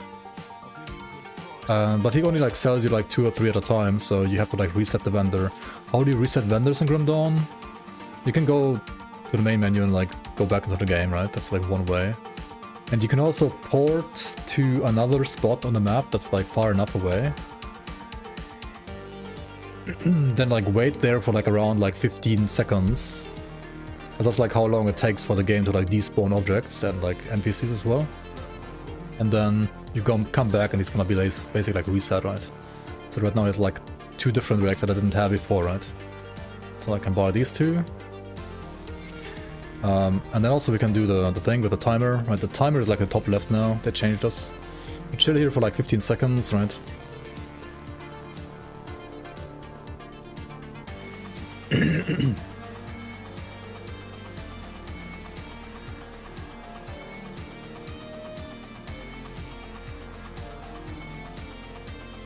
That's when we will go back. And then we check the shop again, and surprise, surprise, he has new relics now, right, to sell. And in this case, I already learned all of these, including Haunt. But say you wanted to get Haunt, right, to craft for your Arcanist, this is how you would do it. You just buy it from this guy.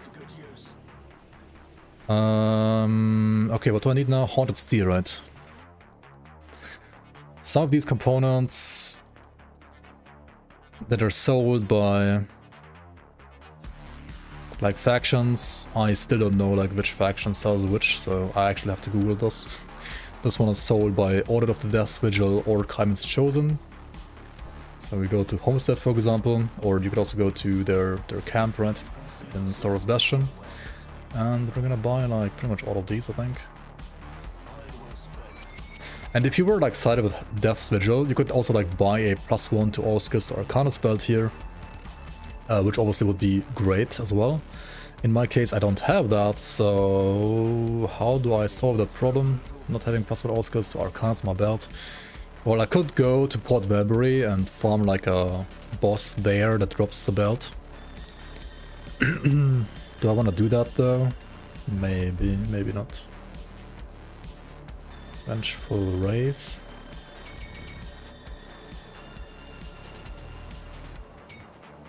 And now we can buy, or like rather craft, the Haunt, right? The Haunt relic.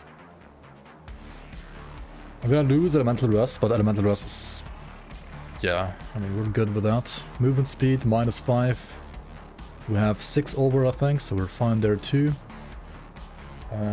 It gave me like +1 to conversion. Conversion does not convert anything. Conversion is an Arcana skill in the skill tree that gives you like CC resistances, actually. This one's gonna be random, actually. The completion bonus is always random. You can like roll almost like any skill in the entire tree, right? So there's some high variety there. But it's not a big deal, honestly. Like whatever you get is fine. Coven also have an Arcana spell for level 65. That is a good tip. You can check it out. You need another like 10 levels though, but yeah, it does exist, right? Coven Vile Wasteguard. Very nice. I could buy that and Good use. craft that eventually once I'm level 65 at least. I gotta respec my points again, right? Because I got +1 to all the skills here, and some of them I don't need that high, like this or this. Can rather put those 2 points into like inner focus or like the mirror, honestly. Like 7 points into this mirror skill is very nice always. Very nice for like cooldown reduction especially. Oh, I have like too many points here almost now, right? Conversion has like sweet spots at 6 and at 9. So I'm gonna like put it down to 6 I think right now. I'll put like 1 more point here. Yeah. And then I guess more points in mirror. Sure, let's do that.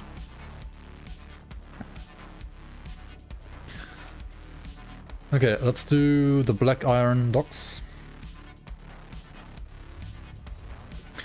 You touched Titan Quest once, it's just too old for you to enjoy. Yeah, I mean Grim Dawn is basically Titan Quest 2. Except Titan Quest 2 is also gonna exist at some point this year, apparently. But Grim Dawn is, well, built upon the original Titan Quest engine. Like, improved in many ways, has much, like, smoother gameplay in my opinion. And tons of, like, quality of life as well. Some of the, like, itemization systems, you could argue, like, which one is better.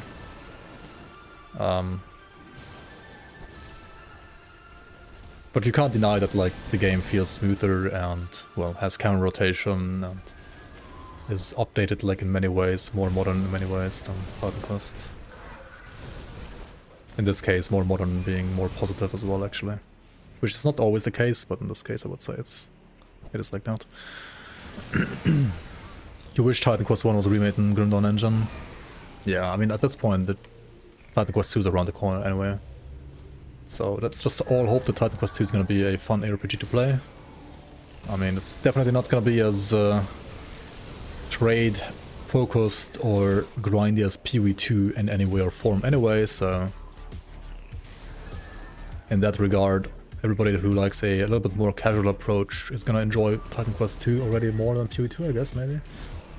But I mean, there's like many more variables, right? Like the combat might be scuffed. Something could be like feeding not good, who knows. The skill system looks actually kind of interesting though. It reminds me a lot of Diablo 3 actually.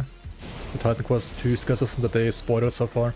Do we have like any new like Titan Quest 2 spoilers by the way? Is there any news?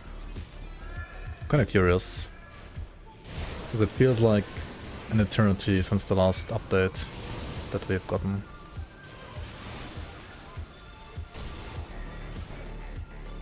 Can you farm specific endgame items in Titan Quest? There are monster frequencies in Titan Quest as well, yeah. Monster frequency system is from Titan Quest. I don't know about like endgame, but at least monster and frequency you can farm in Titan Quest too, yeah. I mean, there was like a leak of an entire like playtest version of the entire game, right? Which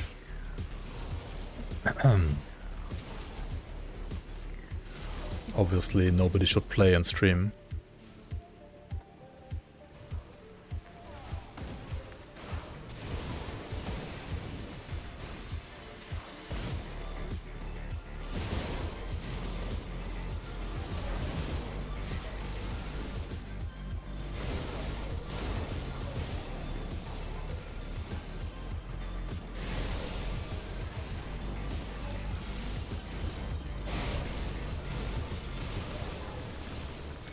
Pew pew pew. 40k DPS for Panetti, level 54. It's not too bad, I think. That sounds reasonable. Oh wait, you gotta like buy the fucking merit, right? Or did I already buy it? No, I didn't. That merit. I mean, not merit, writ. Anything you like? Writ, it's called? Writ, yeah. Should also like buy all of these components here. See you around. Buy money. I should already have this one. I'll give you a good price on Oops. whatever left. Put it to good use.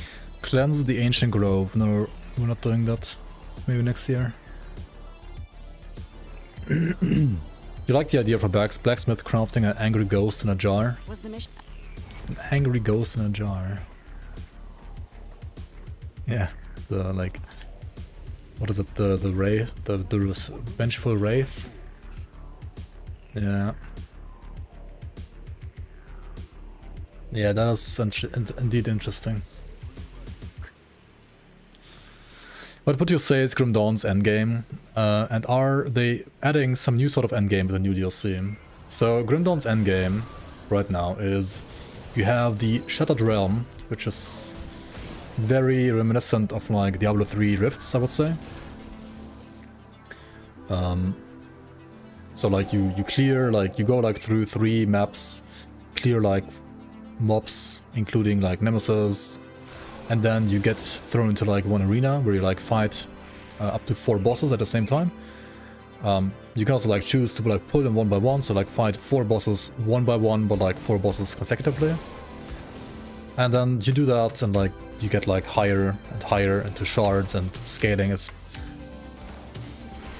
not literally, but effectively infinite scaling, I would say, because at some point you're always gonna die. At some point you're gonna like reach the end of your journey, like of your character's power. You can't like pretty much never gonna like you're never gonna get to the end of it really. And then you have the Crucible. The Crucible is like an arena where you fight like waves of monsters, and you're like in a circular arena. So kind of like Gladiator, like in a Colosseum in a way, right? Which also like gets harder and harder in difficulty. It's not infinitely scaling though, it has a definitive end, but the highest waves are really difficult. And usually people like try to compare like a build's performance by like seeing how fast a certain build can like clear that content. And then you also have like 6 celestial bosses, so kind of like uber bosses, which are also like really challenging and hard, and you need to like gear for them properly and so on. That's like the end game right now in Grim Dawn. The actual end game is making more and more characters, like trying out all the things you can do, right? I would say that's like the ultimate end game. It's like creating more alts and more alts.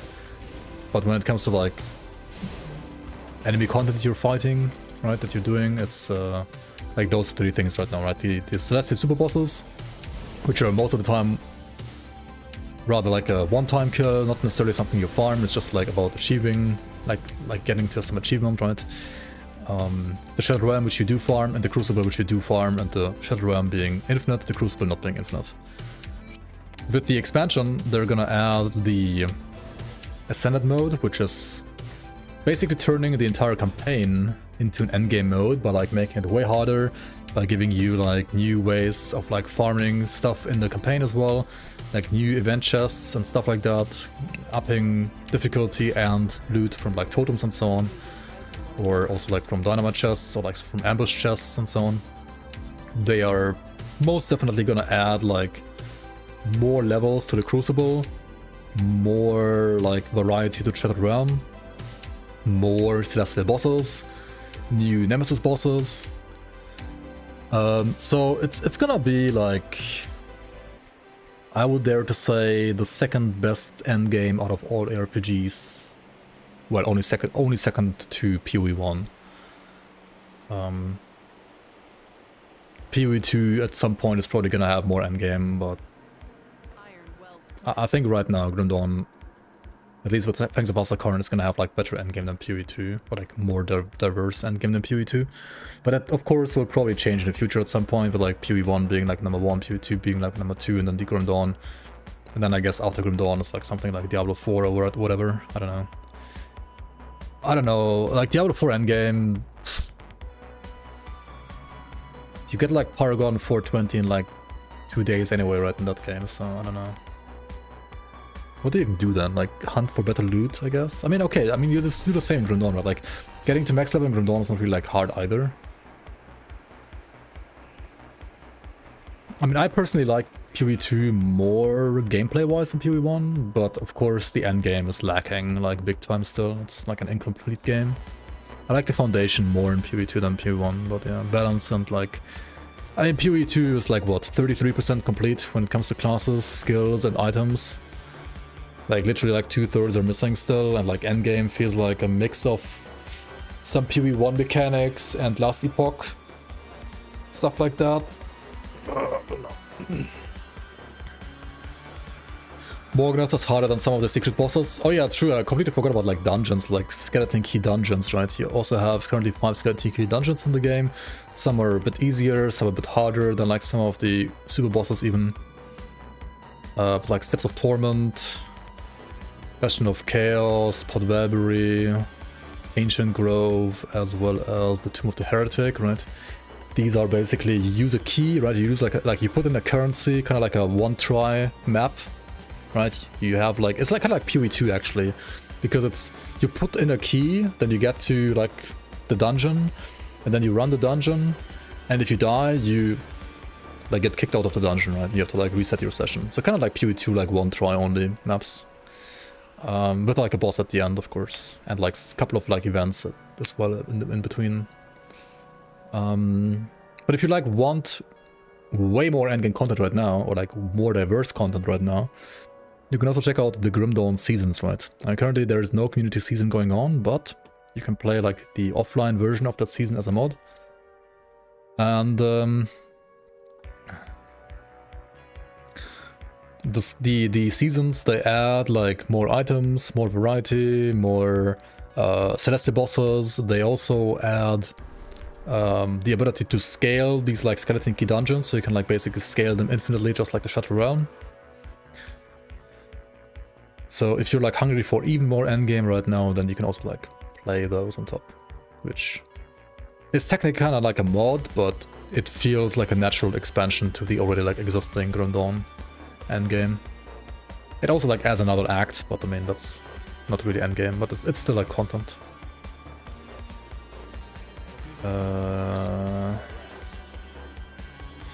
Yeah, anyway, I think this character is... Wait, do I need to like choose this this shoulder pad maybe? That would fix my pierce rush, but do I need to fix that even?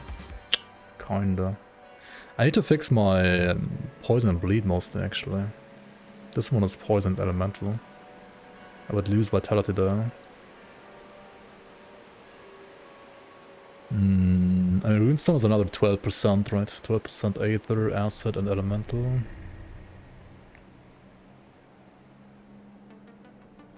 How's my poison rush so bad, dude?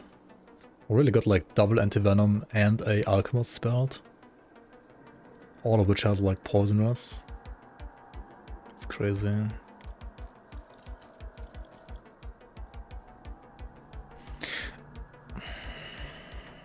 Minus 50. That's like 46 poison rush, right? Yikes. I think everything else is fine, like being like sub 80 in Ultimate Act 1 for Pierce is fine, Elemental is like basically fine too. But poison is really bad, man. And for that, ideally I would like to be honored with Devil's Crossing, but I...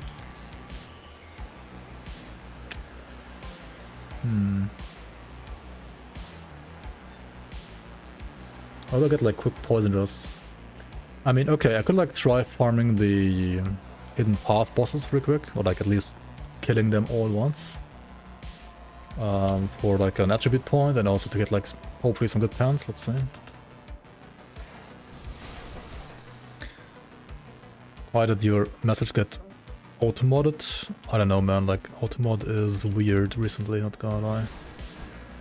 Blood of Drake is what you need? Yeah, exactly. Just get Blood of Drake for poison rush.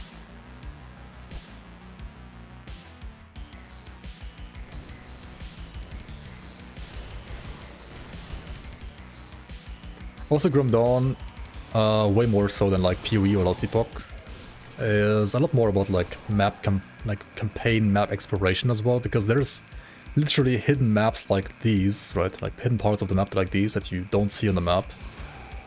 But if you know where to go and explore properly, then yeah, there's all of a sudden like a new unique boss here that you've never seen before. Which drops an item that you otherwise also can't get. And Grim Dawn is like full of these areas.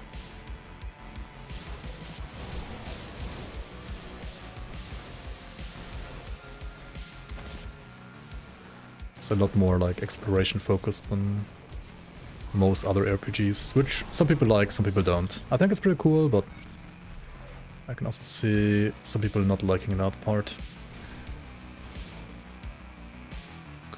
No poison rest on this one, unlucky. Let's try the next one.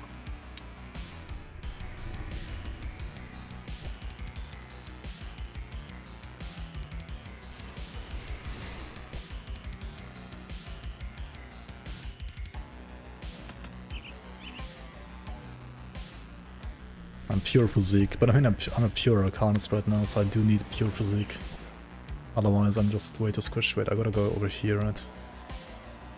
Like some of the Celestial Uber bosses that I just mentioned earlier, they're also like basically behind some like riddles that you have to solve, otherwise you can't access them, so. Pure physique cowardice. I mean, you wanna have at least like 100 HP per level, right? At the very least. This is already like kinda too low. 150 is like 150 per level is I think like comfy for hardcore, but 100 is like absolute minimum. 50 HP per level is enough? Yeah, okay. That's also why you die all the time, right? I guess, I don't know. Okay, does this have poison rest? It doesn't, but it has like a fuck ton of other resistances. So this could be like a good base to like start out with. Let's try the third boss.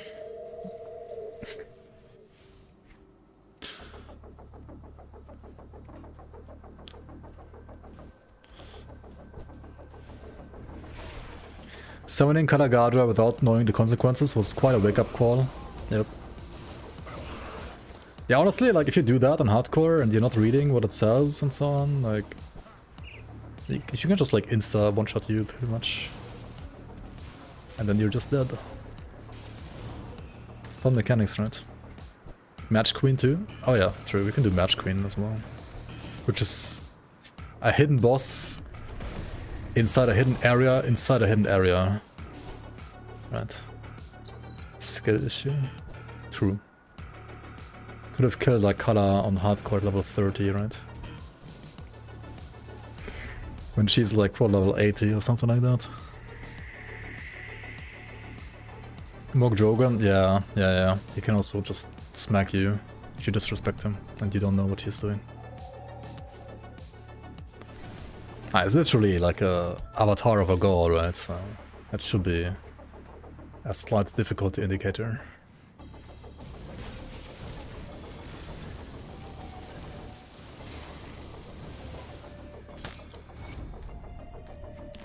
The Runestone of Dweeb. Drieg, Bismiel actually. Never saw the Mad Queen before. Well, you can see where she actually lives now. Here is where she lives. If you're an Arcanist, her fight is kind of comfy. Because she screams, right? And she glows while she screams. And she puts up a red aura, but you can just like nullify the aura instantly. And then mirror up and like smack her while she tries to kill you, but she does no damage anyway. But yeah, the tricky thing about her is she screams. Has like a red glow when she screams. Like she screams a lot, but like sometimes she screams and has like a red glow. And then she puts up like a red aura around her, and while she has this aura, any projectile that you hit her with, and many things count as projectiles, even like the fire on the ground from like Wire Smite counts as projectiles, will trigger like a retaliating spikes from her, and those can shotgun you, and yeah, they can just like kill you very fast while shotgunning. But yeah, if you are an Arcanist, you can just nullify that aura, and then she can't retaliate you, even though Panetti would be a skill that obviously like triggers the aura like crazy.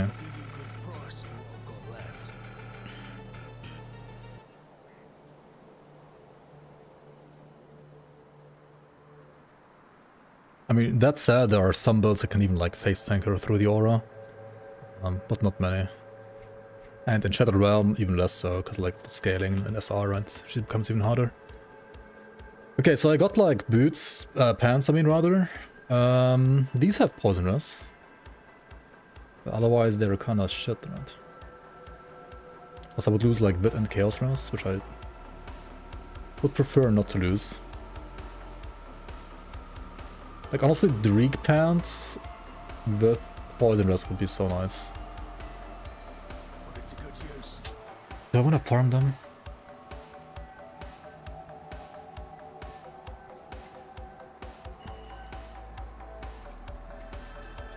I mean, how else do I fix my rest? Because like, oh wait, I could also like do boots from Homestead, right? From Black Legion. Like my boots are like level 20, right? Level 30, never mind. It's still like terrible. At this point at least. I could buy these. These fix... honestly nothing, but they are very tanky. But they do fix pretty much nothing. This gear is like all good to fix Aetherus. Like literally this has Aetherus, this has Aetherus, and this has Aetherus. These have Aetherus. The head has Aetherus. This is crazy. Everything has Aetherus.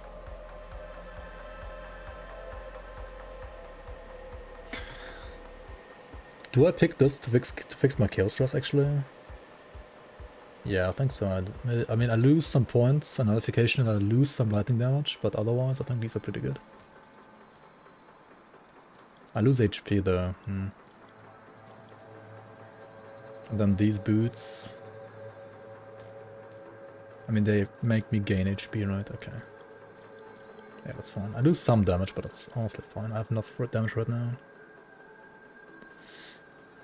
And now I just need poison rest, right?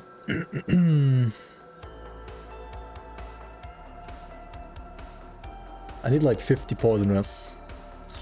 Yeah, I think I want to farm Dreek Sect for poison rests.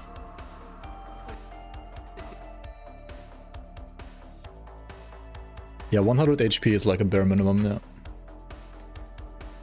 I would say in the past like 120 HP per level was like what you wanna have around at least.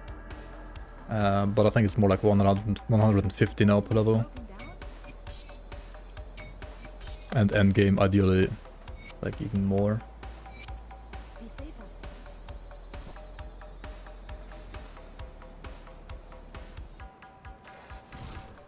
Your friend killed your level 28 by summoning Mad Queen. Oh, Kala, right? Oh, Kala, yeah. That was so fun, man. Like, playing multiplayer and then like summoning Kala, running away, letting your friend die to it. Yeah. Peak content, right? Peak content. 100%.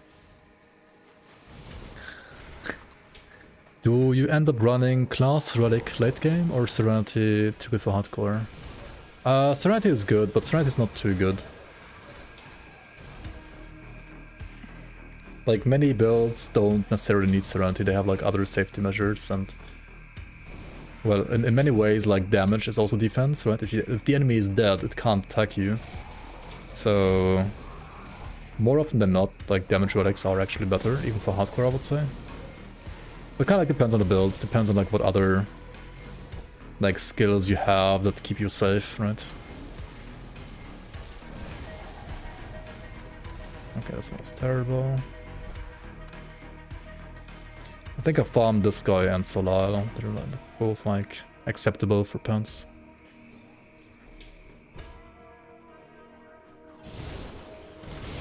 Yeah, these have natural Vitality Rust and these have natural Aether and Bleed Rust. So getting either of the two with Poisonous on top would be the goal here.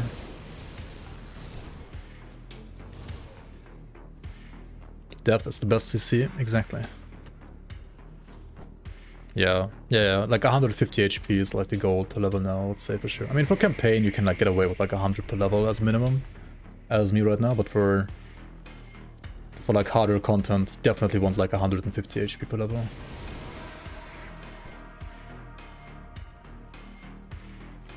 Fighting ancient guardians for their pants, yeah. I don't even know like where they're getting their pants from, like they don't even have like proper legs, do they? Like one is a rat and this one is I don't even know what this is supposed to be, some like raptor demon, I guess. Oh, no clue. Rampage has poison rust actually. 17% only though. Why is it so low? What the hell? Oh well. Let's try again.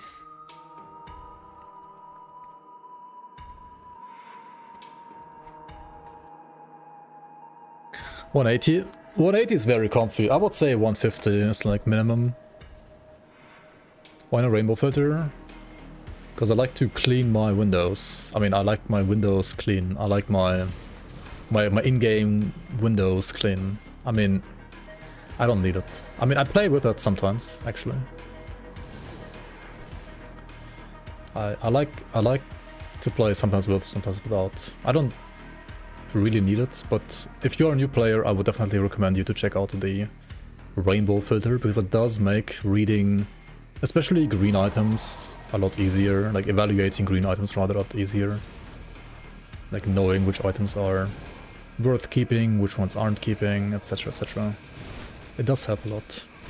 I think rainbow filter became like a bit less important now that monster frequents have like this symbol here, and also that like double rare items have like another like symbol as well.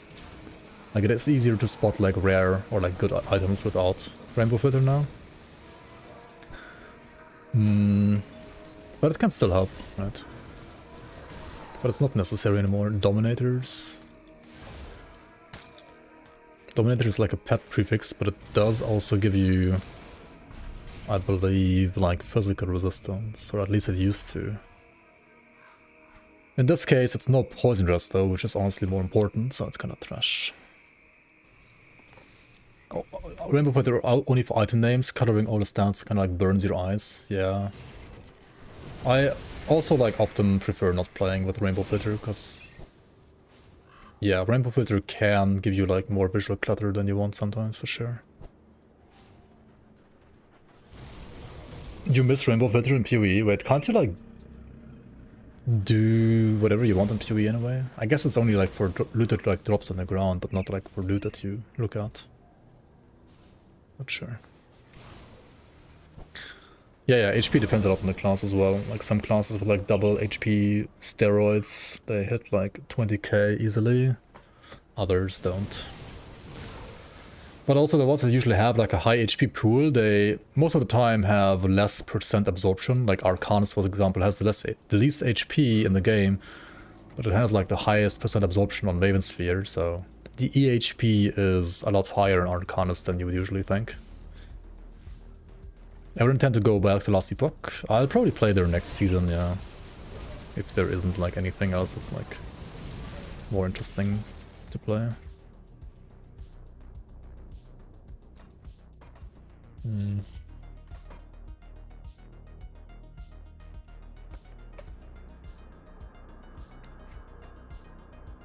Why am I not starting in Devil's Crossing, by the way? That's weird. Is I not walking here to the starting location? Come see what's left of my wares. Okay, what was the best one so far that I got? Honestly, this one wasn't bad. It has no poison rest, but otherwise it's actually really good. This one is Hot Garbaggio, and then this one also had, I think, like some poison rest, but it's otherwise not that great. Okay, what about this one? Lit and Aether.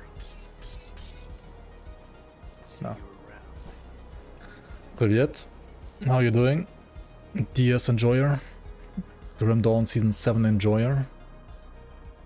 Panetti good in this patch? I think so, yes. At least for leveling, so far it's very good, and well, I've also like seen some endgame builds, like at least for stuff like Crucible and Shadow Realm farming, it should be very, very good. I mean, Celestia bosses, who knows? Probably doable too, if you kite well. You have a plan for a finished version of this build? Right now, no. Right now my focus is actually like rather on just like seeing how good this is for leveling as like a fresh start.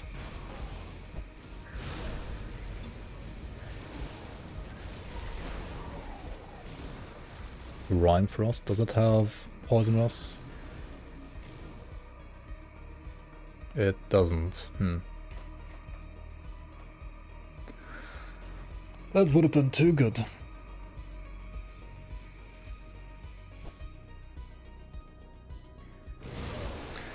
To be fair, I think like Panetti's main problem is probably still the lack of like cracked MIs. Like some skills have like absolutely nuts MIs. Panetti has what? Panetti has this item, which does give you like +3/+3, but otherwise it's like 10% energy, like less energy cost and 36 crit. The crit is okay, I guess, if you have good array, which you do have as an Arcanist pretty much all the time, but... And then you either have this one for Elemental or the other one for Aether. And that's it, right? There's no like Scepter or something like that for Panetti. Like other skills I feel like have way crazier MIs.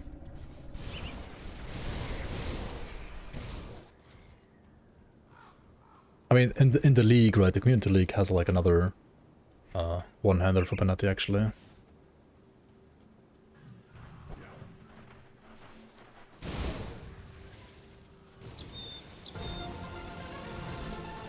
Okay. Negating is Lightning Rest, right? Man, if this was like Poisonous instead of Lightning Rest.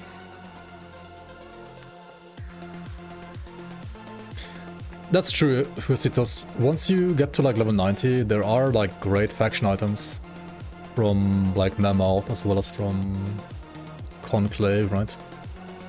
From Act 6 and 7. That's true, actually. Already missed the league. How's your Titan Quest adventure? You're getting like pretty good views, honestly, with Titan Quest. That's kind of crazy. Like, didn't know like so many Russian people are playing Titan Quest, or like are interested in Titan Quest too.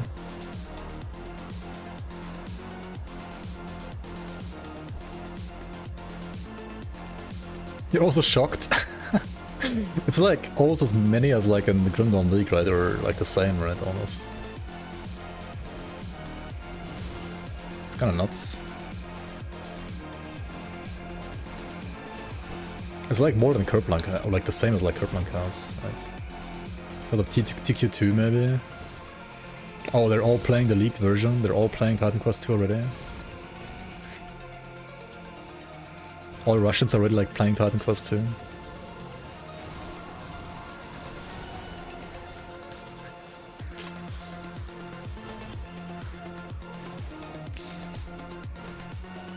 I mean, TQ2 is hype for sure, like apart from the leak though, did we have like any actual news? I kinda wanna play early access, man. Do we know when early access is out?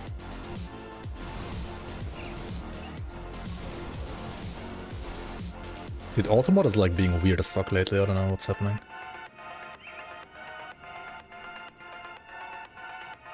Oh, you were permabanned for 2 weeks for showing YouTube video of Titan Quest 2 or like leaks. I mean, that's why you don't do that, what the fuck. That's kind of obvious. Obvious mistake, to be fair. Obvious mistake. I mean, I didn't know that though, but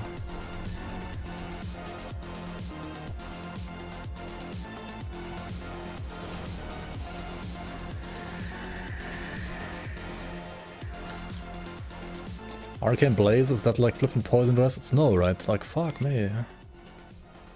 Just give me Poison Dress. You're friends with Ziddy now? He will give you early access to beta? Oh, I should like talk to him too.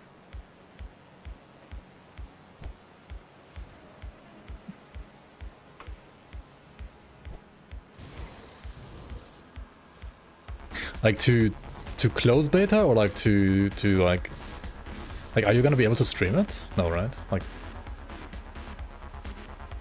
you're gonna get like access to like closed beta maybe, but like that's not streamable, right? At least right now it's not.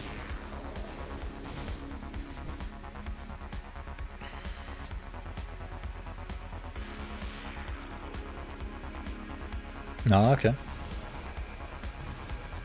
That's cool. I wanted to like write them like half a year ago, but then I didn't. I should have written them, I guess. I mean, I could still do it. I could also like just go to their studio, interview them, and then like ask them live if I get like a new key, right? Like their studio is like in my town, like literally where I live, so.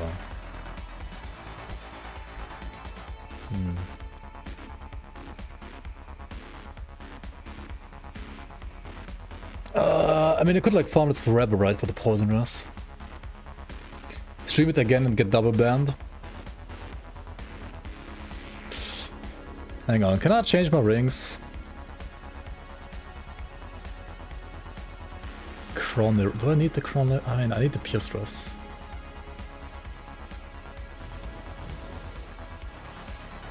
Goddess Ring doesn't have poison rust either, right? Dude, poison is like so easy to get on some classes, but like so hard to get on other classes, feels like.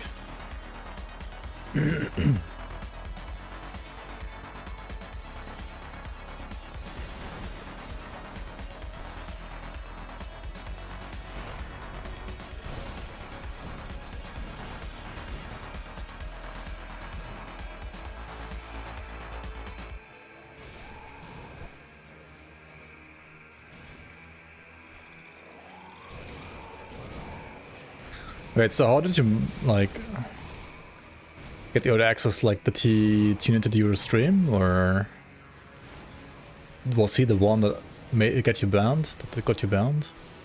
And then behind closed doors, he, like, was like, oh, yeah, I mean, you can't show that yet, but I'm gonna give you, like, access later.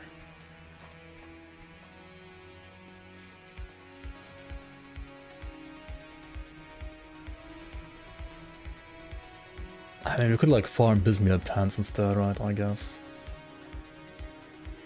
Poison rust.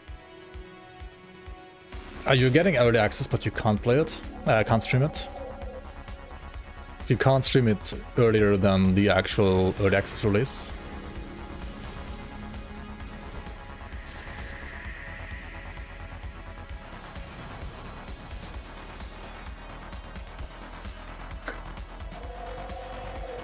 You could get banned forever, yeah, I mean, GG.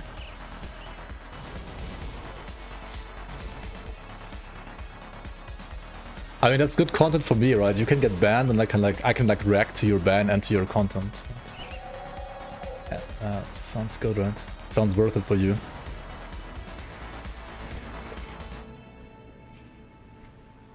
Sounds 100% worth it for you.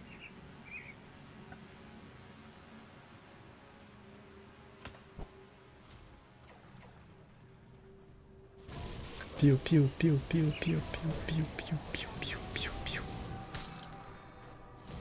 Vigorous of fucking ruin. This is ruining. Okay, I should like actually farm Bismuth too, right? For pants. At least I have like poison rust space. Change your name to Andy because I'm reacting Andy. Isn't Kerplunk an Andy too? Aren't we all Andys? GG.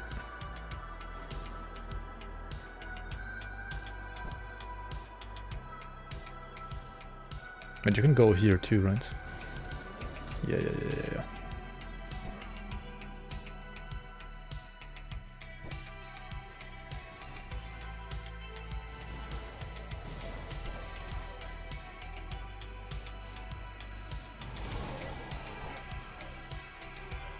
You really get out, you got unbanned and instead got like a key, yeah.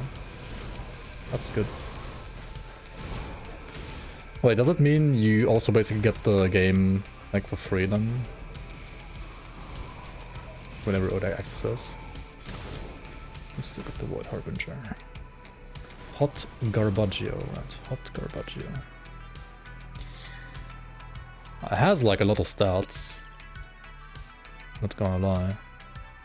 But no flippin' poisoners. I think so. Yeah, usually that's how it works, right?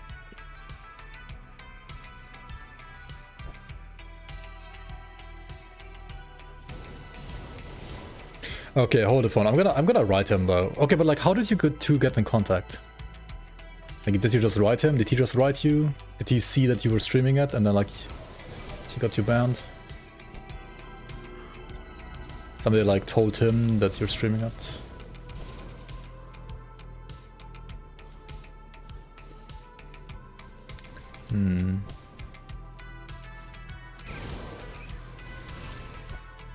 Maybe I should stream it too then, right?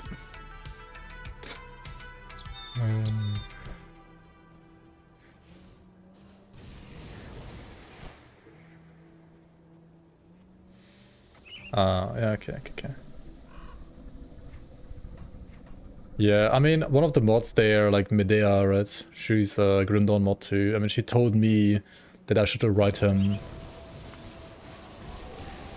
But I didn't so far, because I don't know, lazy, or like I had other things on my mind.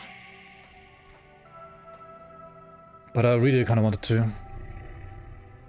I should just write him. Yeah.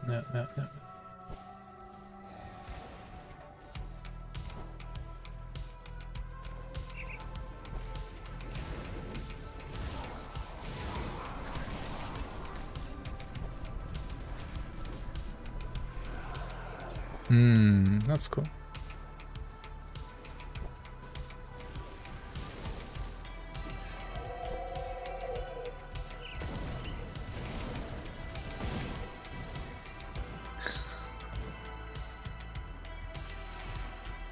So I have like two ways of fixing poisonous right now, right? Number one would be farming Devil's Crossing bounties to get the augments. Number two is farming these pants to get some poisonous on them. Number three would be do random totem runs and hope you get random poisonous gear. Right? That's kind of like the only things you can do. Or is there anything else you can do here? Putting devotions with poisonous, I guess. Crane.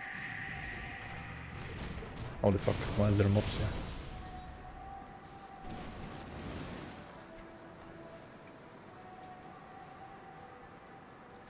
Rat has poisonous, this has poisonous, this is...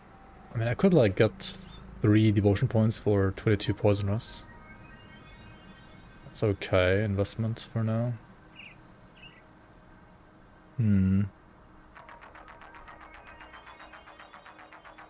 Problem is, I'm kind of like locked right now, right? I can't really... I could like remove points from Chariot, I guess. Like 1 point from Jackal, get this point instead.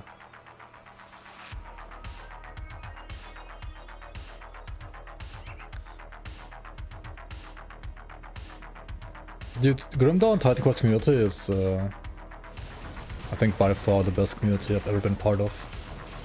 Like, most other gaming communities are either toxic or very toxic. In some way or another, right? Okay, this one has 68 poisonous, that's a lot. The problem is... It's levels, I mean, okay, they're all level 60, but...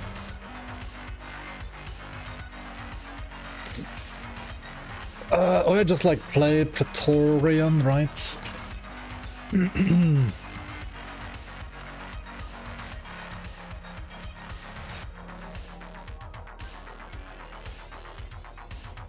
Lose +1 Arcanist though. Dude, look at my DPS. Holy fuck this. +1 Arcanist is way too much DPS. Oh yeah, it puts me to 26 points right now.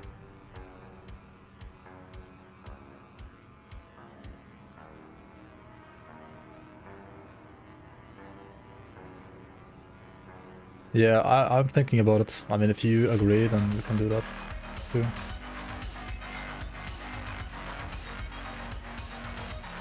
But don't tell him. Unless he's already here. Don't tell him. This should be a surprise.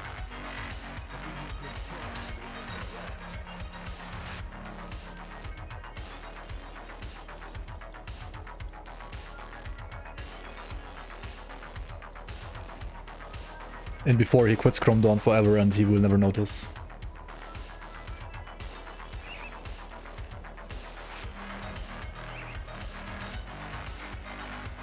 I mean, his Blaze Rush Elementalist was more insane to me, to be fair. But yeah, both are insane.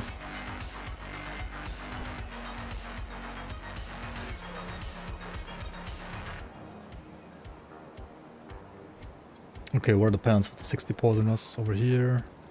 This.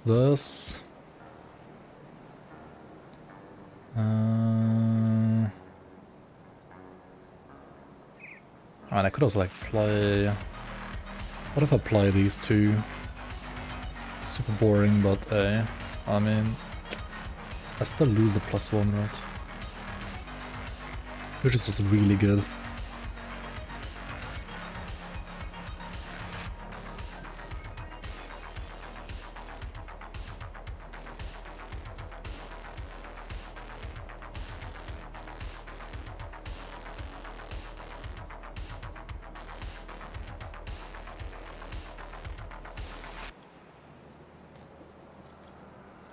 Hang on, Rampage has 17 poisonous.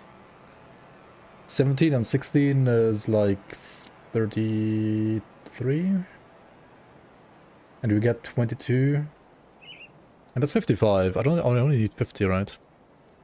Okay, so I can play these pants and... Actually no, fuck me, this is Solar, right? Okay, it fixes fixes bleed. I mean, okay, wit bleed, I can just use this component here to get like another 10 bleed and 15 bleed, 10 wit and 15 bleed. So removing the 14 wit here is not that big of a deal. I'm gonna be like 1 under, like 79% wit res. That's fine, I just need to poison, and 17 poison is actually enough. I mean, or I just play like Bismeal pants, right?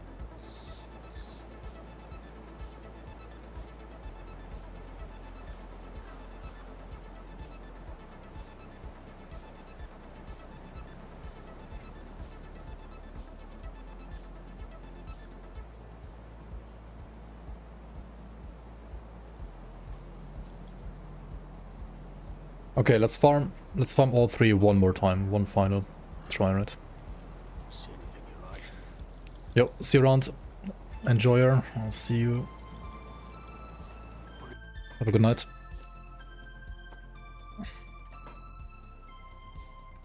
Time to play as a build for maximum toxicity. I can be toxic if you would like. I mean, okay, not all gaming communities are toxic, but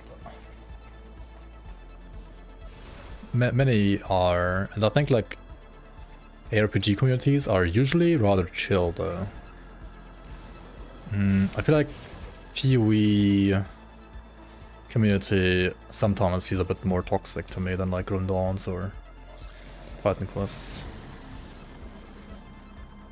I mean, we had some like weird people in Grim Dawn sometimes too as well though, actually.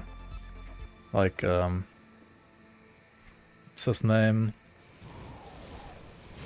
Like the one guy who pretended to not cheat in the league, but somehow like survived all bosses with like 1 HP. Yeah. Spooky? Right. That was kinda spooky.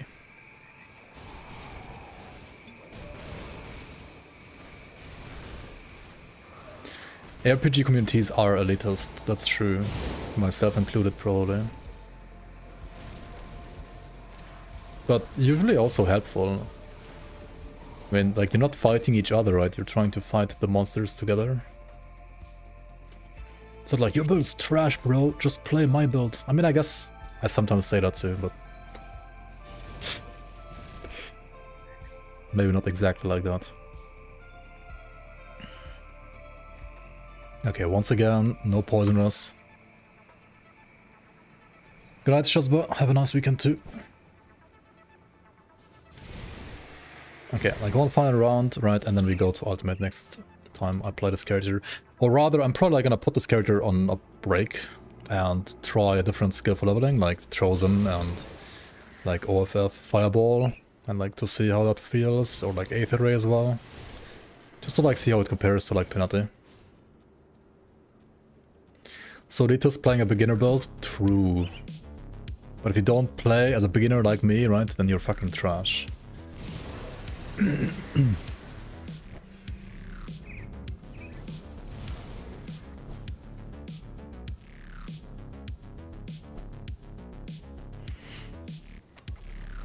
Was that elitist enough?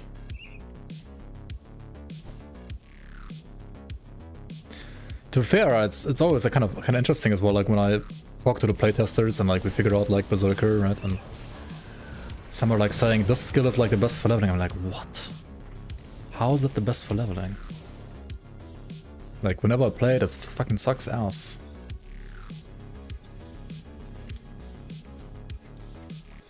I'm not telling them, but it's kind of like what I feel like. I'm like, what? And then like some of them agree, and I'm like, wait, what? Am I like too stupid to play this character, or what's happening here?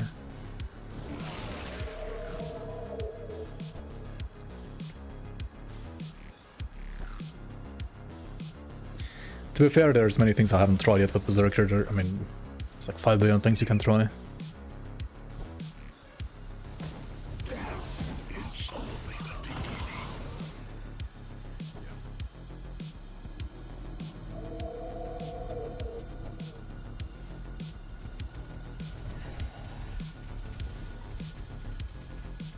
Multiple zeros have been spotted.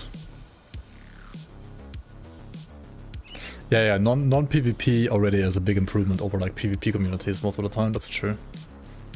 And PvP communities are, by default, at least 50% more toxic than non-PvP communities for sure.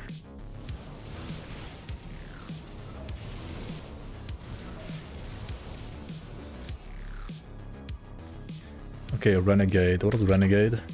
Oh shit, that's actually pretty good.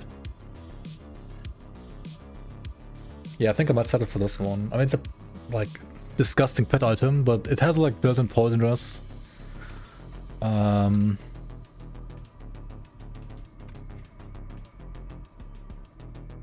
that's good enough, I think.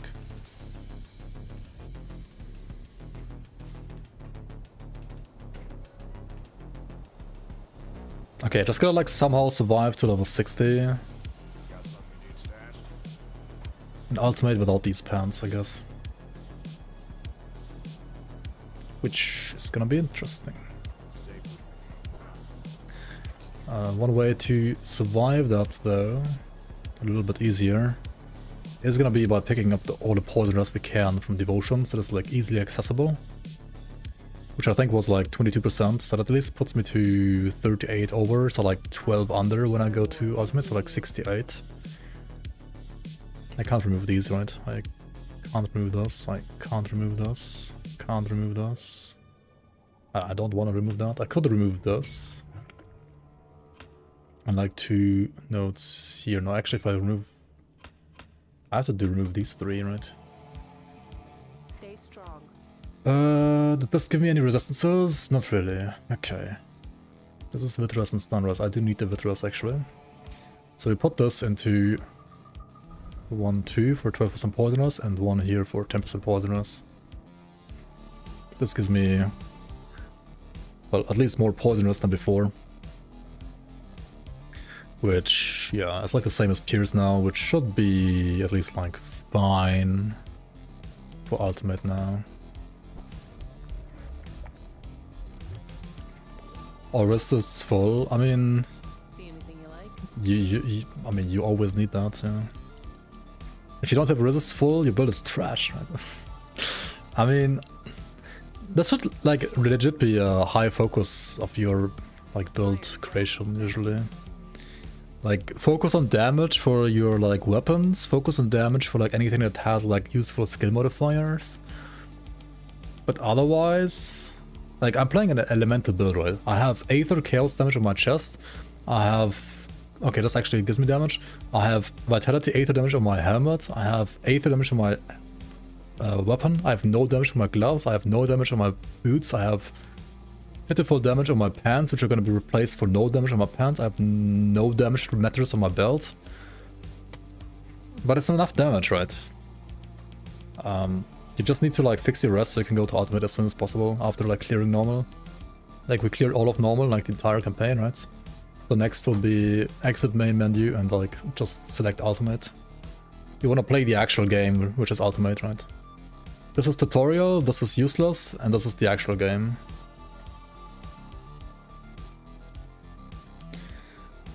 But yeah, we're gonna do that next time.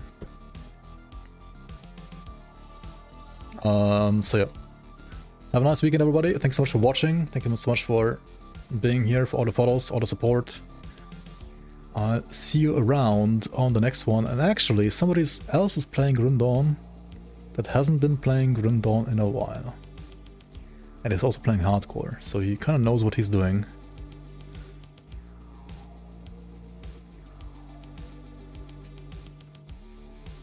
One more question on YouTube. Which do you think will be better when Fangs of Asterkarn comes out for cold two-handed? Or cold two-hand? Or do you mean dual wield? Berserker Nightblade? I think Berserker Nightblade is gonna be pretty insane for dual wield cold. Probably better than Nightblade Soldier. For two-handed, like one single big two-hander.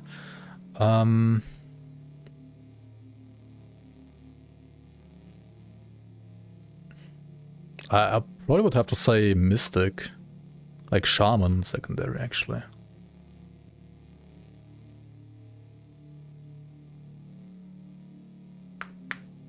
Like Shaman plus Berserker, probably.